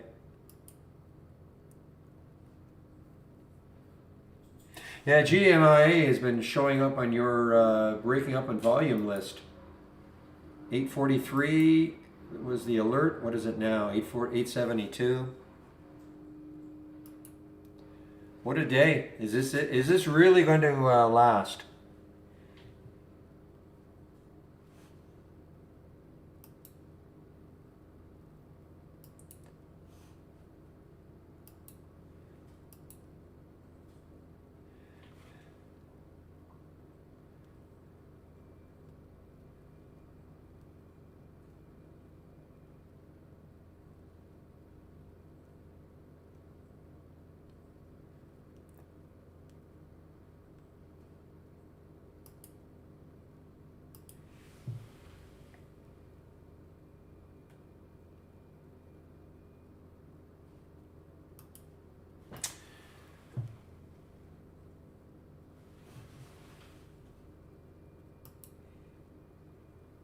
And this TGTX has been a star today. Also, big comeback trail for it. I mean, it's still got room.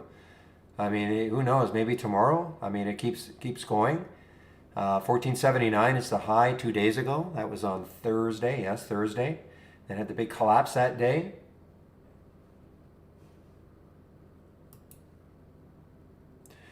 Yeah, you guys are talking about Sony. What the heck's going on with Sony? I mean, you know, they were acquiring Halo developer. Okay, yeah, this is out of my demographic.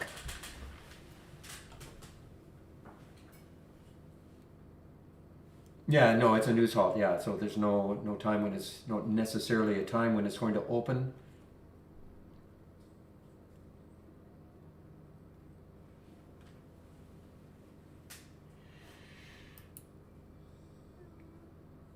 Of course, it got thumped a little bit here on that the Take Two TTW. Maybe the competition coming in.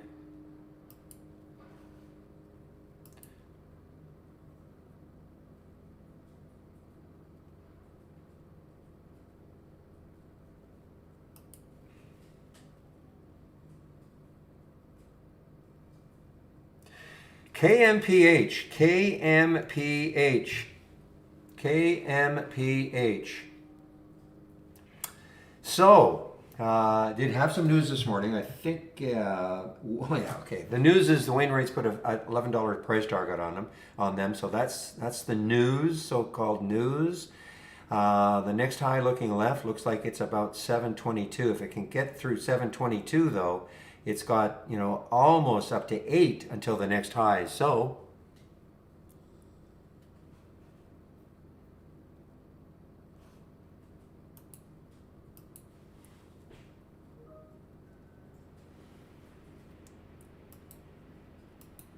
wow, Bassett beset upon me. Wow, what a move.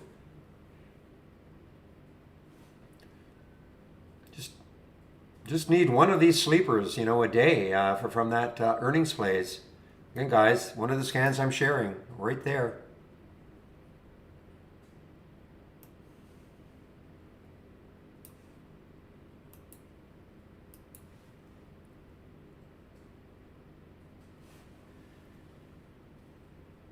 Yeah, Terry, I can't help you there. I know you've been talking to various people at Trade Ideas. I certainly have no insight in that.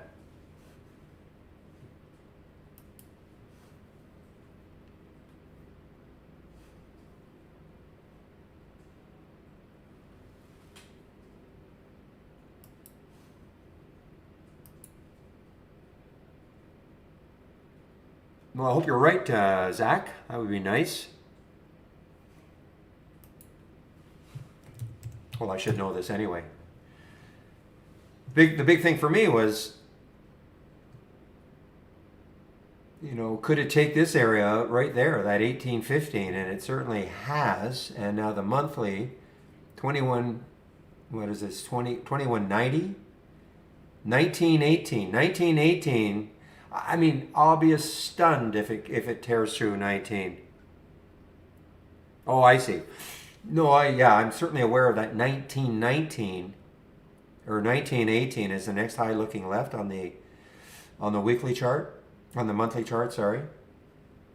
But I'll be stunned if it takes out 19.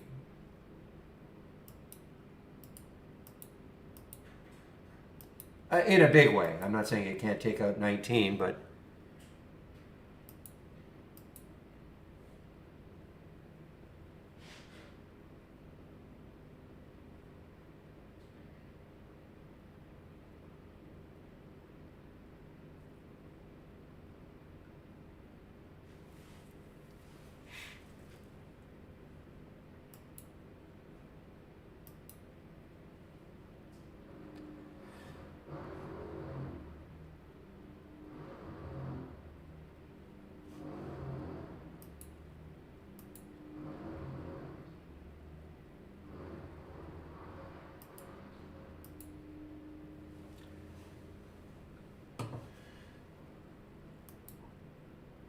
so having said all that, I have taken some of the BSAT out, okay? In case it cannot get through 19 and that 19, 17 or 18, whatever I said. So taking some out. Hey, if it takes out 19 in a big way, great.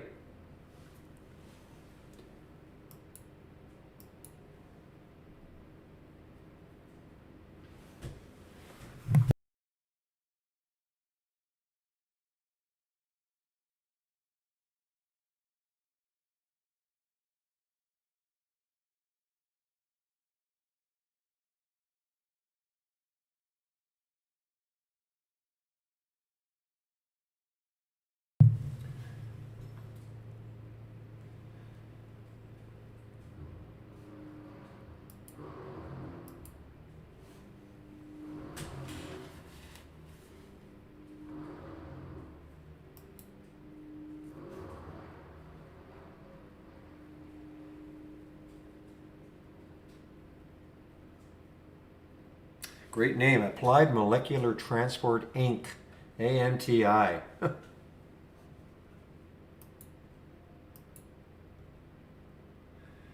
I'm really just, this FGI is the most intriguing one to me right now on a big 5 break.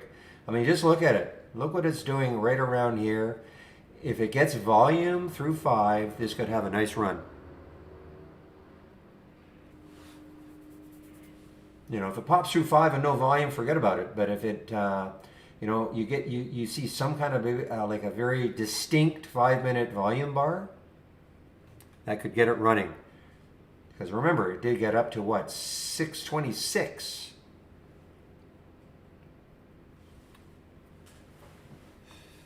So we're at 5 right now.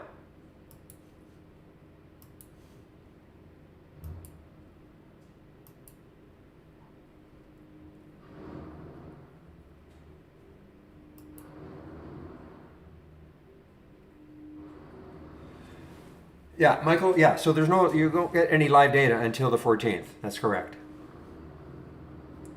Whoa! Is that what happened? Oh, sorry, I thought it got up to 79.91. Yeah, no live data until the 14th. All you've done is you have pre-registered. That's all you've done. So now you're all set. You actually should be able to use the program, we usually say about an hour after the market closes on the Friday before, okay? Using it. I mean, you can start to create some layouts if you want. If you take a look at the 20 lessons, if you haven't done that, in my opinion, you should take a look at the 20 lessons. Get yourself set up ahead of time. So you know what a top list is, you know what an alert window is, how to create them, etc. So you can actually then you can download the program about an hour after the market closes on Friday, and then you can play around with it over the weekend. I mean, the data's not live, obviously, but that doesn't mean you can't set up layouts and do some scanning. And then Monday morning, you should be good to go.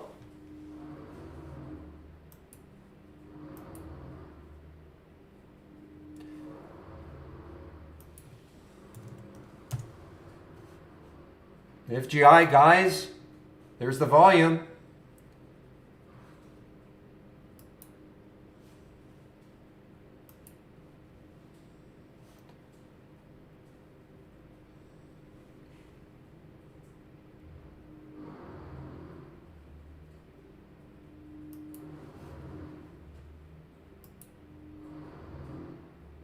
Wow. I mean, listen, nothing should surprise me anymore, but if BSET really takes out this 19, like it is. 1918, there it is. That's the next high looking left on the monthly chart. After that, if it takes that out, I mean, you've got 2190. I'm not saying it's getting there, but boy, oh boy, what a great sneaky type of a trade. I call it sneaky because, there's not immense volume, but it's been very steady. Other than that little jog here, it's been very, very steady.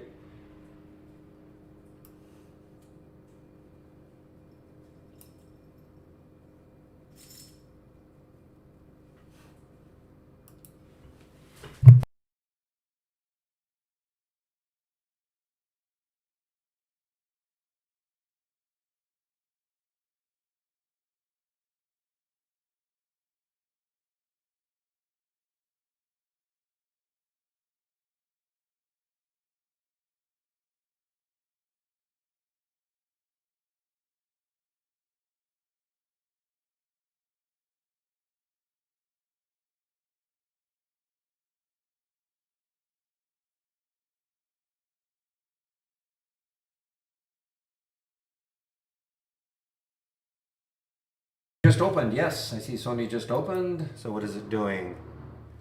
Sony just opened and it gapped up. Gapped up a bit, not huge. 111 was halted at 111.71, so it didn't really. It gapped up. Remember now, on a percentage basis, it did not gap up that much.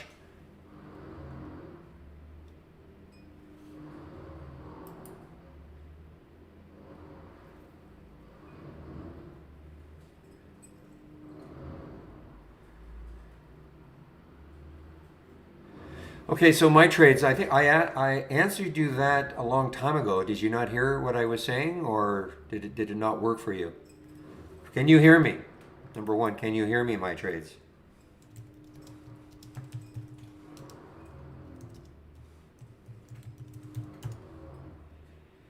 Okay, can you, well, obviously you can hear me now. Okay, so left click on the chart. Okay, left click on the chart you want to change. Just so the trade ideas knows the chart you want to be in. Okay, left click on it. Typically when you start typing, the change symbol box should show up. Okay? You just have to start typing. And then of course you can click change or hit enter on your keyboard and it'll change. Okay, so let me know if that works. So left click on the chart and then just start typing. Okay, so left click on the chart, hit the space bar on your keyboard, and your keyboard. Does the change symbol box come up?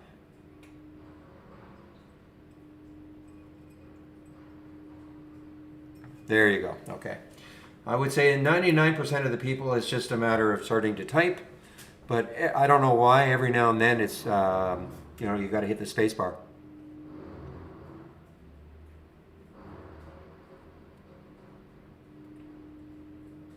I don't think there's any ideal, mate, but hi. You know, I mean, it depends how many alerts you want. There's no such thing as ideal parameters. You know, for instance, in this one here, you know, I've got a very tough set of filters in here, or filter values, so it doesn't allow too many in. You may want more. You know, I mean, I'm just using this as an example.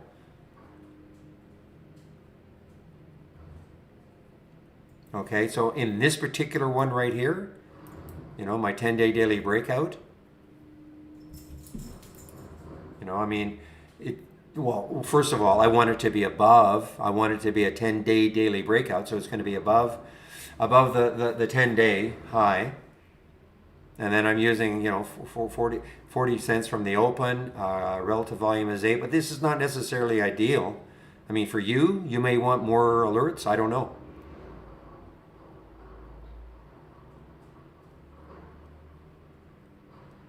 You're going to take a look at every one of my scans. I'm sharing them.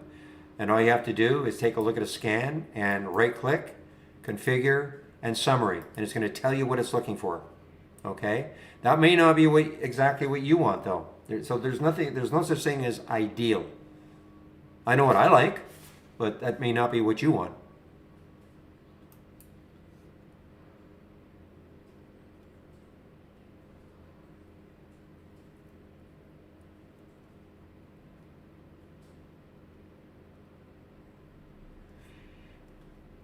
Well, again, if you take a look at the scans that I'm sharing, all you have to do then is you can look at what filters I'm using. Okay, so I'll give you my homepage link. Excuse me, homepage link. Click on the link. This is what you'll see. Okay, here are my scans that I'm sharing. All right, so here are those 10-day late. Here are the breakouts. Right here, just load the scan and then right click when you've loaded the scan, so now it's on your screen, then just right click, configure, summary, and you'll see what I'm using. I can't say that's ideal, but that's what I use. Okay? I mean, you can of course change it. You may want a different price range, for instance. You know, I've got what, 2 to 35. Maybe you want 10 to 35, 10 to 35, or 10 to 100, or you know, that'll be up to you.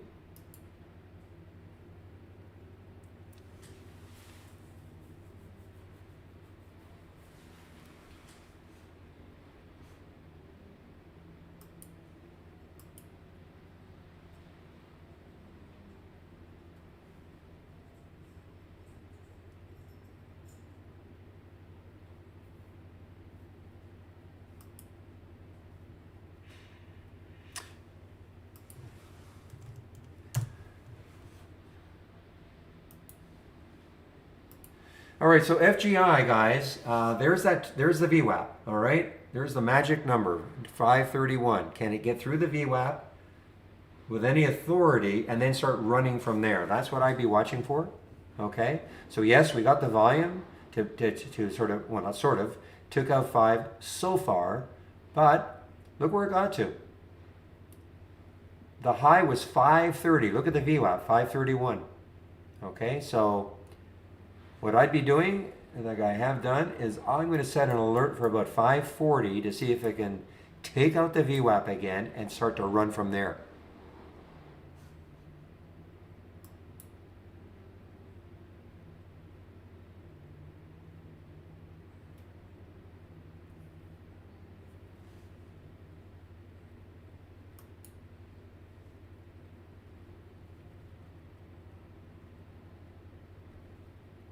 Boy, I haven't seen this one for a long time. TTM, I guess it's kind of an EV out of India, and I haven't seen it for a long time. But it's an earnings play today.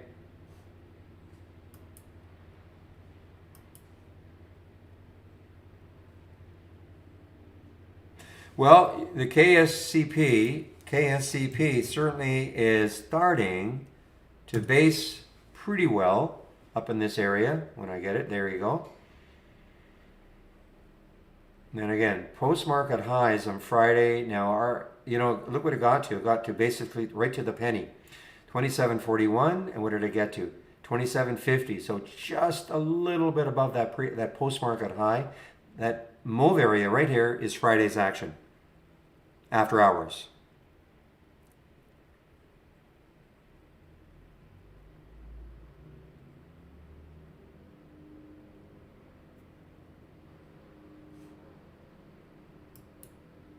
I mean, if it takes that out,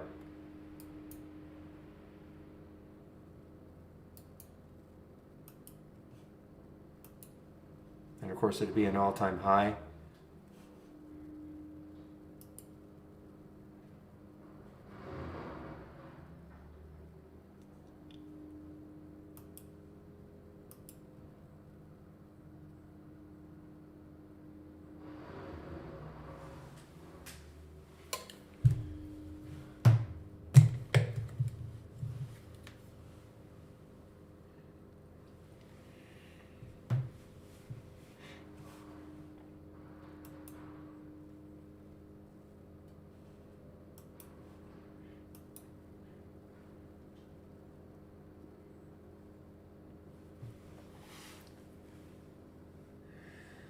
All right, now I'll be starting to pay a little more attention to Zach's topping plays. That would have been a good one. I don't know how easy it would have been to get up here, but now I'm just looking at the market. I mean, nothing dramatic is happening in terms of a little market move down, but I mean, we've got 30 minutes, a couple of red bars, but very, very narrow.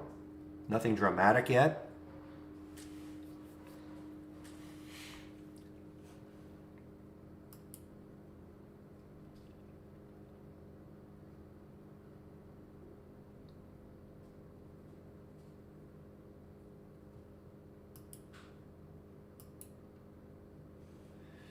Hills, H-I-L-S. $4,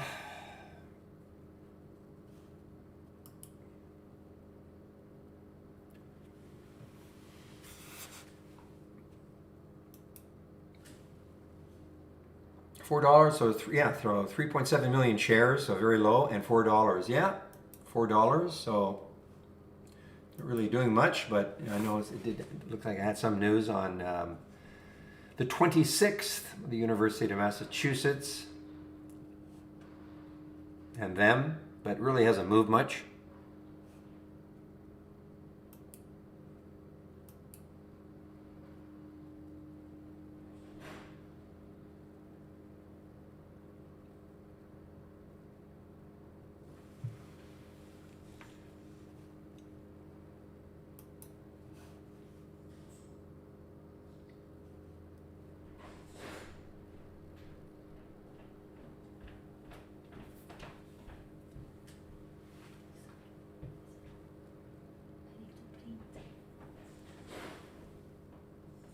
Just one moment, please.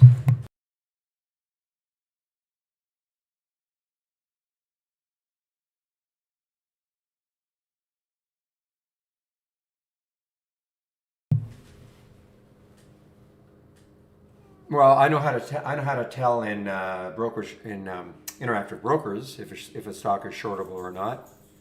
You know, I've got this little. If I click on an alert, you'll see. No, well, it's hidden now. Just a second.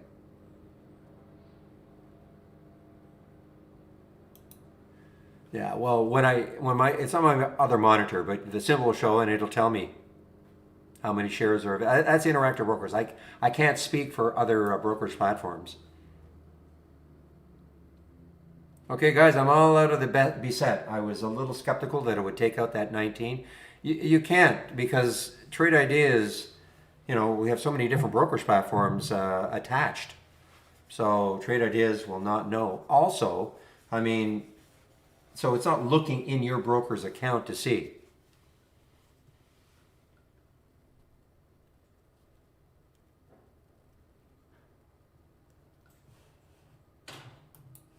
All right, I'll go to our home page.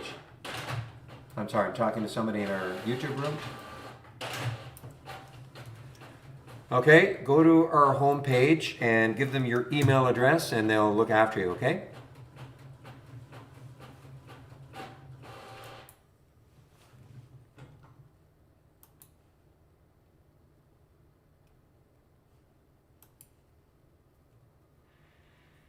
So yeah, I mean, you see me say this before, not just to you, Terry, but to others. You know, I can look and I'll see that there are some shorts available.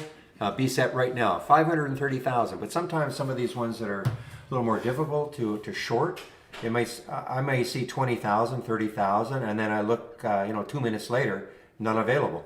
So I mean that's a moving target all day long, and it depends on your broker.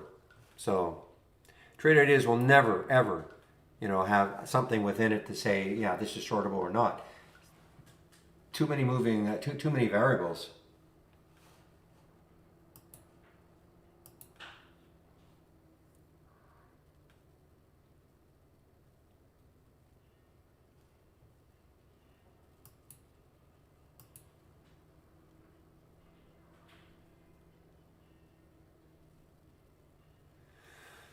Okay, so May, if you have have you loaded one? Is it on your screen? One of my scans. Is it on your screen? As an example? Okay. So here, this is the whole idea. You can load as many as you want, of course. Don't load them all because I mean I don't, it's too many. I've got a lot. I've created a lot of scans for different styles of trading. Some people might like some scans, others like others. So, kind of pick and choose. Once you have it on your screen, and then what I would do is, put some charts on if you want. You're going to have to go to New, and then Chart Window. And then you can start, adding charts. If you want a single stock window. What I'm really trying to say though is once you've got, say, my scans and some charts that you want, then File, Save or Share to Cloud. Okay. Click on Entire and give it a name. You can call it May's first layout or something, okay? And then save. Now it's in the cloud. And then when you exit Trade Ideas, it's going to say File and then Exit. Now I'm not going to do that because when I do that, for some reason it used to break my link with Trade Ideas with Interactive Brokers. But when you exit Trade Ideas, File, Exit, and then it's going to say, do you want to save your layout, yes or no? Just say yes, and that'll be the same layout. And then when you load Trade Ideas the next time, you'll have your layout that you want.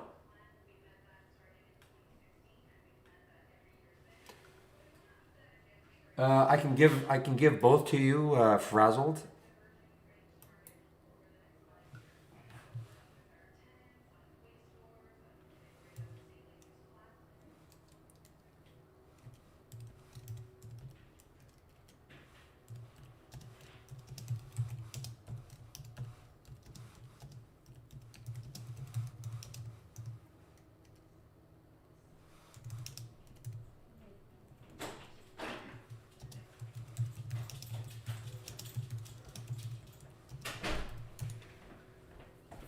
Okay, so detail scanner, file, load from cloud.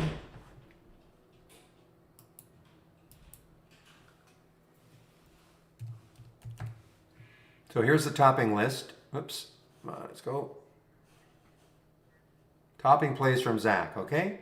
Share, okay.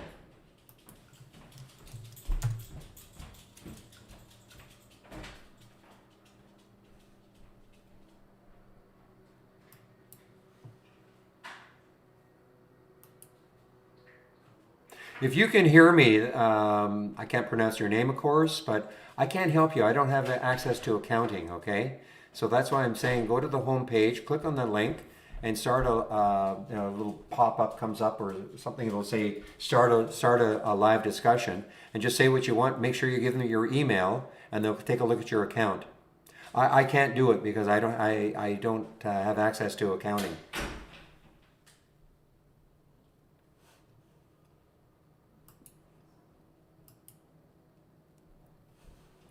So, May, did that make sense?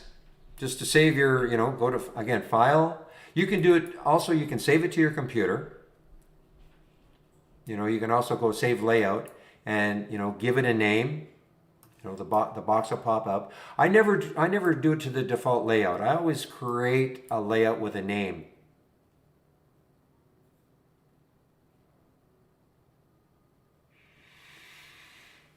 You didn't get it? Okay. I didn't get it because you didn't hear me or you didn't understand what I was saying, which is fine. I'll go over it again. Too fast. Okay. So you've got some maybe some scans, okay, that you've loaded from the link. I asked you if you have something on your screen right now. You said yes. Okay. So you can load as many of them as you want.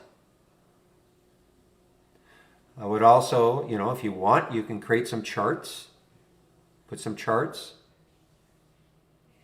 You click on new and then chart window. And you can, I can't tell you what charts you're going to use or how many you want or anything like that. But all I'm really trying to do is show you that once you've got some charts, if you want charts, and you have some scans that you've loaded from me, and you see them on your window, on your screen, then file, from our toolbar, file, save or share to cloud. Okay, this will be blank. Just click on entire. Okay, entire, and then I'd give it a name, like May's first layout. Okay, this is just taking okay. I just call it May's first layout, and then save it. Now it's in your cloud. Yeah, so again, in YouTube, I can't help you. You're going to have to go to our accounting, click on that link and start a discussion. Give them your email. They'll look at your account and they'll help you. I can't do anything. I have no access to accounting. I'm talking to somebody in our YouTube room. Okay, so now it's in the cloud. Now, when you file exit, it's going to ask you, save your layout, yes or no? Just say yes.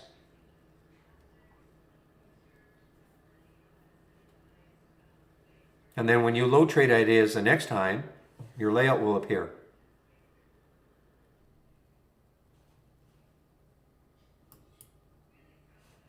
Have you gone through our 20 lessons? Because most of that is covered in the 20 lessons. That's just one of the basic things that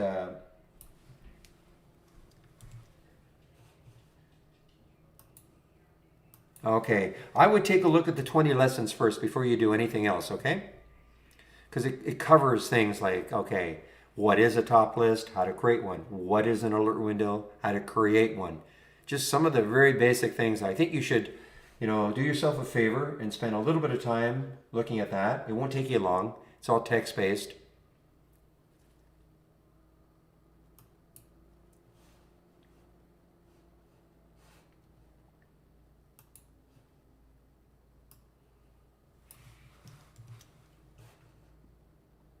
So again, for that person in YouTube that wants to just click on the homepage link, okay?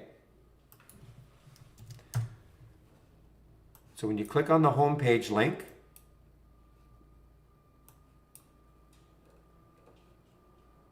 see where it says questions and answers? Just click on that and just tell them what you want to do. Give them your email address so they can take a look at your account, okay?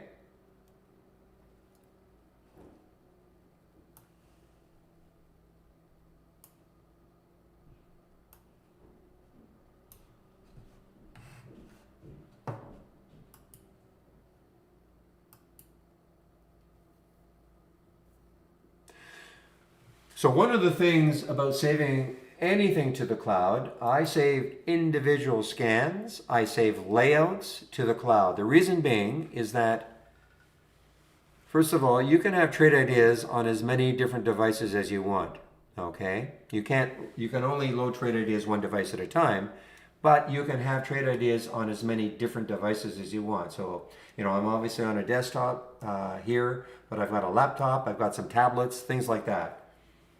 So all you have to do, say on my laptop, I just download Trade Ideas, the program, and then file load from cloud, and everything's there. So I can load a layout, so I don't have to start from scratch every device.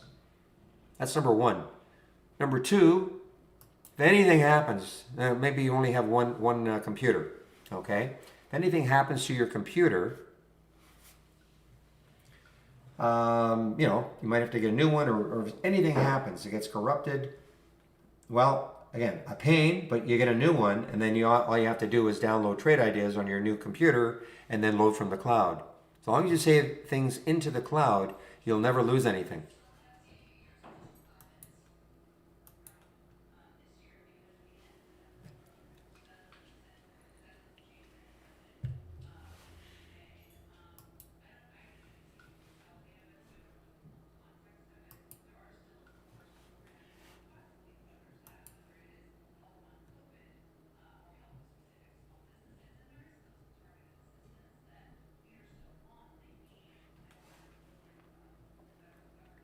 I haven't seen one bottom play or bounce play today, Zach.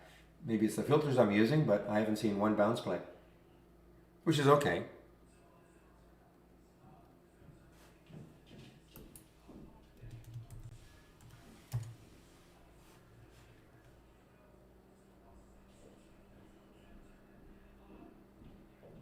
Yeah, I don't see any news either. I don't see any recent news. Without really scouring the internet, I don't see any. Were they? Yeah. So I have my 20-minute delay, which I'm fine. Yeah, I don't see anything either. I don't see any specific news for it.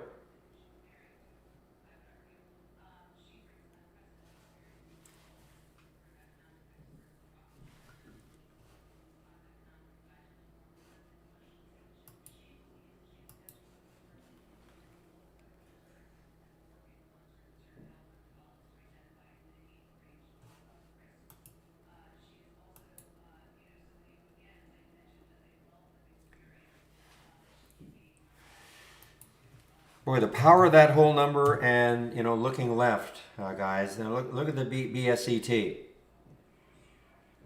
I mean, just look at that. Where did it get you? It got up to 1916, and the next high looking left on the monthly chart was 1918. Now, does it work like that all the time? Of course not. But people ask me, well, where do I see the next resistance or anything? All I do is look left. If I don't see anything on the daily chart, I look at the weekly chart. If I don't see anything in the weekly, then I look at the monthly. And that can give you a bit of a clue about where it could stall. And man, it literally hit it almost to the penny and said, nope. Now it's I should have shorted it, I guess, but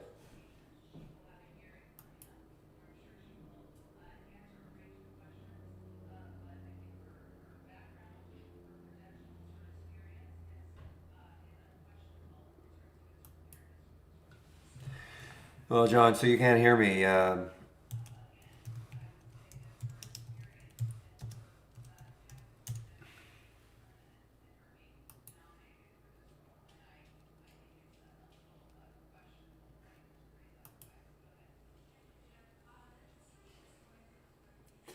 All right, what time is it? Not too much is happening for me right now. Not getting too many new alerts.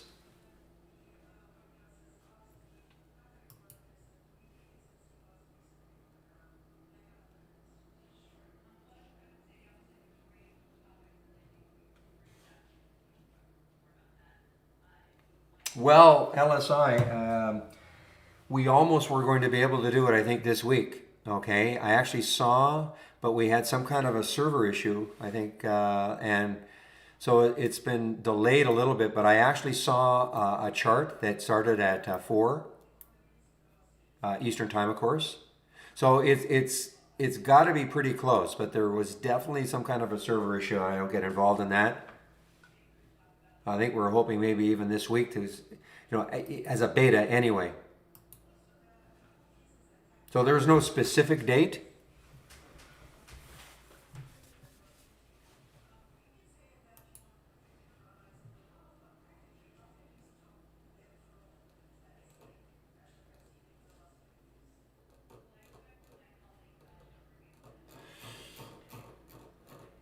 Yeah, I mean, I'm not kidding. I have seen a chart. I have seen a chart with the data starting at 4 in the morning, Eastern time.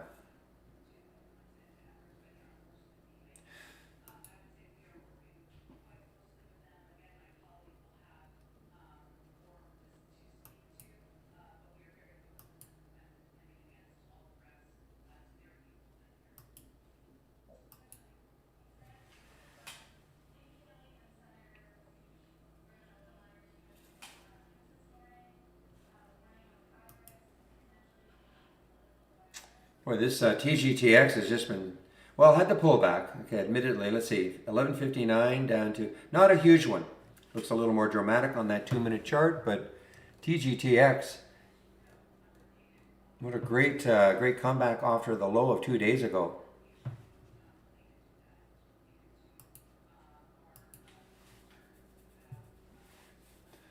I know we'd love to have it in time for the test drive,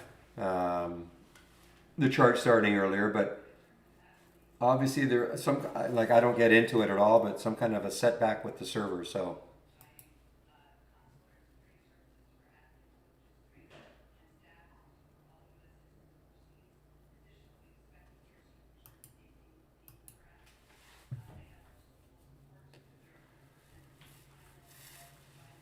but I won't be getting up at 1 o'clock my time, guys. So you guys can have at her. I think it's really good for people in Europe and time zones that are really different.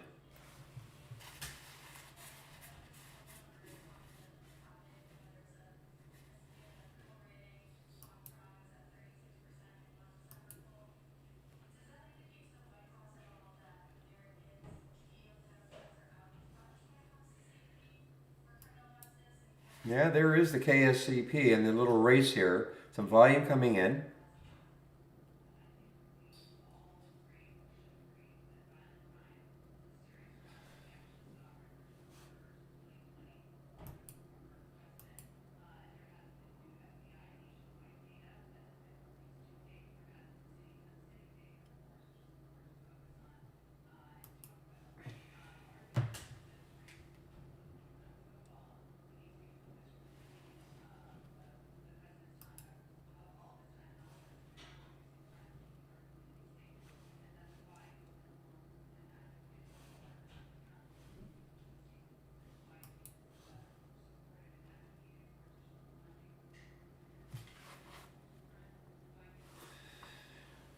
All right, guys, give me a moment. I'll be right back.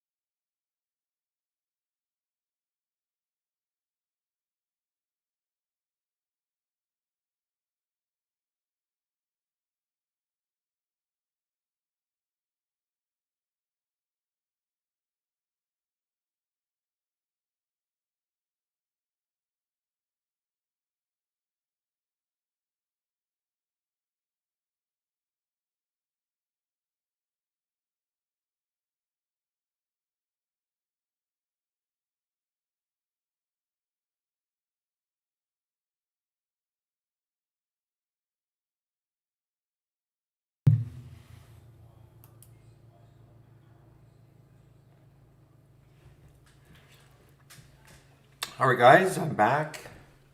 What time is it now? Almost 2 o'clock.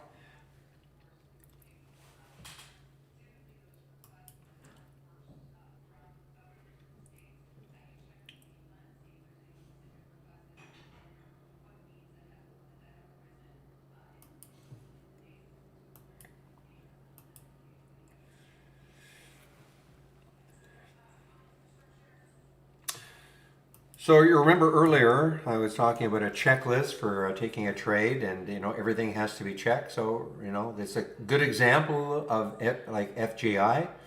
One of the checks had to be over the VWAP in this particular case. Never got there. So consequently, don't take the trade. So even though it looked interesting right here, got very close, but didn't take it out, so didn't take the trade.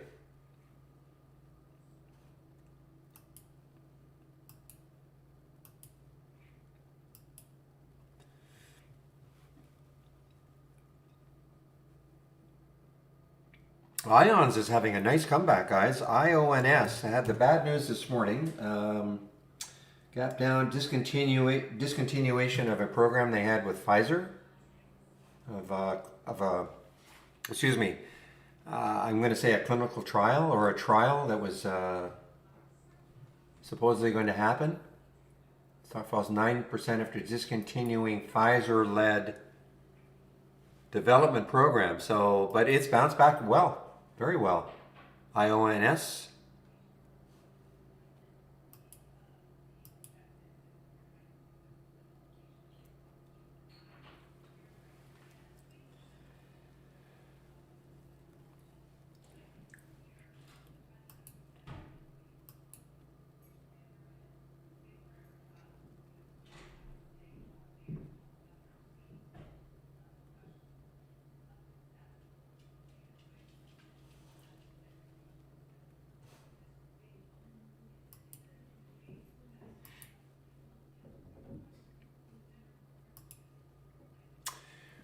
Well, again, I'm not getting any new alerts.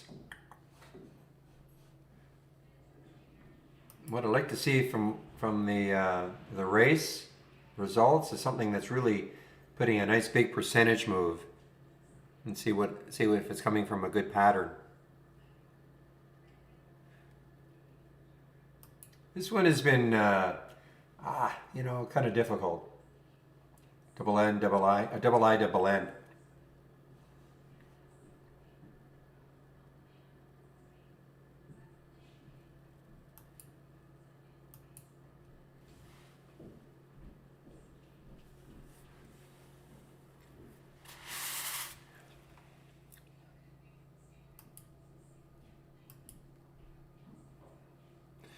Yeah, these have turned into very choppy plays. The GMEs, the DWACs, the AMC. For me anyway, what I look at, very choppy.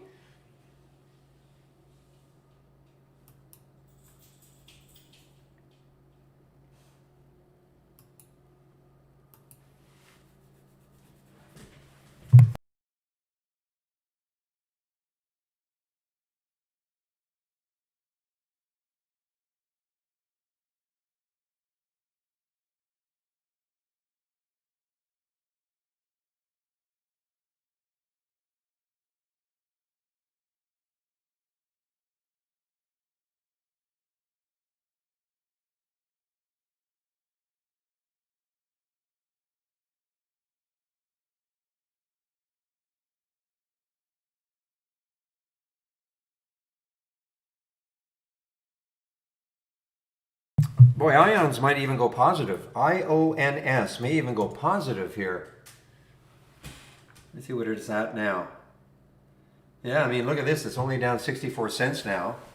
What a nice bounce all the way from, the pre-market. It got down to just underneath 28. So it's had a $3 bounce.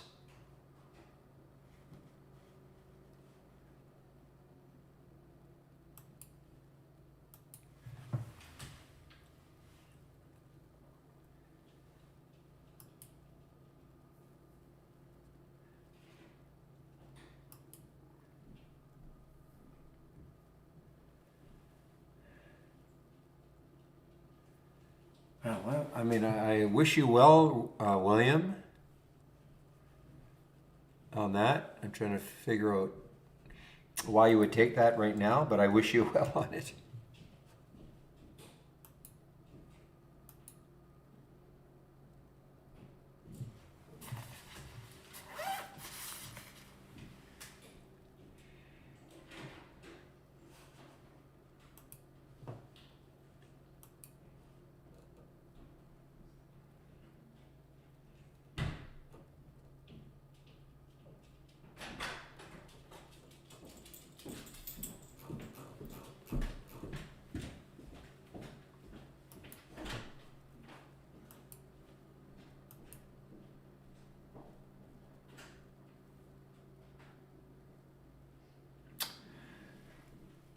All right, guys. Well, really not much is happening for me right now. There's not too many new alerts.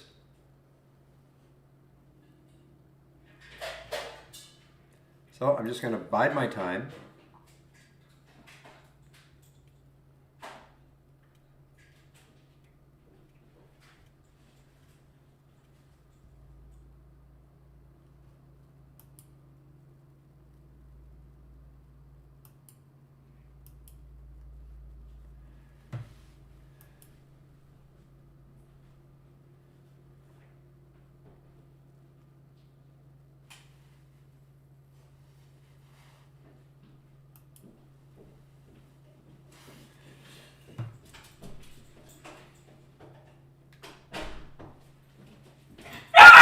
Just a minute, please.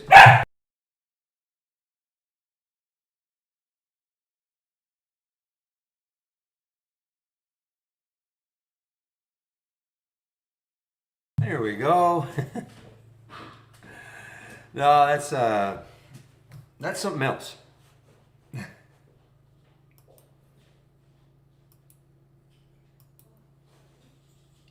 No.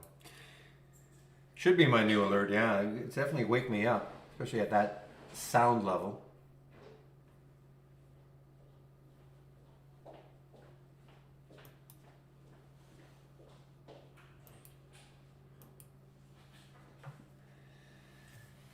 No, just when my wife heads out of the house, she doesn't like it.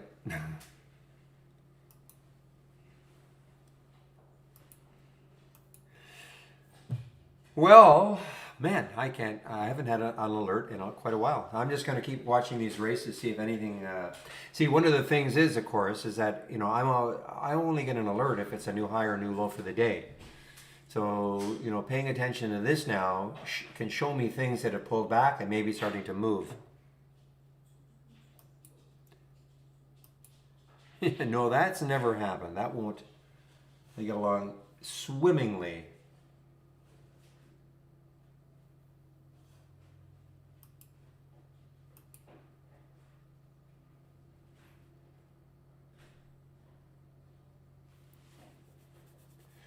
Look at this IONS. I mean, if it doesn't get back, if it gets very close to where it closed on Friday, that could stall it, and maybe it comes back down. I mean, the news obviously wasn't great, but I'm assuming they have other drugs in their pipeline. It's not just that only drug with Pfizer.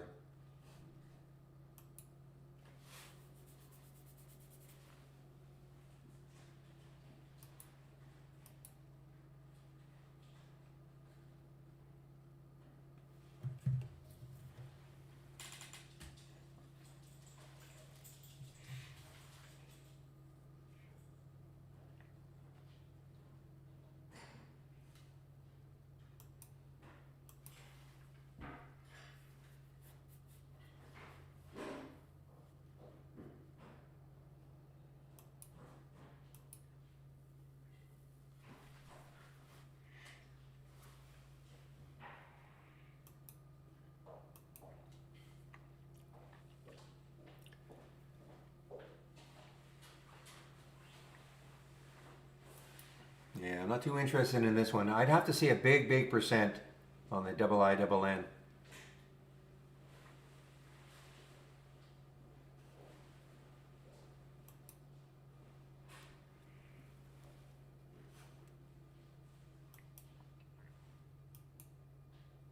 See what Shady, I looking at that one a lot earlier, Tklf. Yeah, I mean, it's basing well. Just get some volume, popping it through. Get some volume to pop it through.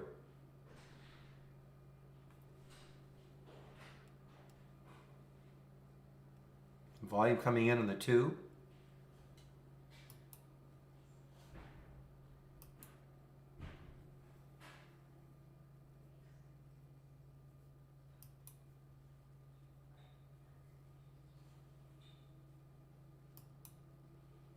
Well, that's what's happening. There we go.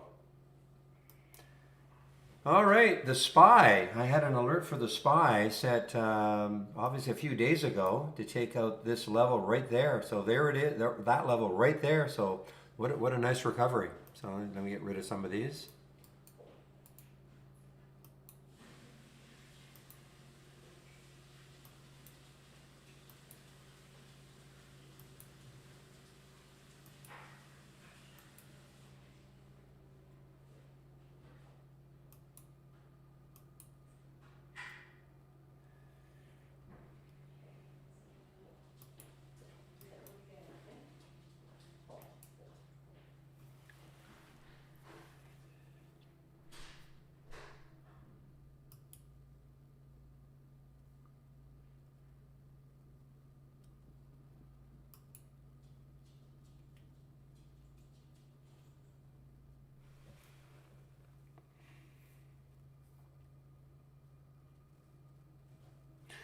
All right, guys, let's take a look at some of the other races and the other channels. Let's see if there's anything kind of interesting happening. Price and volume. Let's just take a look at this one. Eventually, there will be some descriptions about what this is about.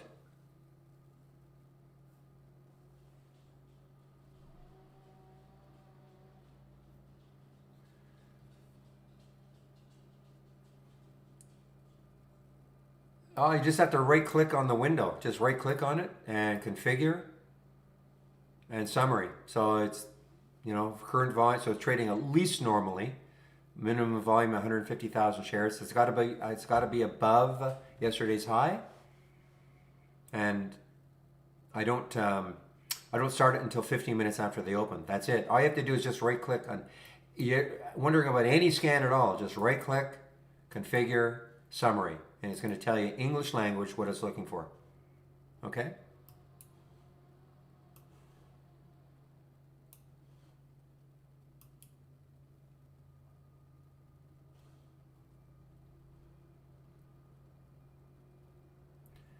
So I really think, I don't know, were sound alerts covered in that? But a sound alert. The other thing you might want to take a look at, though, also, is I'm going to go to my home page because we do have a very comprehensive user guide.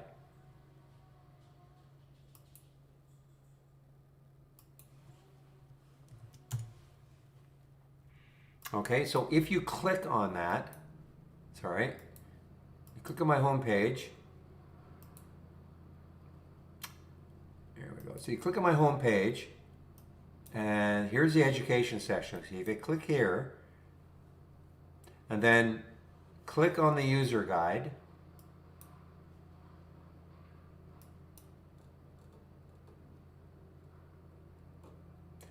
you see there's a section on sound alerts and how to attach a sound alert to, you call it your higher day momentum scanner, but there's a section on how you create. I'll show you, but as reference for anything you're probably looking for, this is the user guides. It's very well done, I think.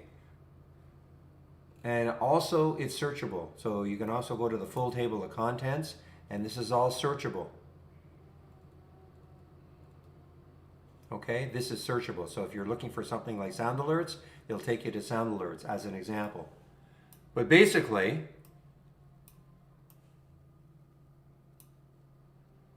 so that's good reference for you, going forward. Instead of having to rely on somebody like myself, or it's off hours, and well, how do I do this or that? You can go to the user guide. But basically, you're just doing this: right click, alert, right click on the alert window, click on properties. I'm sorry, click on, click on properties, and then where it says actions, click on actions. Okay, and then you just kind of follow this. You click on the play the sound, click on it, and then click on setup sound. And you can have, say, one window text to speech if you want. You don't have to, of course. Some people like to have one window that where the symbol is read out. And the reason I say one alert window, the whole idea of sound alerts is you put a different sound alert on the different windows, okay, that you have, different scans you have. Obviously, you don't want to put them all text to speech, otherwise you'd never know which window to look at. So if you want, you can have one of them. You don't have to have any of them, but if you want, you can put one of them. Otherwise, click on that Use Custom Sound. Click on Select. And all this is covered, okay, in the user guide. And then we have these three folders. Three folders. Each folder has some sound alerts.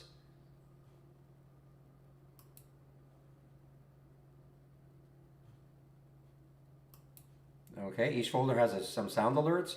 You can left click on one to highlight it, and then you can open it, and you can play it. And if you liked it, you play it, and you like it, then you just say okay a couple of times, and then that gets attached to your window. Now listen, I've gone over a lot, but that's all in the user guide. So you can put a different sound on the different windows, so that when you hear a sound, you know exactly which window to look at.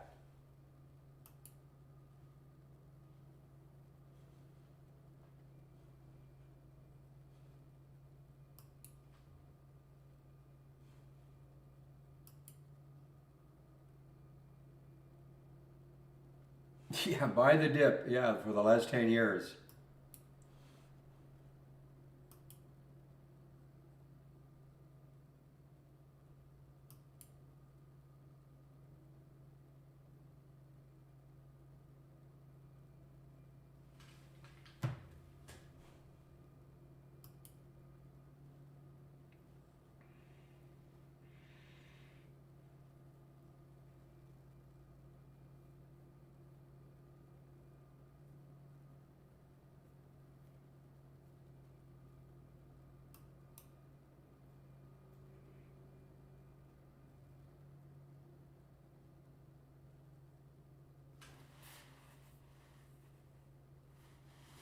All right, guys, so let's take a look at this Tklf. It did win the last race. But up to this level here, though, it's really got to, I think, in my opinion anyway, it's got to really break through here. Volume is coming in, though. There's, little volume bar on the 15. What time is it? 2:13. So this has another minute and 40 seconds before it closes. But at least you can see a difference, okay?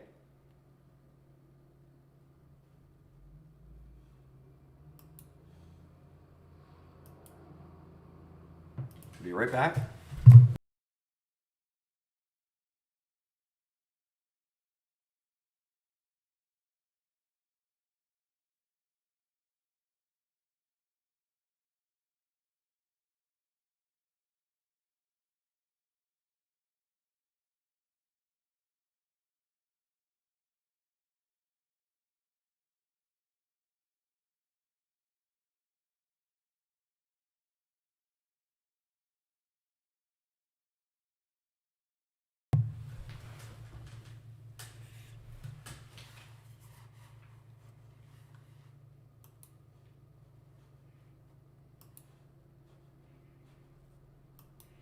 And again, everybody, take advantage of our price alerts window, okay?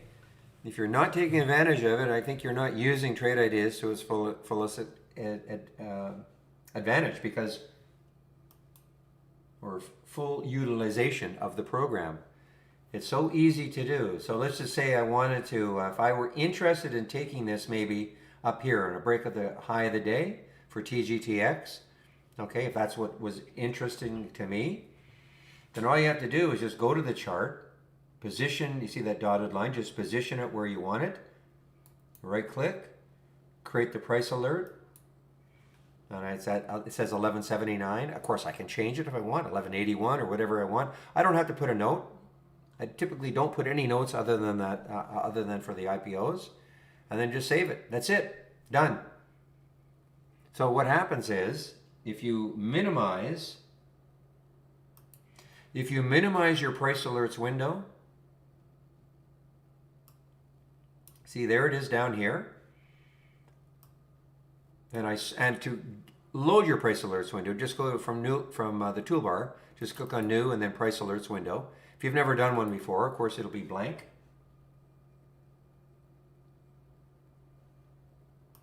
Okay, it'll be blank. Then I minimize the window. And what happens is, if I get a price alert, this window pops up on my screen. I cannot miss it. I can put a sound alert on it also, just in case I wander away from my computer. You know, I've got a wireless headset, so I wander away from my computer, and I know I have a very distinct sound for this one. So I can come racing back and take a look to see what's happening. I sort on the trigger time column, so the last one will always be at the top. So again, if you're not using it, I think you're not fully utilizing the program.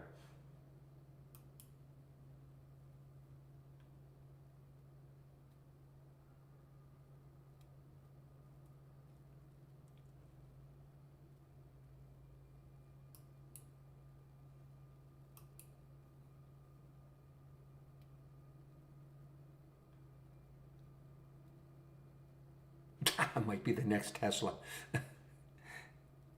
There was actually some news on it on Friday, I thought. I mean, other than the fact that, it was a 2-day IPO. But didn't they say they something to do with Nightscope?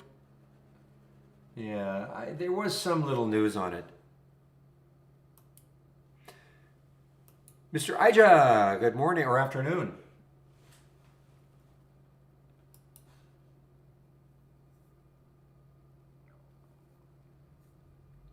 So when you say how do you switch the top list for the race, what do you mean by that exactly?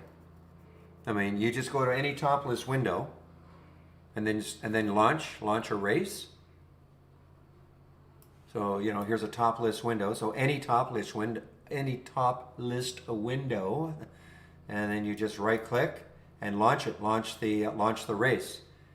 And now it's up to you. I can't tell you what you're going to use, but you can run the race on the various column headers. Obviously, in a case like this, that's not that interesting. But if you have the change from the open, okay. So now you know what to do. Okay, so you can run the race on any column header, and you can, expand. How many do you want? Race lanes. That's the number of symbols. I've got mine on auto and replace cars, because what happens is you might have a top list and something is buried down here, and all of a sudden it starts to race higher. It'll add, but I have it on auto rerun. Okay, so what that means for me, that's why this race keeps running over and over and over again, based on my top list.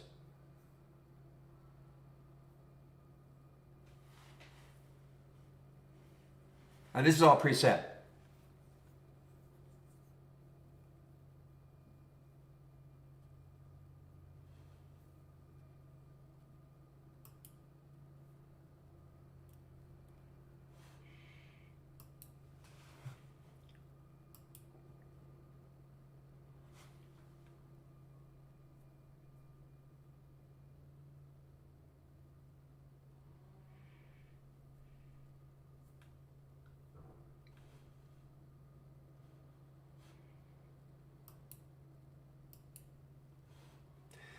And I think these, a lot of the stuff, of course, in my watch list, though this one is not TGTX, but the Tklf, I don't know if you have float information. I think we might have it. No, we don't have it.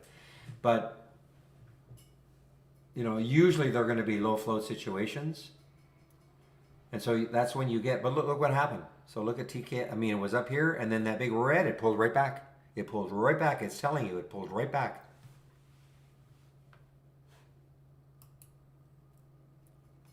And you can see on the chart what it did, you know, got up here and then it pulled back. Just an interesting visualization of a top list in a very different way of seeing it.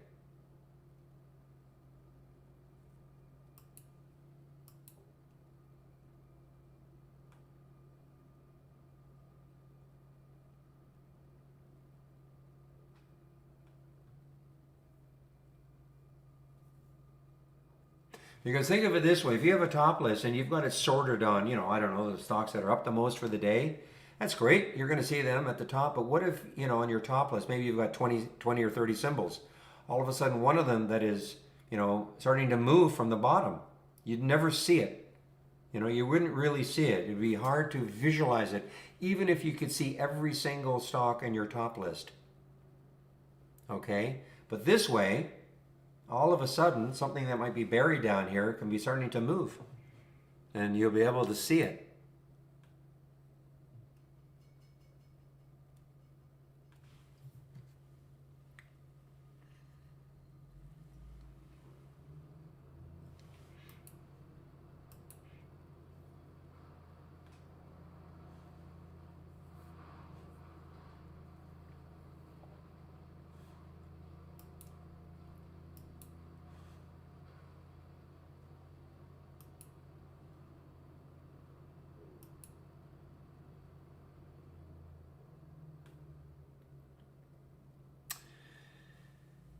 Whew. All right, guys. Again, I haven't had a new alert for a long time.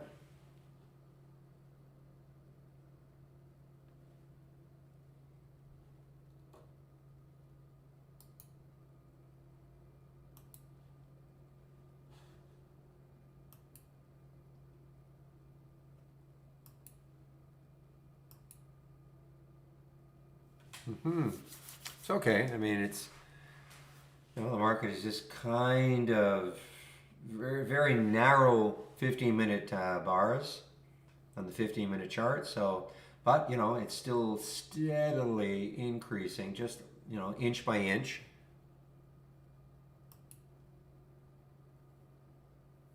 Yeah, it doesn't look good for KSCP.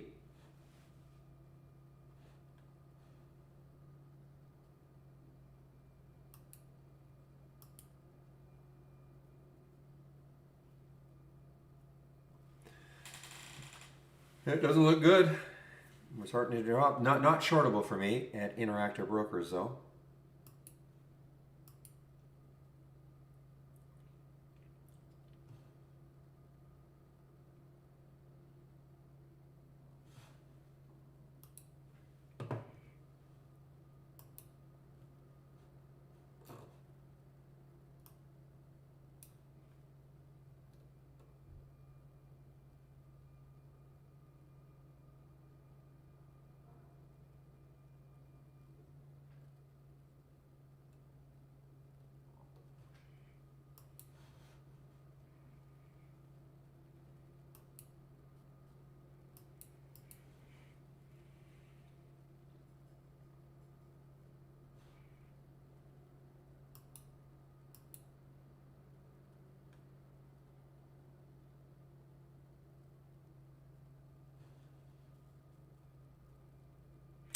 If you're talking about Rajan, I mean, or Jean, I mean, yeah, 50 cents to try to, in my opinion anyway, to try to get 50 cents out of KSCP when it is so whippy, I don't know where you'd put your stop.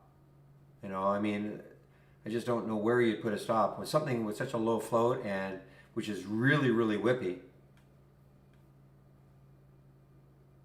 You know, it's even got a, well, and it's got a 15-cent spread right now. To try to make 50 cents on something that's got a 15-cent spread. I know it's tightened up a little bit, but to me, this is for me personally. This is not the type of stock that I'd be trying to get 50 cents out of.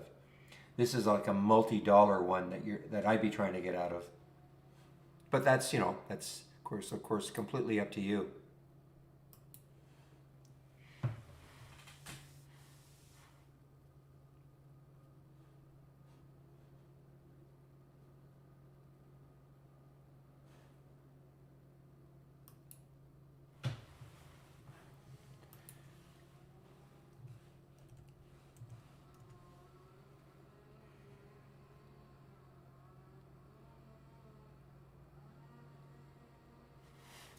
Well, this one. I mean, it's 396. Sorry, 396 is the next high, and the next high in the daily chart is up to 650.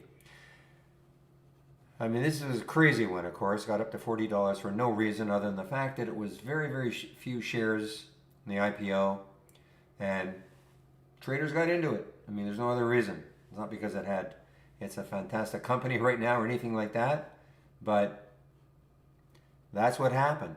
And hopefully nobody was in this room that is still holding at $43, basically 90% down.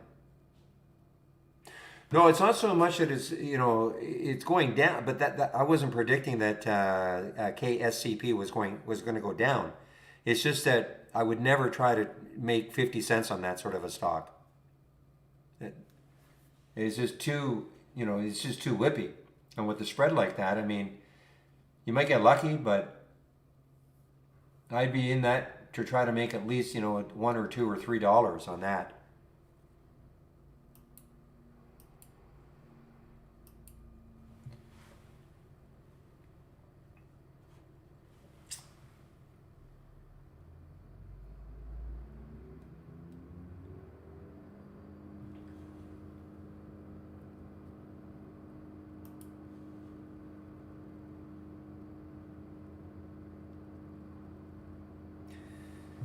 But this one, when I say this one, TKLF, I mean, if it ever gets any volume, more volume coming in, like one of these bars here, one of that, like a volume bar like that, that was at 11 o'clock, and look what it did to it. But you need the sustained volume all of a sudden. I mean, it's a ton of volume, 36 million. This is a Japanese, what do they do? It's a beauty stock? Yeah, beauty retailer.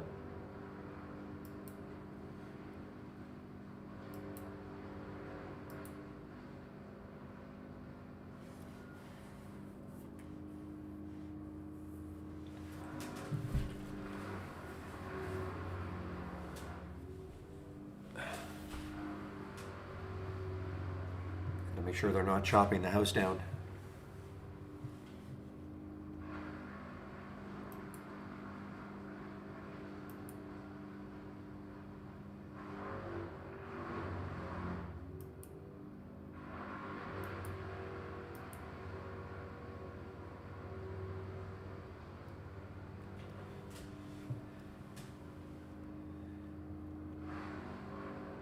All right, guy. Well, 2:30. Things are really quieted down. Nothing from your topping scan and from 124. That's the last alert I've got from your topping scan. Zach, not one of the bounce, which I'm surprised. Well, I would have thought you'd seen some stocks that bounced.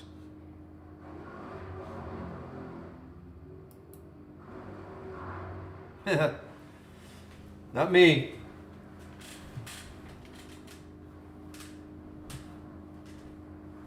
Yeah, you're gonna hear a lot of chopping and cutting the next 3 days.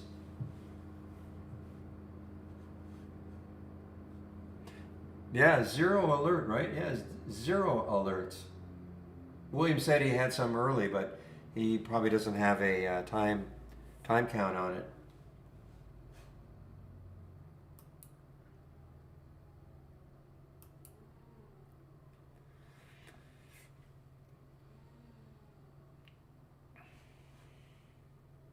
Yeah, I'm just bowing out now, guys. I mean, look at TKLF. It looked kind of promising for a bit there, but I wouldn't. Here's where you can really start to chop up your account by getting anxious about trading, wanting to be in a trade when it's really not a great setup.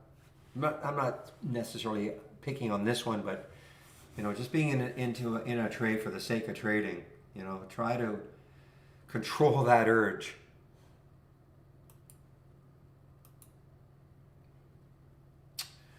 Well, I do see that one on my option scanner, PRVB, but yeah, I mean, it's just not doing it.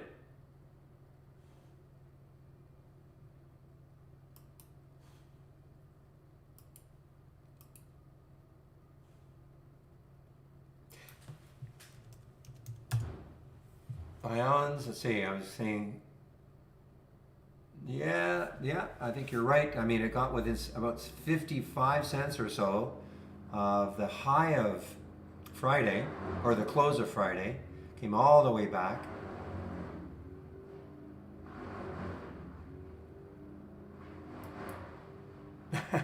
Okay. Chatting with somebody in our YouTube room.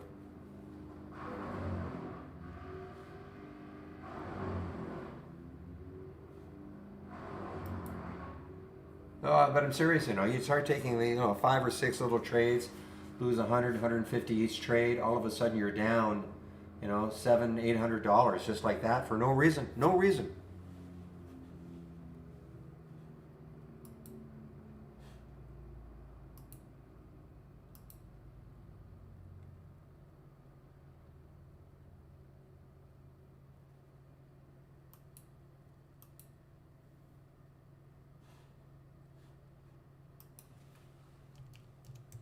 I mean, this does look right for a short. I mean, it's underneath that whole number 31, 3098, 3102. There's probably some support right around maybe 3066, maybe. So it's not, I mean, that support, if that holds, to me, that's not enough.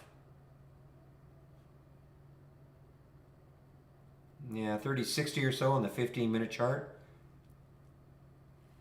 Now there's the 8 EMA on the 15-minute chart. I guess if it got below that, the argument to be made. There is a cross at 3107, 8 EMA crossing below the 20, the 20 SMA on the 2-minute chart. So I mean there is that.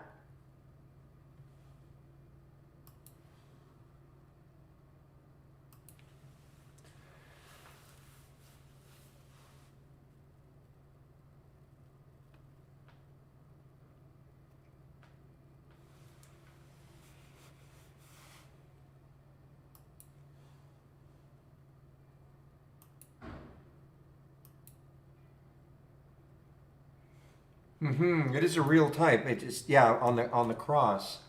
I'm just a little. I'm just wondering though if this is too much support. It's not that far away. Both on the 5 and the 15. Now what you've got, if I don't know if you've taken the short or not, but obviously what you've got going for it, I mean, is the news. But it has rallied in a spectacular way off that what seemed to be really bad news. So to recover almost completely is pretty good.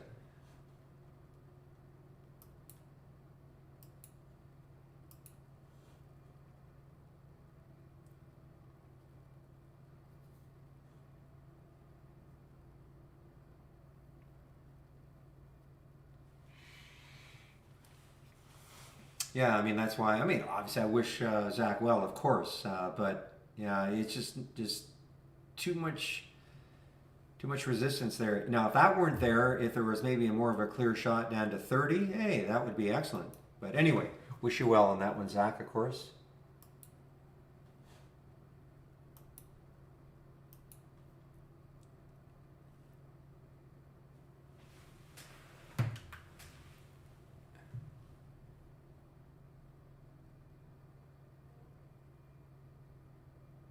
All right, give me a moment, please. I'll be right back.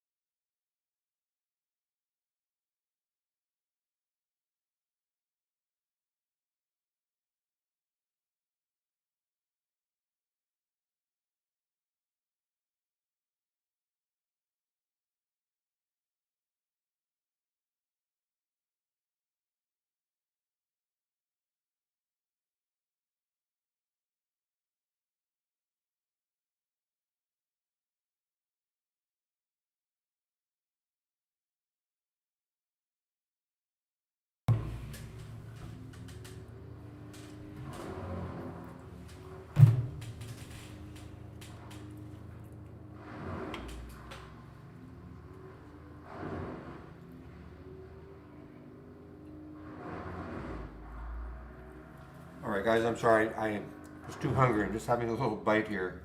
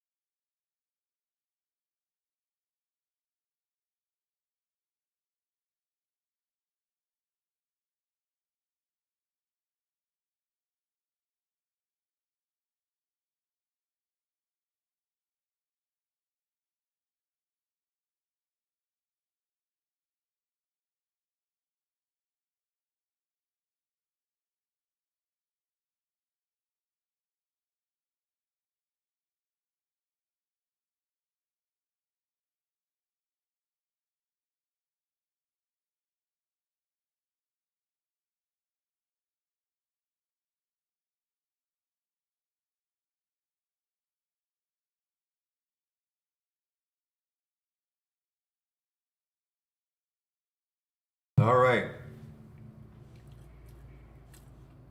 I'm really bad at identifying things like that, head and shoulders and things like that. I don't know.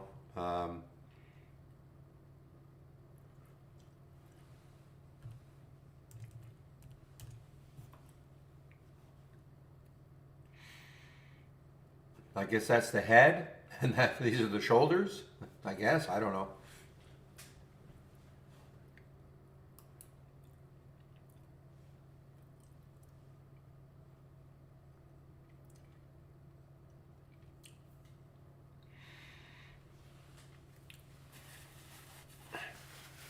Yeah, I'm not a big pattern recognition guy at all. These sort of patterns. I mean, yeah, I know what they are, but I don't really pay that much attention to it. But I know many do. So hey, great. And I see what you're probably looking at. Okay, if the shoulders hold, then it could bounce. Is that the idea? Or if it takes out that shoulder there, down it goes. I don't know. Is that right?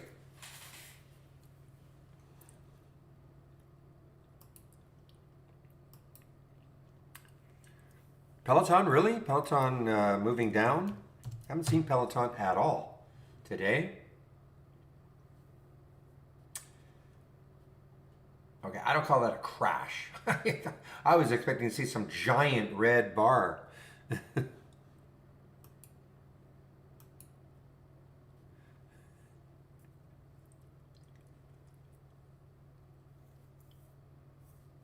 Hey, what can I say? I'm not a big pattern guy.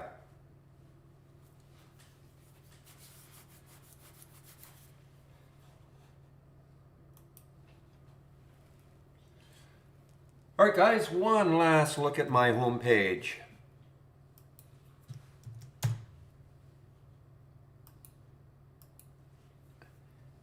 Oh, some news came out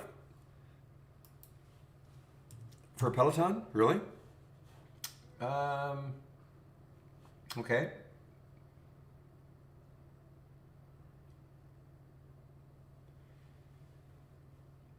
Uh, 1437 Peloton internal docs show its slash 2022 sales goals for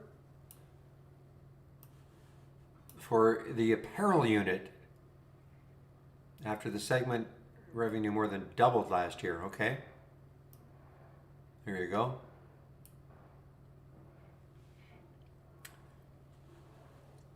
All right, here's a little race going here now, guys. Tklf now. Tklf is back over.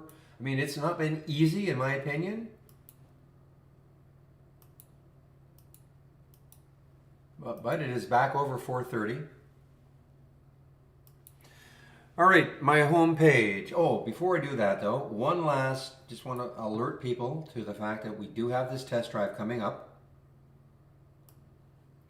So if you click on that link, and give us your hard-earned $11.11 right now, what you're doing is you are pre-registering, okay? That's what you're doing. No data until the 14th, February 14th. So if you sign up now, that's all you're doing. And for $11.11, you'll get 10 full trading days with trade ideas. That'll go from February the 14th to February the 28th inclusive, which is 10 trading days. When the test drive is over, it's over. Nothing for you to do. You don't have to unsubscribe from anything. We do not put you into a subscription, okay?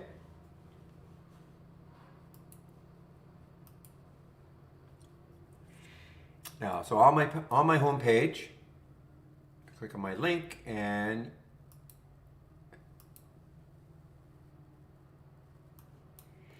all right, so here's a way in which you can take out a subscription right now. Barry for Alpha, 15% off is the promo code you can use. First month only or the entire year. Here are the 4 plans: annual, monthly, premium, standard. Take the 15% off the annual, and on the monthly, take 15% off that first month only. If you maintain a monthly subscription, this is what you'll pay going forward. At all times, if you want to upgrade from a monthly to an annual, we will take 15% off. And the big difference, AI really didn't have the right direction today, but you know what? Got stopped out of the trades.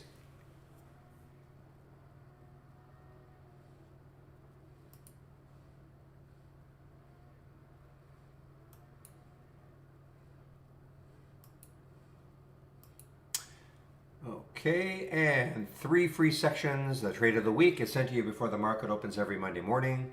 Stock of the day video that I do at noon. And then all the education is here. I like to just go over that just a little bit. Great user guide now, very comprehensive. I mean, you can use this if you're brand new. I would probably look at the 20 lessons first, but I mean, this is all in categories here, all right? But it's also a full table of contents that you can search on. But I would probably take a look at the 20 introductory lessons. This is probably the quickest and easiest way to get, you know, some knowledge of trade ideas. All the basic features: top list, alert windows, the single stock window, introduction to the cloud, very important. The price alerts that I've gone over. You know, the price alerts window, setting a price alert on the chart. And then the AI, nicknamed Holly, and then Brokerage Plus. Okay, so all the basic features are covered here. Daily support, you know, I take my break at noon. Another trader takes over in our YouTube room between 12 and 1. And then Chris Varley, Trade Ideas, he's there Monday to Friday between 3:30 and 4:30. So I keep the room open till 3:30. And then I shut it down. You can always head over to our YouTube room. Before I shut the room down, I put the link in to the YouTube room. All the webinars, we have webinars this week, Monday and Wednesday, next week, Tuesday, Thursday, but you can sign up for them all here. And again, if you're new to trading, Michael Noss at Trade Ideas put this together. It starts off with, what is a stock? Okay, so if you're new to trading, a great little series for you, all free. And last but not least, my scans. So here are my scans. All my scans are here that I'm sharing. Okay, and don't forget, we have a lot of scans. If you click on from our toolbar, and then new, and then dock channel bar, all of these are themed layouts with scans in them. So we have created a lot of scans for you. So if you don't want to create any of your own, we've got a lot that are covered, all the different types of trading styles. So a lot of information. These 2 sections. Save my link, and then you can look at these at any time you want.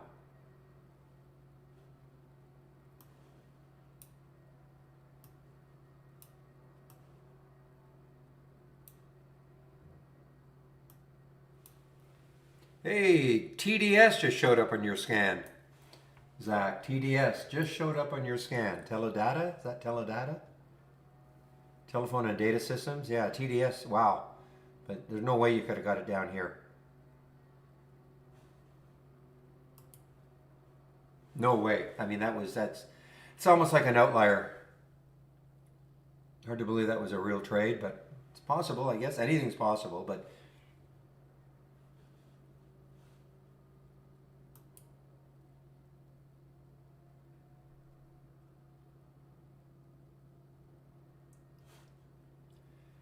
all right, starting to get a few alerts here. Groupon, as an example, GRPN. Now, what do you see? 31.46 or 31.55. 200-day moving average. So that could easily stall it for a while if it gets even close to it. But yeah, what's that? Didn't they put an $80? Somebody put an $88 today.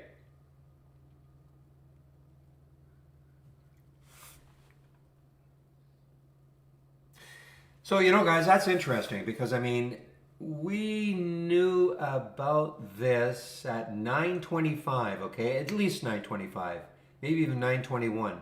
So before the market opened, this group called Prescience, Pre-Science, I know that's not it, but Pre-Science Point Capital, okay? And they put an $88 price target on it. And the stock was still here. This is 950. I'm sorry, 915. So that popped it up to what, 28. Market open though, and it popped all the way up to 31. Only on that news. I don't see any other reason for it. Okay, this is what we're talking about. I mean, that's somewhat ridiculous, but hey.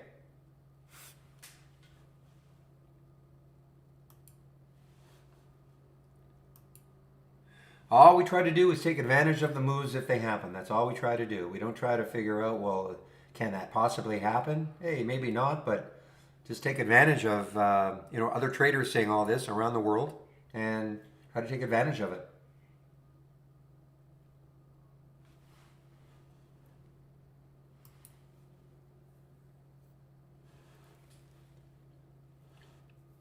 Oh, did RGLY also have a huge bottoming tail? Come on. Or is it RLGY? You messed me up there. Oh, a pop. Oh, I see. So the reverse. Interesting. So the other one was big bottoming tail down. These are big topping tails up.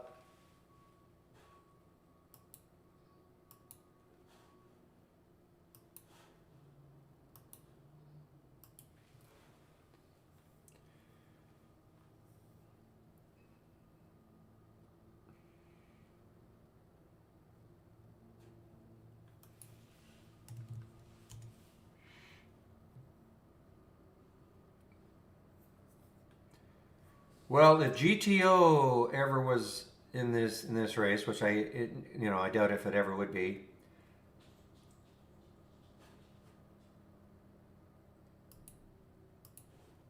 then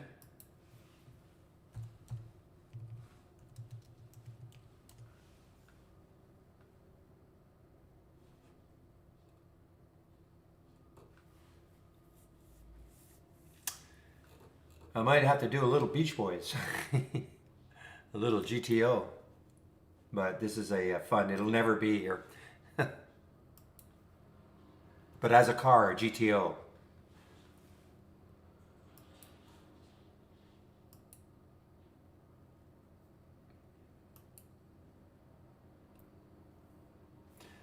Yeah, Herbalife. What was the other one that used to always trade with Herbalife? New Skin, right? I don't think they're around anymore. HLF, but it was New Skin, I think. I don't know if they're still around. I think did they get bought out? Oh, there it is. There's New Skin too. So Herbalife and New Skin, NUS, used to always trade the same. I thought they'd been bought out.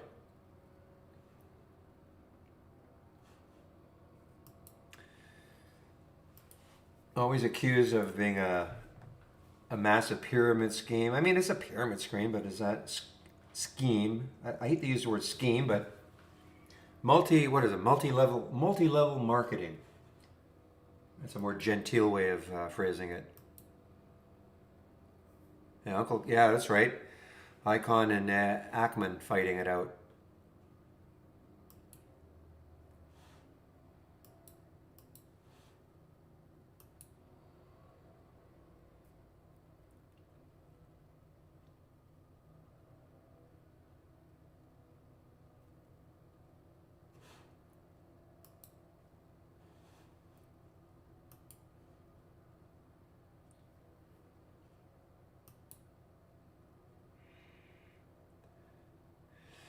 You know, it's so many years ago, but I remember, I mean, it was wild, you know, billionaires slugging it out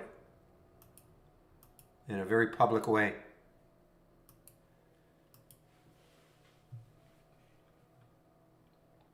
Probably if I go back, yeah, it's here. I mean, this is back in 2000. This is around the time.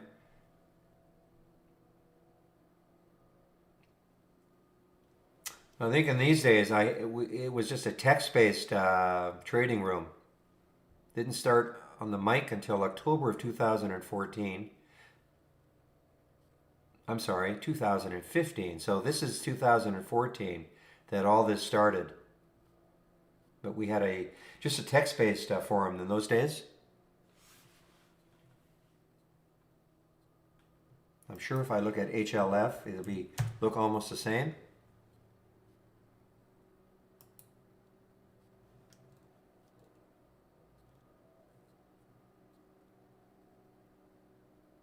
Yeah, it was really sliding away.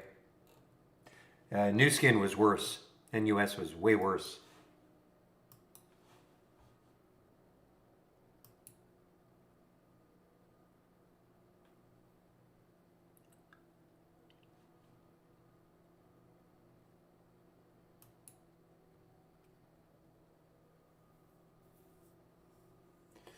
Man, this is almost there, guy. Well, not quite. 31.55 is the 200-day moving average. What did it get to? It got up to 31.06, so within about 50 cents of that 200-day moving average for Groupon. What do these guys do anymore? I mean, I know I could read what they do. I mean, I know what they used to do, but the early days used to get all those coupons from Groupon. So they must have really changed their. Well, of course, and this is a bit of a misnomer because this is not really. This had a reverse split, at least one.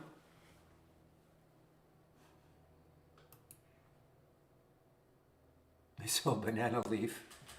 You know, Zach, when you post stuff like that, I always think you're kidding, and then I find out that you're not.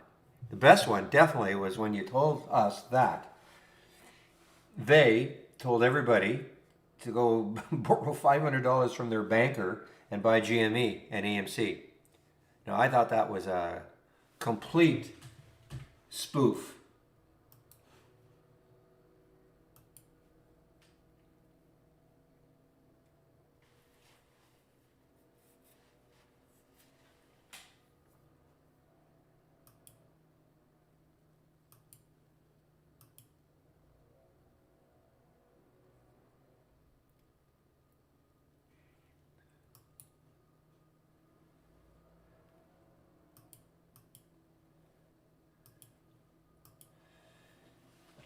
All right, guys, we're getting close to the end of my mic session. I say I'll keep the room open until 3:30. I'll just put that announcement in.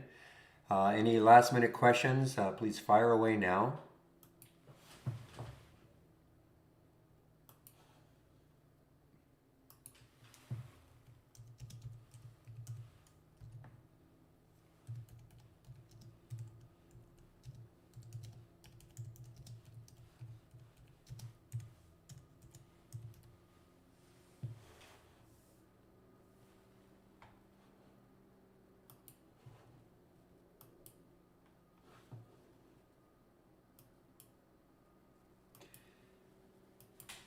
Yeah, we're not in that market though. I mean, you know, obviously the KSCP was awesome if depending where you got it on Friday, but yeah.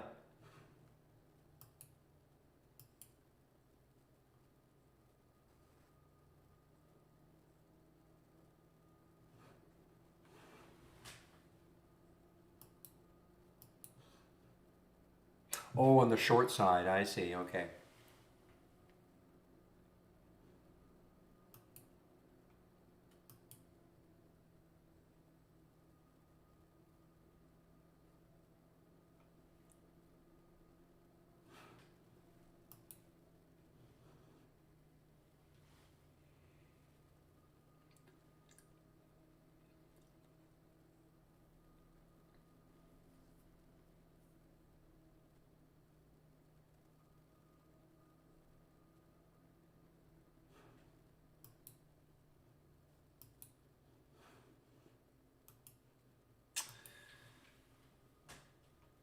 All right, guys. Well, I think I'll mute myself now. I don't see any other questions. Again, if I have any questions that need answering via mic, I will pop in. I don't really leave. I just sort of give the voice a rest.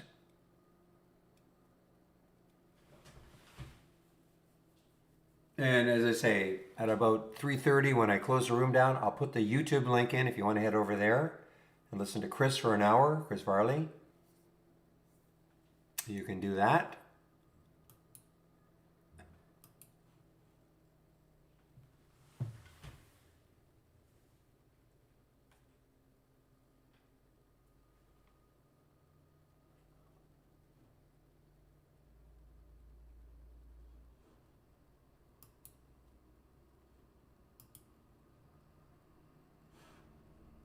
Okay, guys, I'll put myself on mute now.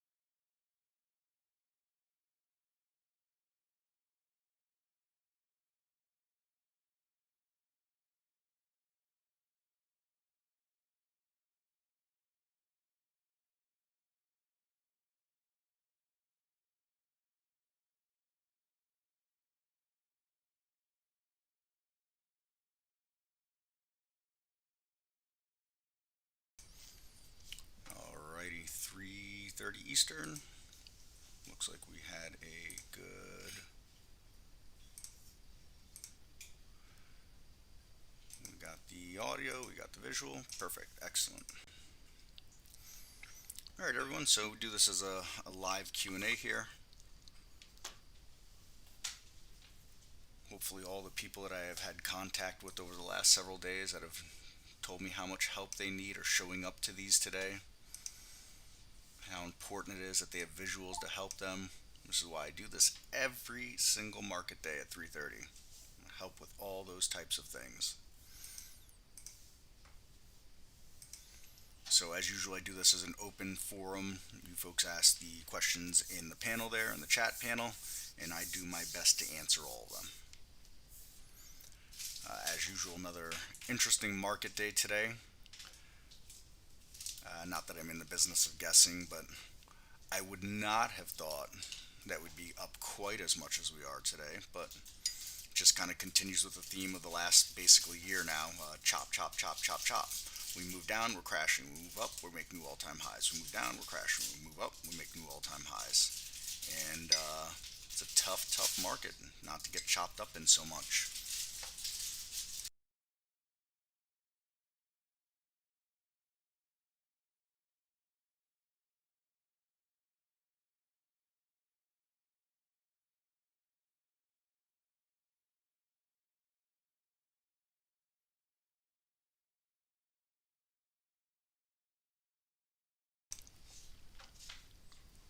So anyways, that's the environment we're in. That's what we have going on.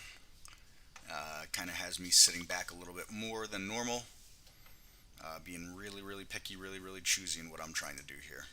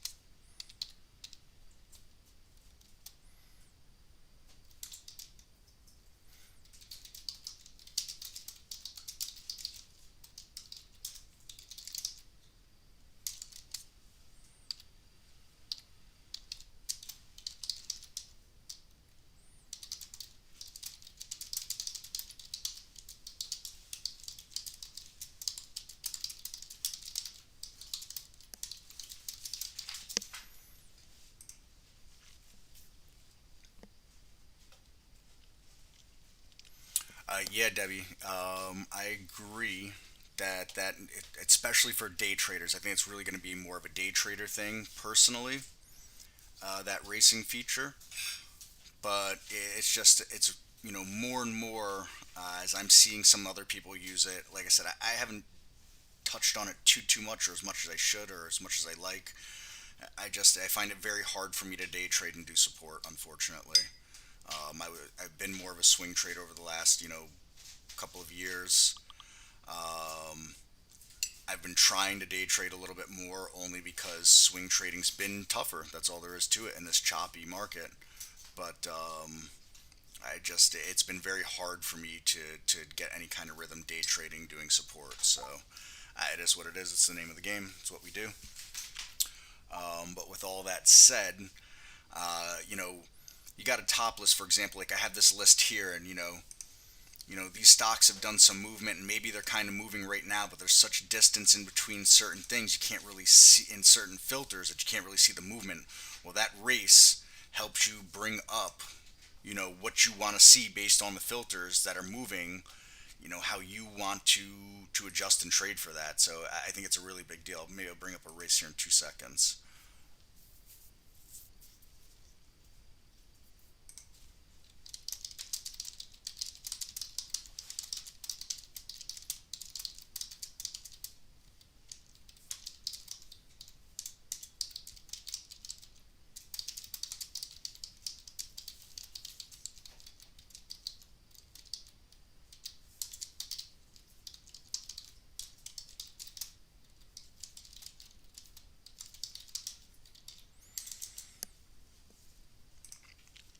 So let's see.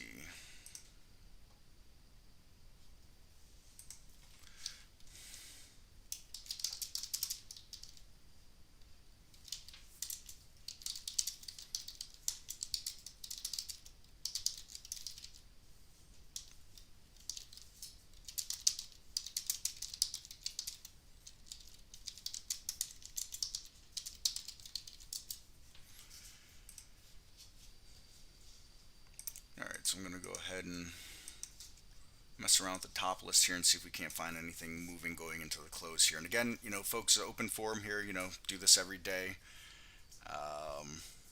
I can't count how many people email us all weekend long saying how they need to see things visual and they need all the support and they need it live and all these things. And I cannot tell you that I don't see any of these people here with their insisting that they need live support. And if you are here and you are one of those people, please ask your questions. That's what I'm here for. I cannot answer questions that are not asked. So, all right, let's mess with this here. Let's see, Windows specific filters. Let's go with stocks from $2 to... Sam, how are you? Thanks for popping in. Happy Monday to you. Let's see, relative volume. Let's throw a 3 in there. And so the real thing that I'm trying to do with the top list for this race is I want it to filter to a certain set of stocks that are meeting this criteria. Then I want to use the race to further separate the pack, essentially. Let's see, since we're going so late in the day, I want to see... I don't want to see anything too unliquid, but we also, just in case something all of a sudden has its moment, we don't want to cut that out either. Let's see, change in the last 2 minutes. Let's add that filter. Let's see something that's got to be up at least 1% in the last 2 minutes. Now let's do 0.75%. All right. I think this will get us some stuff here. Not too much, less than I would have thought. Let's try something different here. Let's get rid of the change 2 minutes. Let's go with change on a bigger time frame. Let's go with change in the last 15 minutes. Let's add that filter. Now let's go. It's got to be up 1% in the last 15 minutes. Let's see if that does anything better for us. A little bit. So all right, let's launch this race.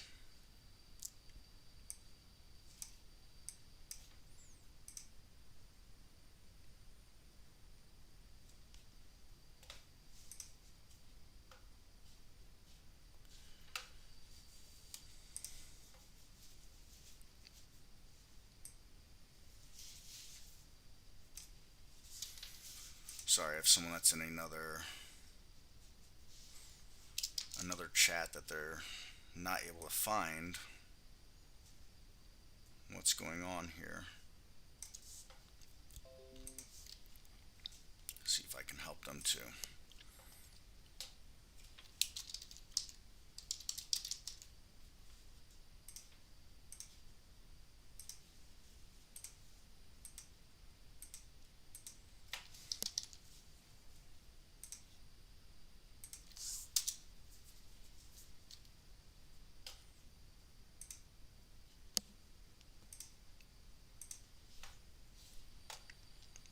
Here we go. Let's go. I don't know how many stocks are going to populate on this or not. Let's do a 2-minute run, and we're going to go.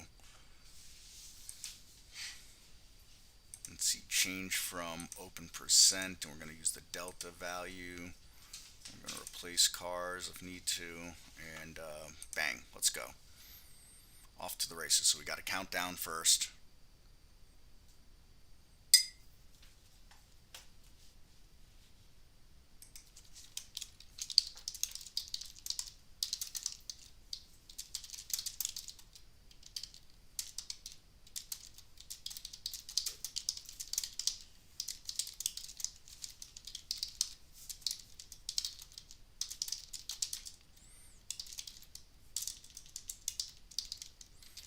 There we go. So there we are. We're off to the races. Let's take a look here at some of these things that are coming through here. So FGI, what are you doing right now? Interesting. All right.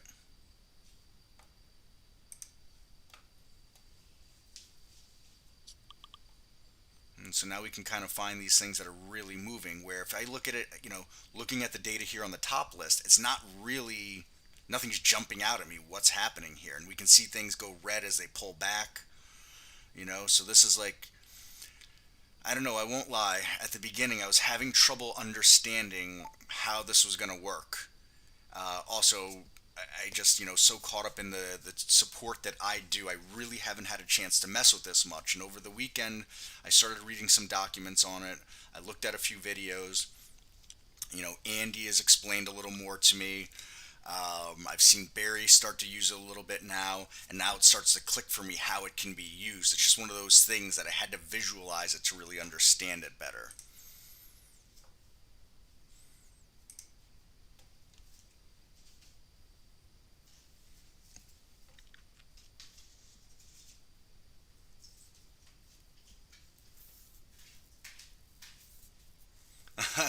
Yeah, thanks, Peter. Yeah, the snow, we got some snow, but it was hard to say how much snow we got because the wind was blowing so hard you couldn't tell what was going on. So, um, yeah, I could share that out. It's going to be just be called default top list because I set things up messing with some stuff here that I kind of knew but didn't know before, so I'll explain that in a minute too. So let me share this out if you want to hear. You can rename it whatever you want. I just did, just trying to find things that are kind of moving right now with this. So all I did was I took, you know, stocks $2 to $50. Traded 150,000 shares today. Relative volume's got to be one. It's up at least 1% in the last 15 minutes because I'm really trying to isolate things going on right this moment, essentially. And then the other thing you want to do with the stock race is at the columns, because the columns is what you're going to be able to sort off of here for the race. So like I'm using the change from open right now, but we could also go with, let's say, change 2 minutes, for example. So let's go with this change 2 minute column here on a percent. Let's show that column, all right? And now we can run a new race. So I'm going to get rid of that race and we right click. And so, you can really start to dial in what you want to see on a time frame like this, especially for the people that want that real fast pop, that real fast move. Now all of a sudden, instead of having 30 scanners trying to look for these things, you can have 1 or 2 races going. That's going to point you exactly what is moving at that second. So let's see, price, we're going with, not price, I'm sorry, based on change in 2 minute percent. Again, we want a delta value here. Let's replace cars. Let's do another 2 minute race. And let's play it out. Let's see what happens here. And then let's see, hi Chris Guy, advice, live, simulator trading, we're going to trade as it is not live. And limit order buying, showing me delayed.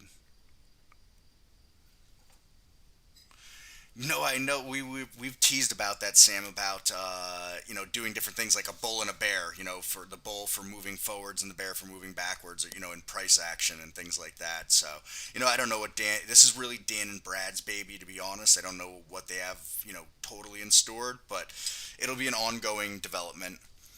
And then TRD.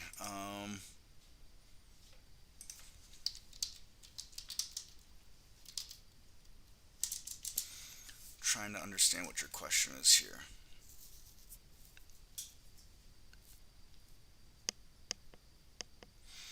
Well, don't use TD Ameritrade for your trading. Use our simulator, TRD. Open a brokerage plus window and then just use our simulator instead. Sorry, ATXS. What do we got going on here? Look at that move that we're finding right now in this. Look at that. Beautiful. Now, not a ton of volume in it, but all the same, we found the move. So yeah, TRD, that's my advice to you. Go use our simulator. Don't use their simulator. Because I don't think they'll give you live data in that simulator, unfortunately. And this is just kind of scratching the surface. And look, I've set it up so cars drop on and off. So now all of a sudden this stock is hitting here. And here we go. We can see that this is making a nice move here again. And if it's someone that's trying to scalp, make a short play, well, maybe you got a little room to the top of this 5-minute candle here, Excuse me, top of this 15-minute candle, top of this 5-minute candle here. So, And we could see we had, I don't know what that stock was a moment ago that was winning the race, and it dropped off completely, and TKLF took back over. So I don't know. This has got me excited. Maybe I'm going to have to take a couple of PTO days just to trade. Mike C, what's happening, dude?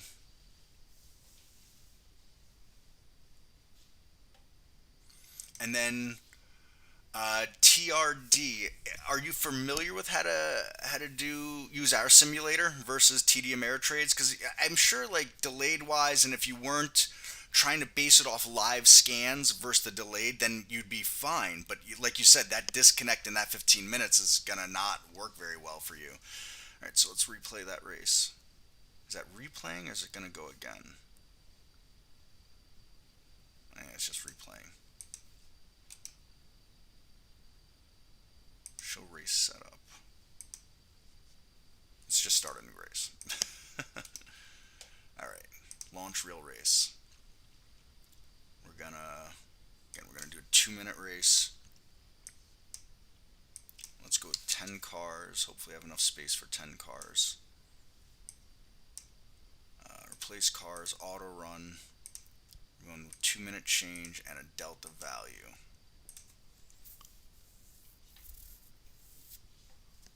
No trading today, Mike C. Why not? Weird choppy day. No, not a weird choppy day, but a weird choppy market we've been in for so long.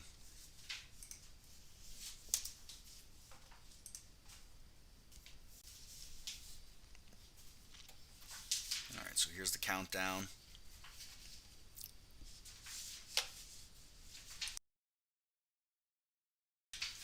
And the race is off.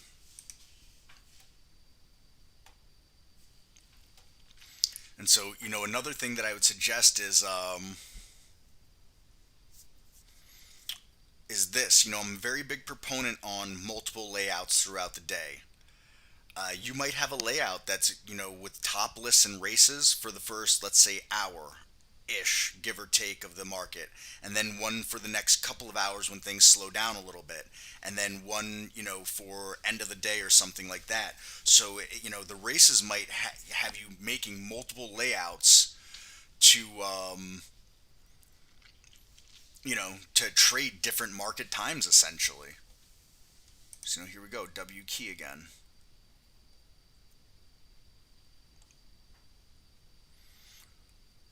I have a big feeling about tomorrow's. We do marketing meetings every Tuesday and Thursday, and I have a feeling tomorrow's going to be another long one based on these races. So no, the race is based, Sam, on this top list. So essentially, this is what it does. First, I'm filtering stocks to this configure on the top list here. All right, nothing crazy. Just, price between 2 and 50, traded 150,000 shares today, has to have a relative volume of 3 and has to be up 1% in the last 15 minutes. And then what the stock race does is essentially, if we come into the configure of the stock race, all right, I am using the change 2-minute column. Now, even though 2 minutes doesn't really have anything to do with the scan actually, I want this showing me stocks based on the percentage of 2-minute up on a delta value of that running over a 2-minute race. And I want cars to drop on and off. So the only cars that can come on here are ones that make the top list. And then the cars that are going to lead are the ones making the biggest move over 2 minutes in a percent. And that's essentially what the stock race is doing. No, Debbie, I think it's a big deal to do that. Who's the one that really got me doing that was actually Bill that I work with. Years ago, I had a big problem with. There's a few things that were going on. First, I had a computer issue, and then an ISP issue. But I also started. I didn't realize that putting big server counts, or excuse me, sort counts. What's the word that I'm looking for? Sorry, hold on, right click. Jeez, I can't even think. Record counts, sorry. I didn't realize that having big record counts in my top list could slow me down so much. And I probably had like, let's say 5 or 6 top lists, but they were all set to 1,000. I just set them to 1,000, even though 1,000 stocks can go on it.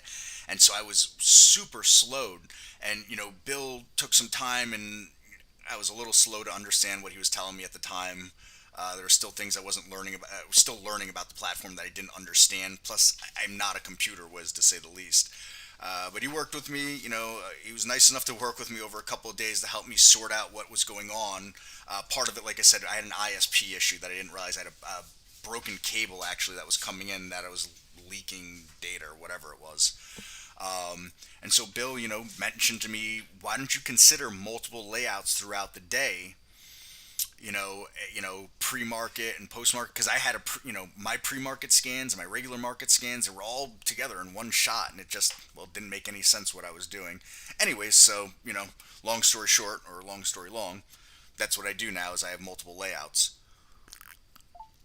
I don't always use all of them, but, they exist.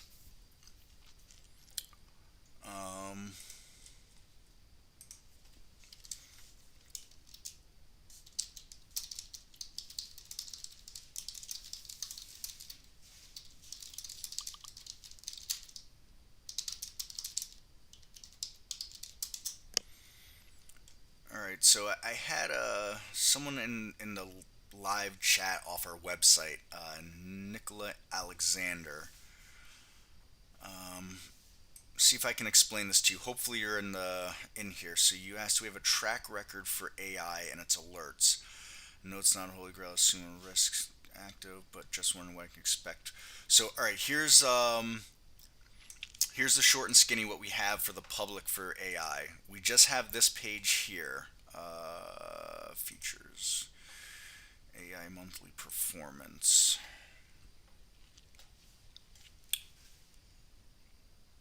Okay, so right now this is all we have, and this is essentially taking, no, I don't need to save my spot. This is essentially taking every trade over, this calculated period and risking $100 per trade based on Holly's stop loss, and doing it like that essentially. There's no slippage or commissions that are placed into any of that. So that's what you're looking at over that period of time, going back from the beginning of 2020 to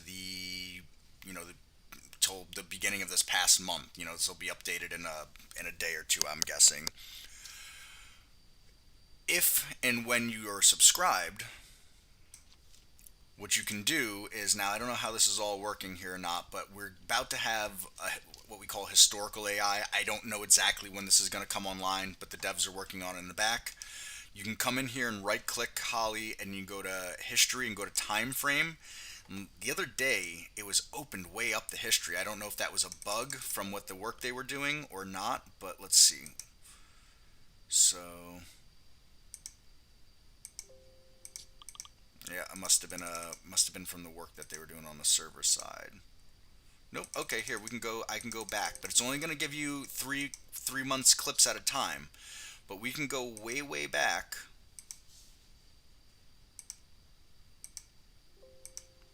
All right, let's see here.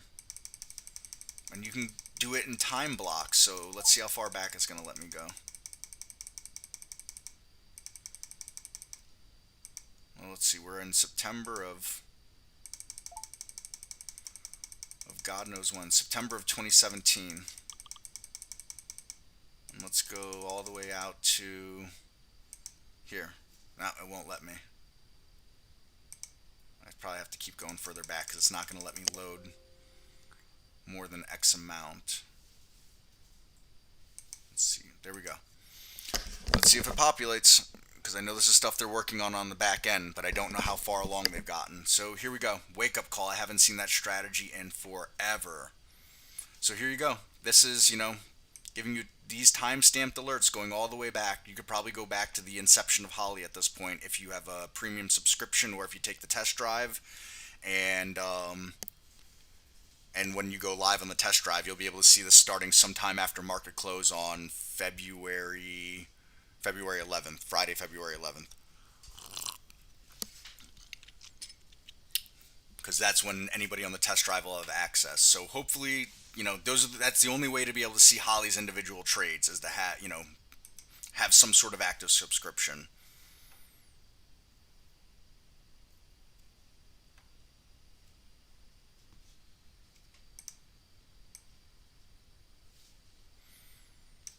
So very interesting that they've opened that up. Now the other day you could actually put more than 3 months data at one time on here when I was playing with this. So they've cut that back off. And so, I don't think this was supposed to be the way it is right now, but it is for now anyways. But our goal is to have it so that you can see literally every single Holly trade at will.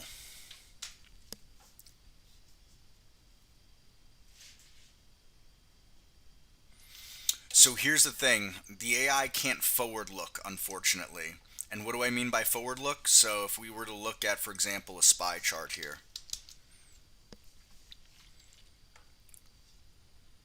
The AI's backtesting has been on this mostly for the last little bit. This chop and slop and then this downturn. So she was looking kind of down and got rope-a-doped and hit this way by that happening right here. So it is what it is, unfortunately. She's had, quite a run for the last couple of months, to be honest with you. I've been watching Holly since very, very early. I was one of the early adopters of Holly as a Trade Idea subscriber, and I've never seen a run like this with Holly.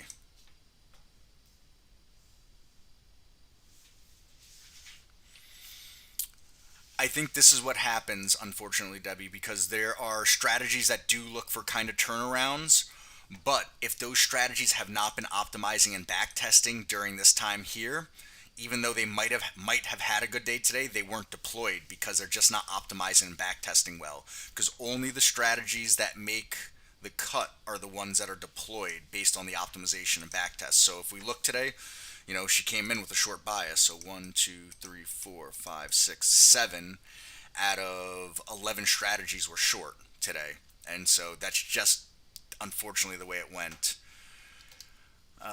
We'll see what happens moving forward as we consolidate more market data onto our side, not having to pull it in from so many sources like we do. I think that's going to give us a lot more liberty with things, but they're baby steps that are involved in a lot of this. I can tell you today that there was internal testing that was supposed to go on with the early market data, and there were things that went wrong early in the morning for that data coming in, and so now tomorrow there'll be early market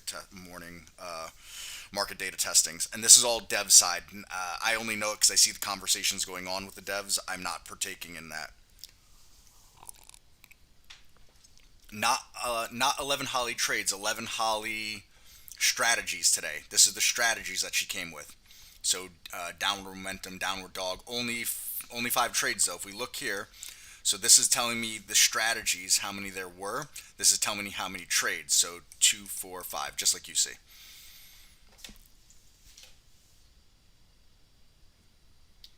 So what I do is, because I've tried to trade Holly a little more lately, like I said, day trading is just it's not gone for me the way I would like with the support that I'm doing during the day, and timing wise anyways. But what I do every day is I come and I look, what is Holly biased to right now. So not that I had a short bias today, but as I commented early in the session today, I thought we would be up today. I was pretty sure we'd still be up today. I just didn't think that this was going to happen today. I really did not think that was going to be the case. 450 I think is going to be a line to look at now coming across here. That was a terrible drawn line, but you get the point as far as a market thought goes. But aside from that, so like I said, Holly back tested based on is based on this right now going on, and unfortunately that's what happened. So as the old boxing saying, rope-a-dope.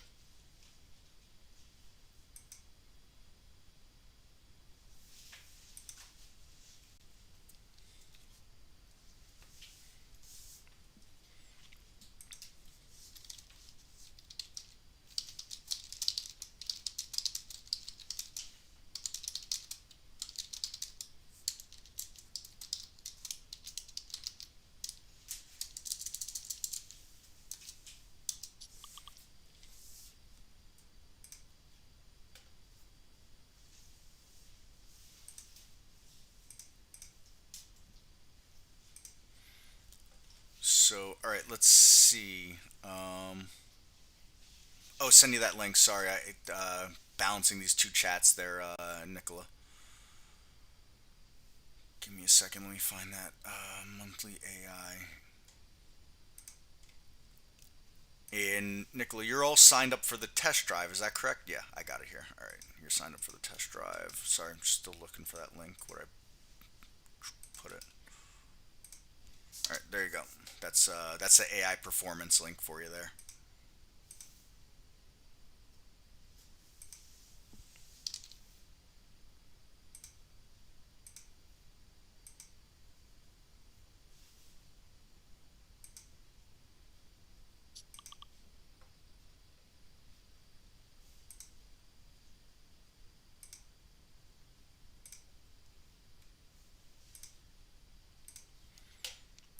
So let's see. Oh, market's closed. All right, so that race will be over now because, well, I don't know if it'll keep going or not now. I guess maybe.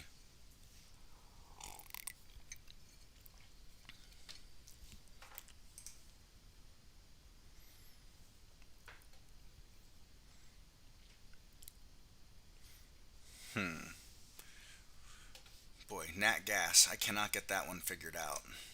So all right. So I think this is going to be amazing in the post market too for scanning. Look at this. We saw these moves coming into the close, and now we could scan based on what's happening in the post market. So let's mess with this scanner right here for the post market now. And make sure I'm all caught up here. If I missed anybody's, I think I got all the questions and stuff in here. If I missed someone, let me know. I apologize if I did. I'm trying to juggle a few things going on at once here.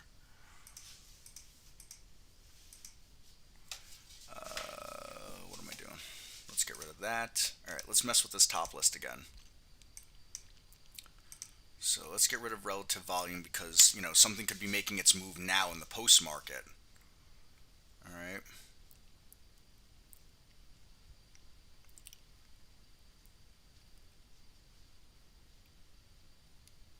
Volume today. How do we want to do this? What do we want to put on here? I don't think there's actually a post market filter I want.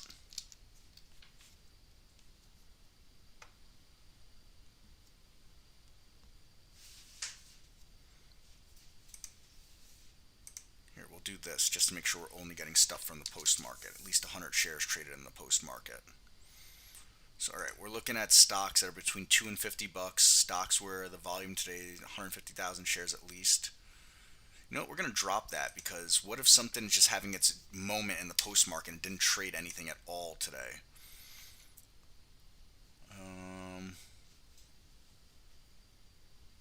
I don't even think we need this 15-minute here. So we can do a lot less filtering actually with these.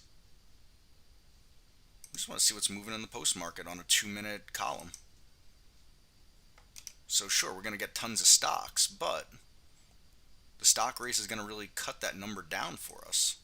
It's going to do more of the work and show us what's running. Oh boy, I'm excited about this. And I have a rule about trading the pre and post market. I might have to violate that rule the next coming weeks.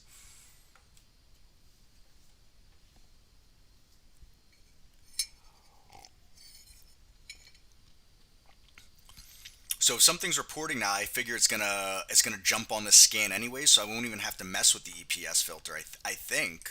Let's go change 2-minute again, and we want the delta value.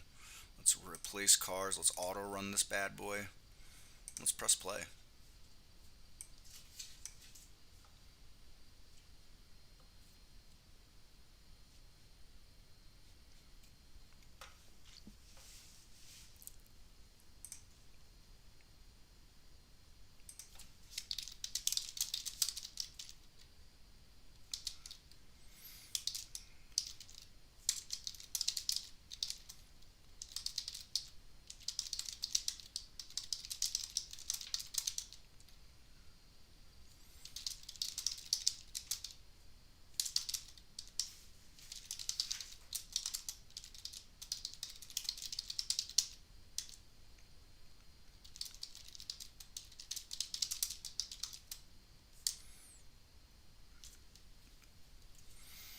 So, alright, we don't have a whole lot moving here on a 2-minute basis. And these guys are all here. Whoa! ENLV!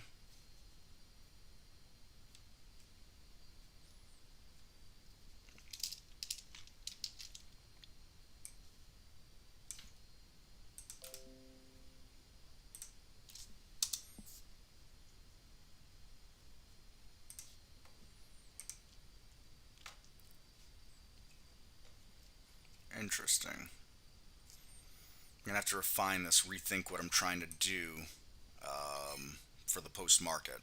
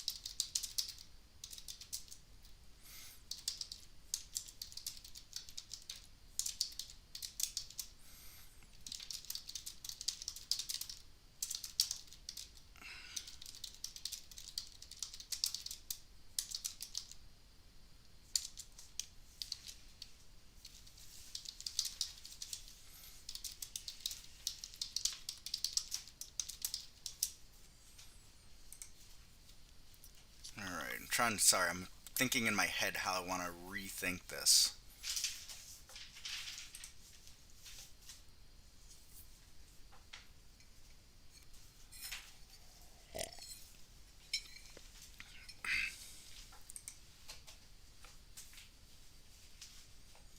So, alright, on this 2-minute here, that's not working anymore.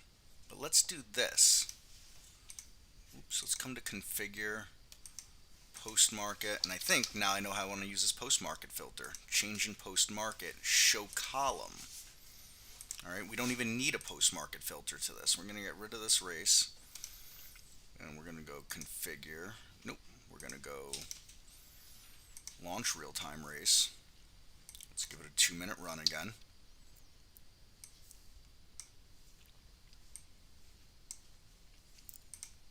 And let's go with post-market percent change, replace cars auto run.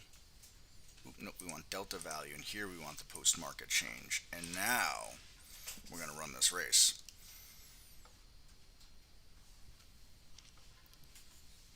And I only set it up to run 5 cars, but all the same.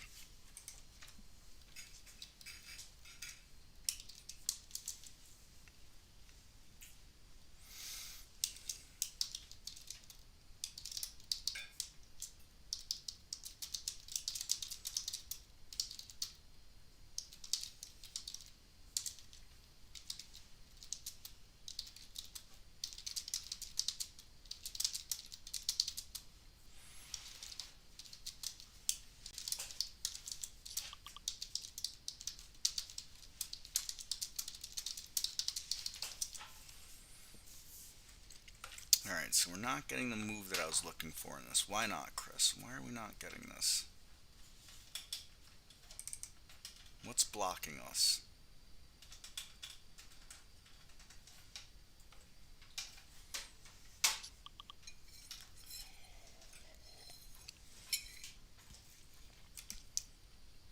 What are we doing wrong?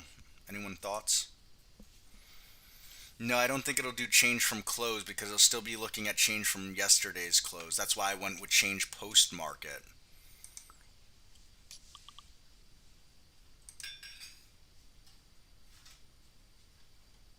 Oh wait, is this post market volume in percent or shares? No, yeah, it's shares. Alright. Alright, what are you doing? Okay, you're moving. 1-minute volume. Junk though. Okay. This is where the guess and check work comes in. We'll do it together.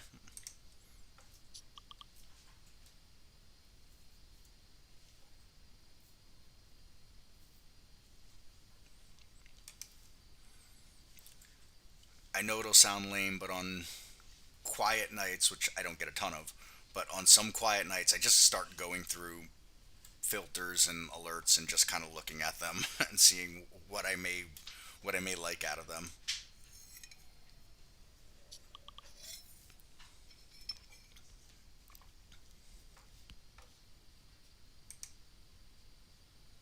All right, what am I doing wrong here though?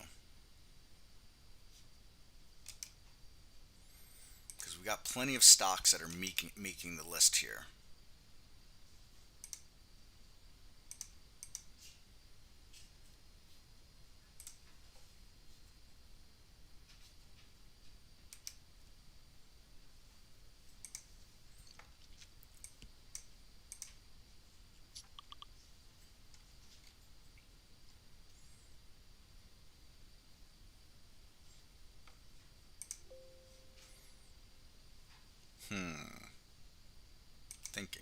Thinking. Again, while I'm playing around with the stock races here and, messing with this, if anybody's got questions, please fire those away for me.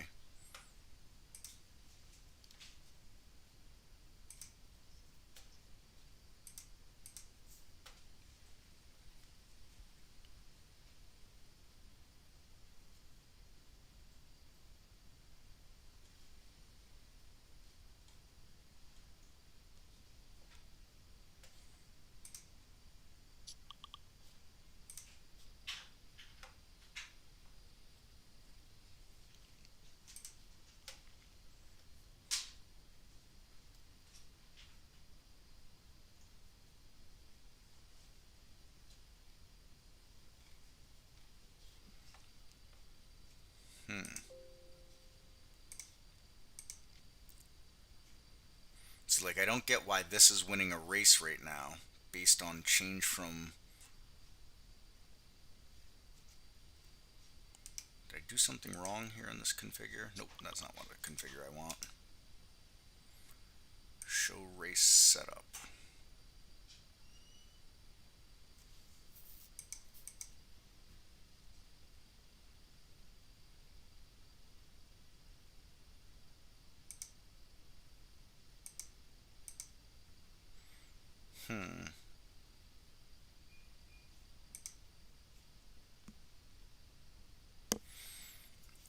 Perhaps.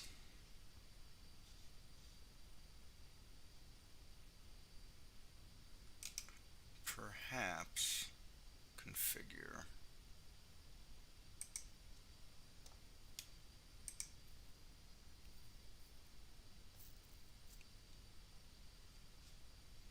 Let's mess with this EPS here. Sorry, earnings, not EPS. Earnings date, add filter. Alright, this is what I want.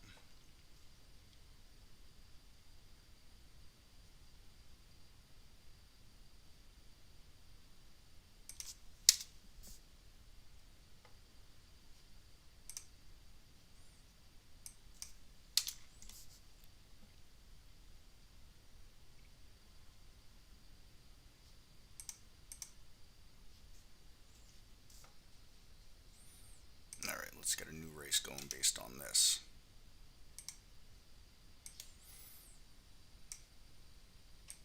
So taking cue from Debbie, let's just look at stuff with earnings.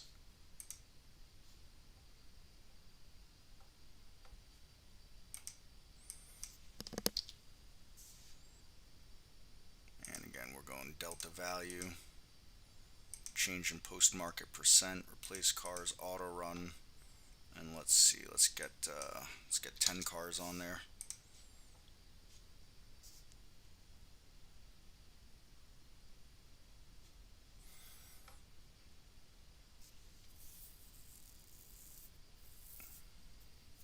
Right, that's a good call. More tradable.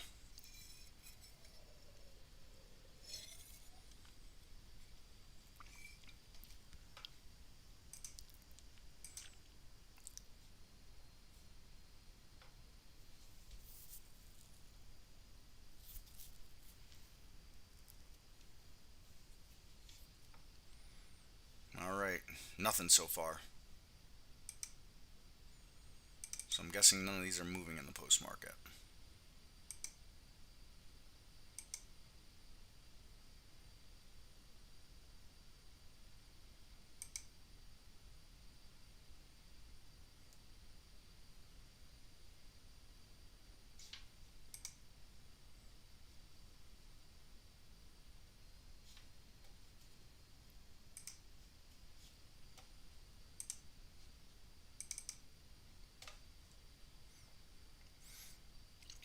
So I think one of the things I'll have to do trying to dial these in for pre and post market is some more volume metrics to make sure we're trading stuff that has some volume behind it actually.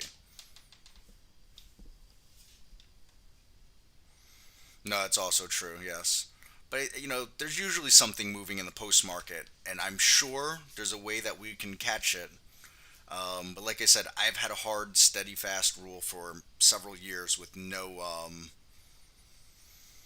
trading in pre and post market. So VCNX Terry says.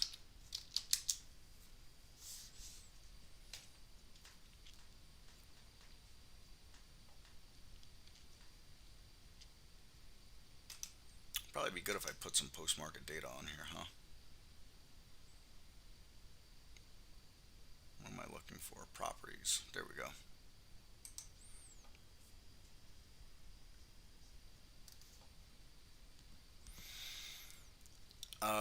We could look at the post-market shares, I think. So let's go to configure and let's mess with some of these columns here again. Let's go post-market. So post-market shares and show column.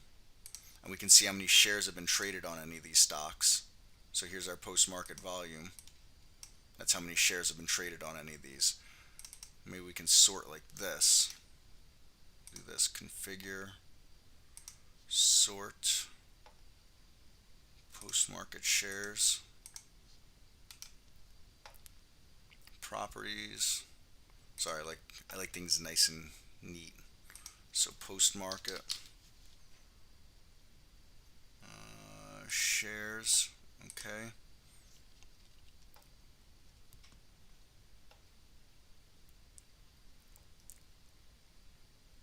And let's try this like this. Now let's launch the race.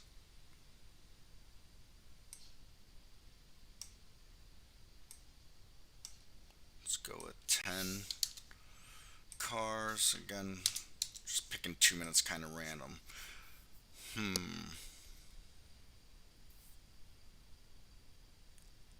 Let's try the change 2 minutes again and see what happens there.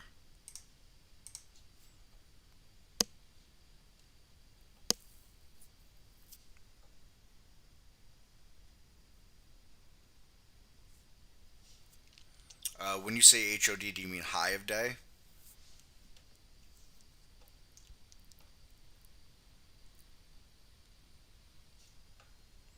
I don't have any position and range filters, and there's no because it's topless. There'll be no new high alert, obviously.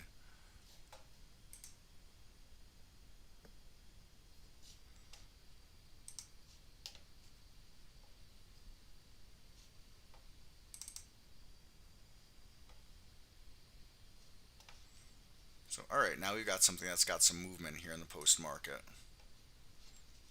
At least it's got a few bars there going on. The rest, not so much.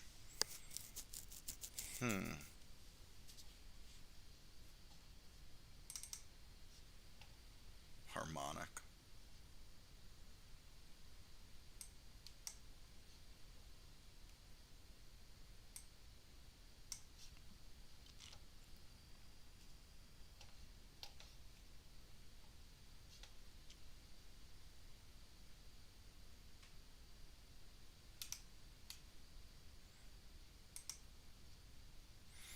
What were our post-market filters again that we can mess with? Post. There's no position in post-market.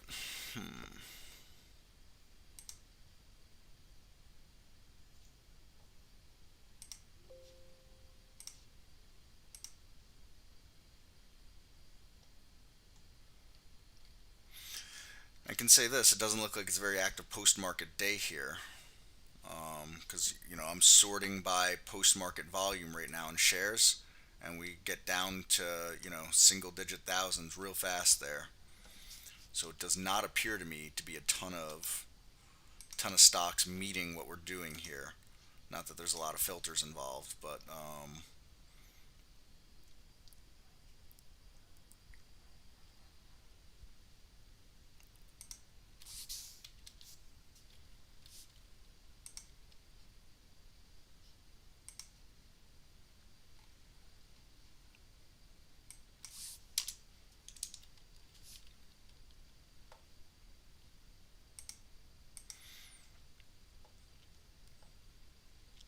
interesting.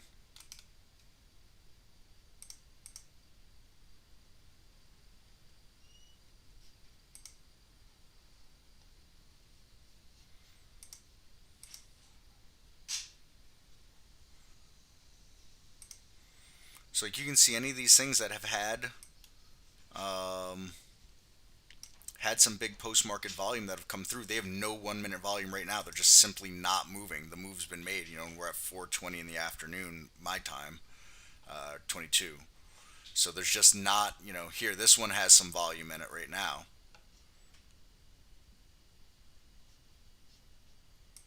Let's try this now.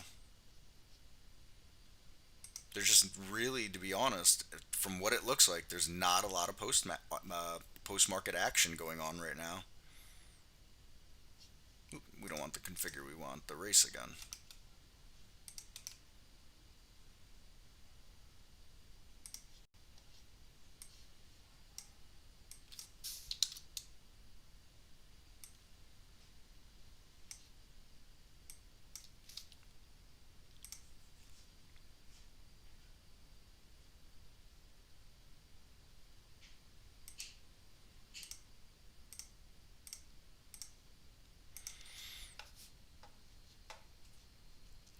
And again, we've got these cars or these stocks populating in here.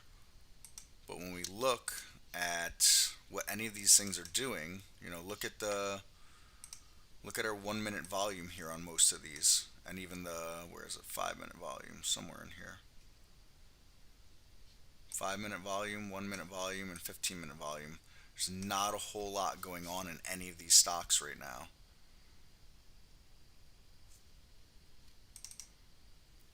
I'll leave those volume totals circled. Look, nothing in the last minute traded there. Nothing in the last minute. Nothing in the last minute. And the theme continues.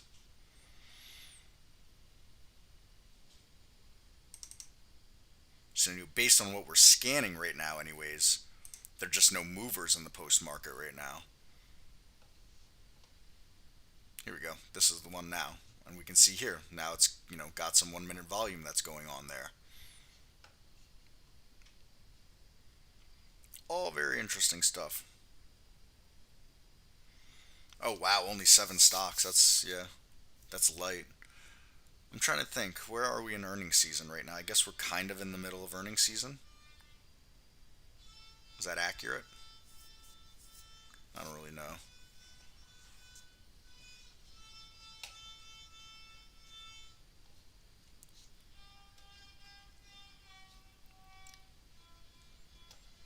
Alright, interesting stuff here. A lot of food for thought.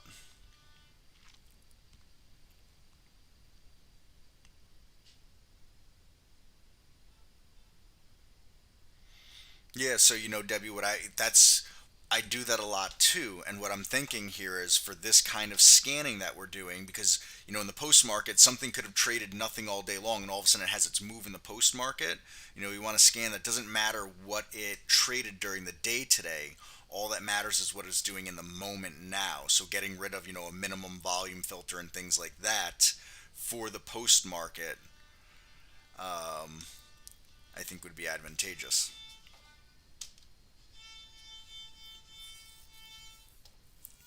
Yeah, I mean, unless you're going to work the spread, that makes sense. Like, I'm curious, what's the spread on this stock right now? Let's bring it up. I mean, for a $200 stock, to be honest, that's not a bad spread, to be honest. It opened up a little bit there. Right, but so I used to do the same thing, and one of the things that Barry pointed out to me one time was that sure, what you could have a minimum 10-day volume on there, but what if today is the day? The stock usually trades 5,000 shares a day, but today's the day it's the stock to be trading. That filter will keep that stock off of there. Same thing for the post market or the pre market, I think. So that's why having filters that are more kind of relative to the short term are better as far as that goes, because I like the average volume filters to kind of keep out noise, especially when I'm trying to look at swing positions and things like that.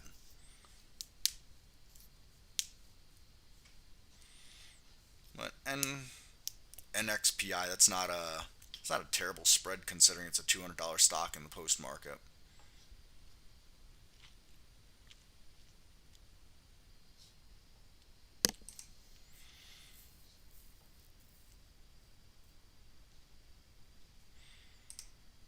So on a side note here, I'd said Friday that I want to start running this 820 cross on the gappers.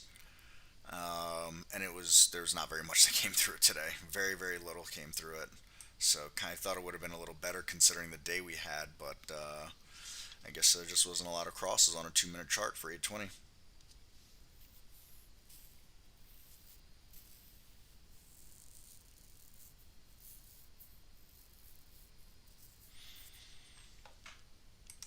Yeah, when it comes to like post market stats, I'm kind of, like I said, a noob. Like I used to, I'll say I traded the pre market once upon a time. I don't think you could really call that. I was very good at losing money in the pre market. But I never trade the pre market. I mean, I think a couple of times when there's a position I really wanted because I believed in the chart long term, I might have taken a fill in the pre market based on a swing setup, but I've never traded the post market ever.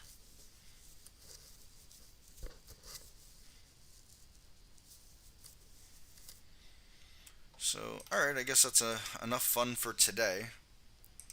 Um, Hopefully, everybody got a little bit of something out of that today.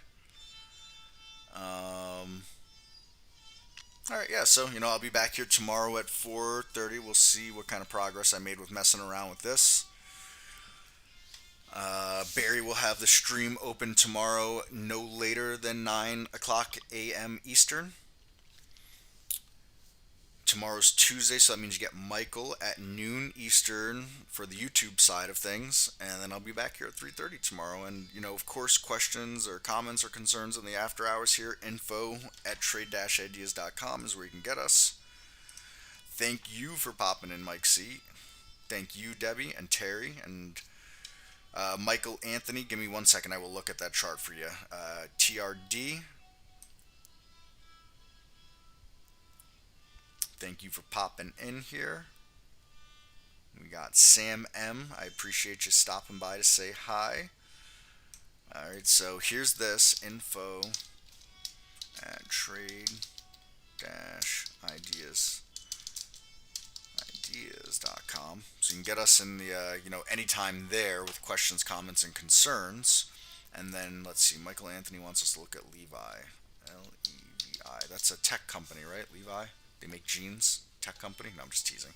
Someone one time was trying to explain to me how they were going to pivot to be a tech company. So I'm inside joke on that. Not much to say here. Obviously, earnings didn't dazzle the world. Got this downward channel and then a channel within the downward channel, really sharp. So I guess it was due for that bounce. So let's back out a little bit here more.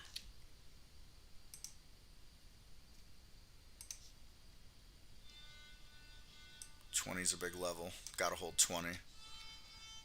If you don't hold 20, I mean, your real next support is down here just above 10. And it kind of looks like, let's get rid of this post market.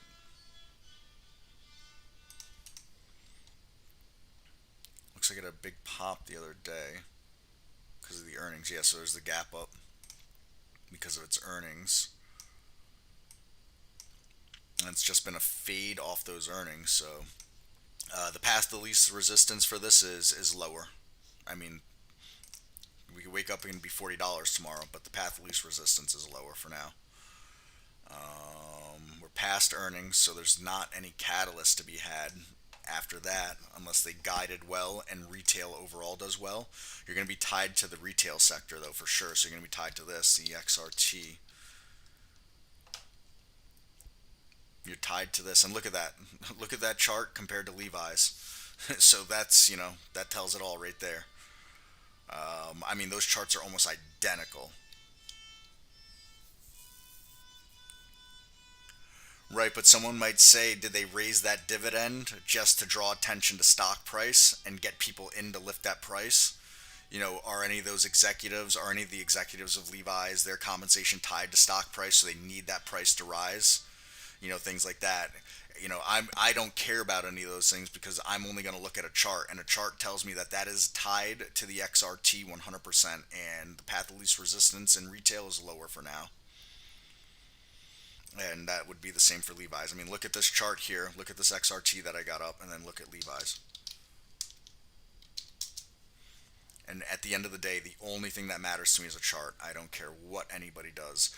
I'd say this is held up a little nicer, actually, than the XRT has overall, because the XRT was like a big bow down like this, where at least this has shown some lines, life to try to fight these downtrends. But, I mean, it can't right now. You're going to want to look for, consolidation and then an increase in volume and move up. If you don't get a consolidation and increase of volume with a move up, that's where you're going. That's where Levi is going, for me anyways. Just my 2 cents, I'm only a month plus into level 1 CMT, so what do I know? And I've lost plenty of money trading. so take it for what you will, all right, everybody, thank you very much, and you all have a great rest of your Monday night, and we will catch you tomorrow at 3:30. Thanks for watching. Bye-bye.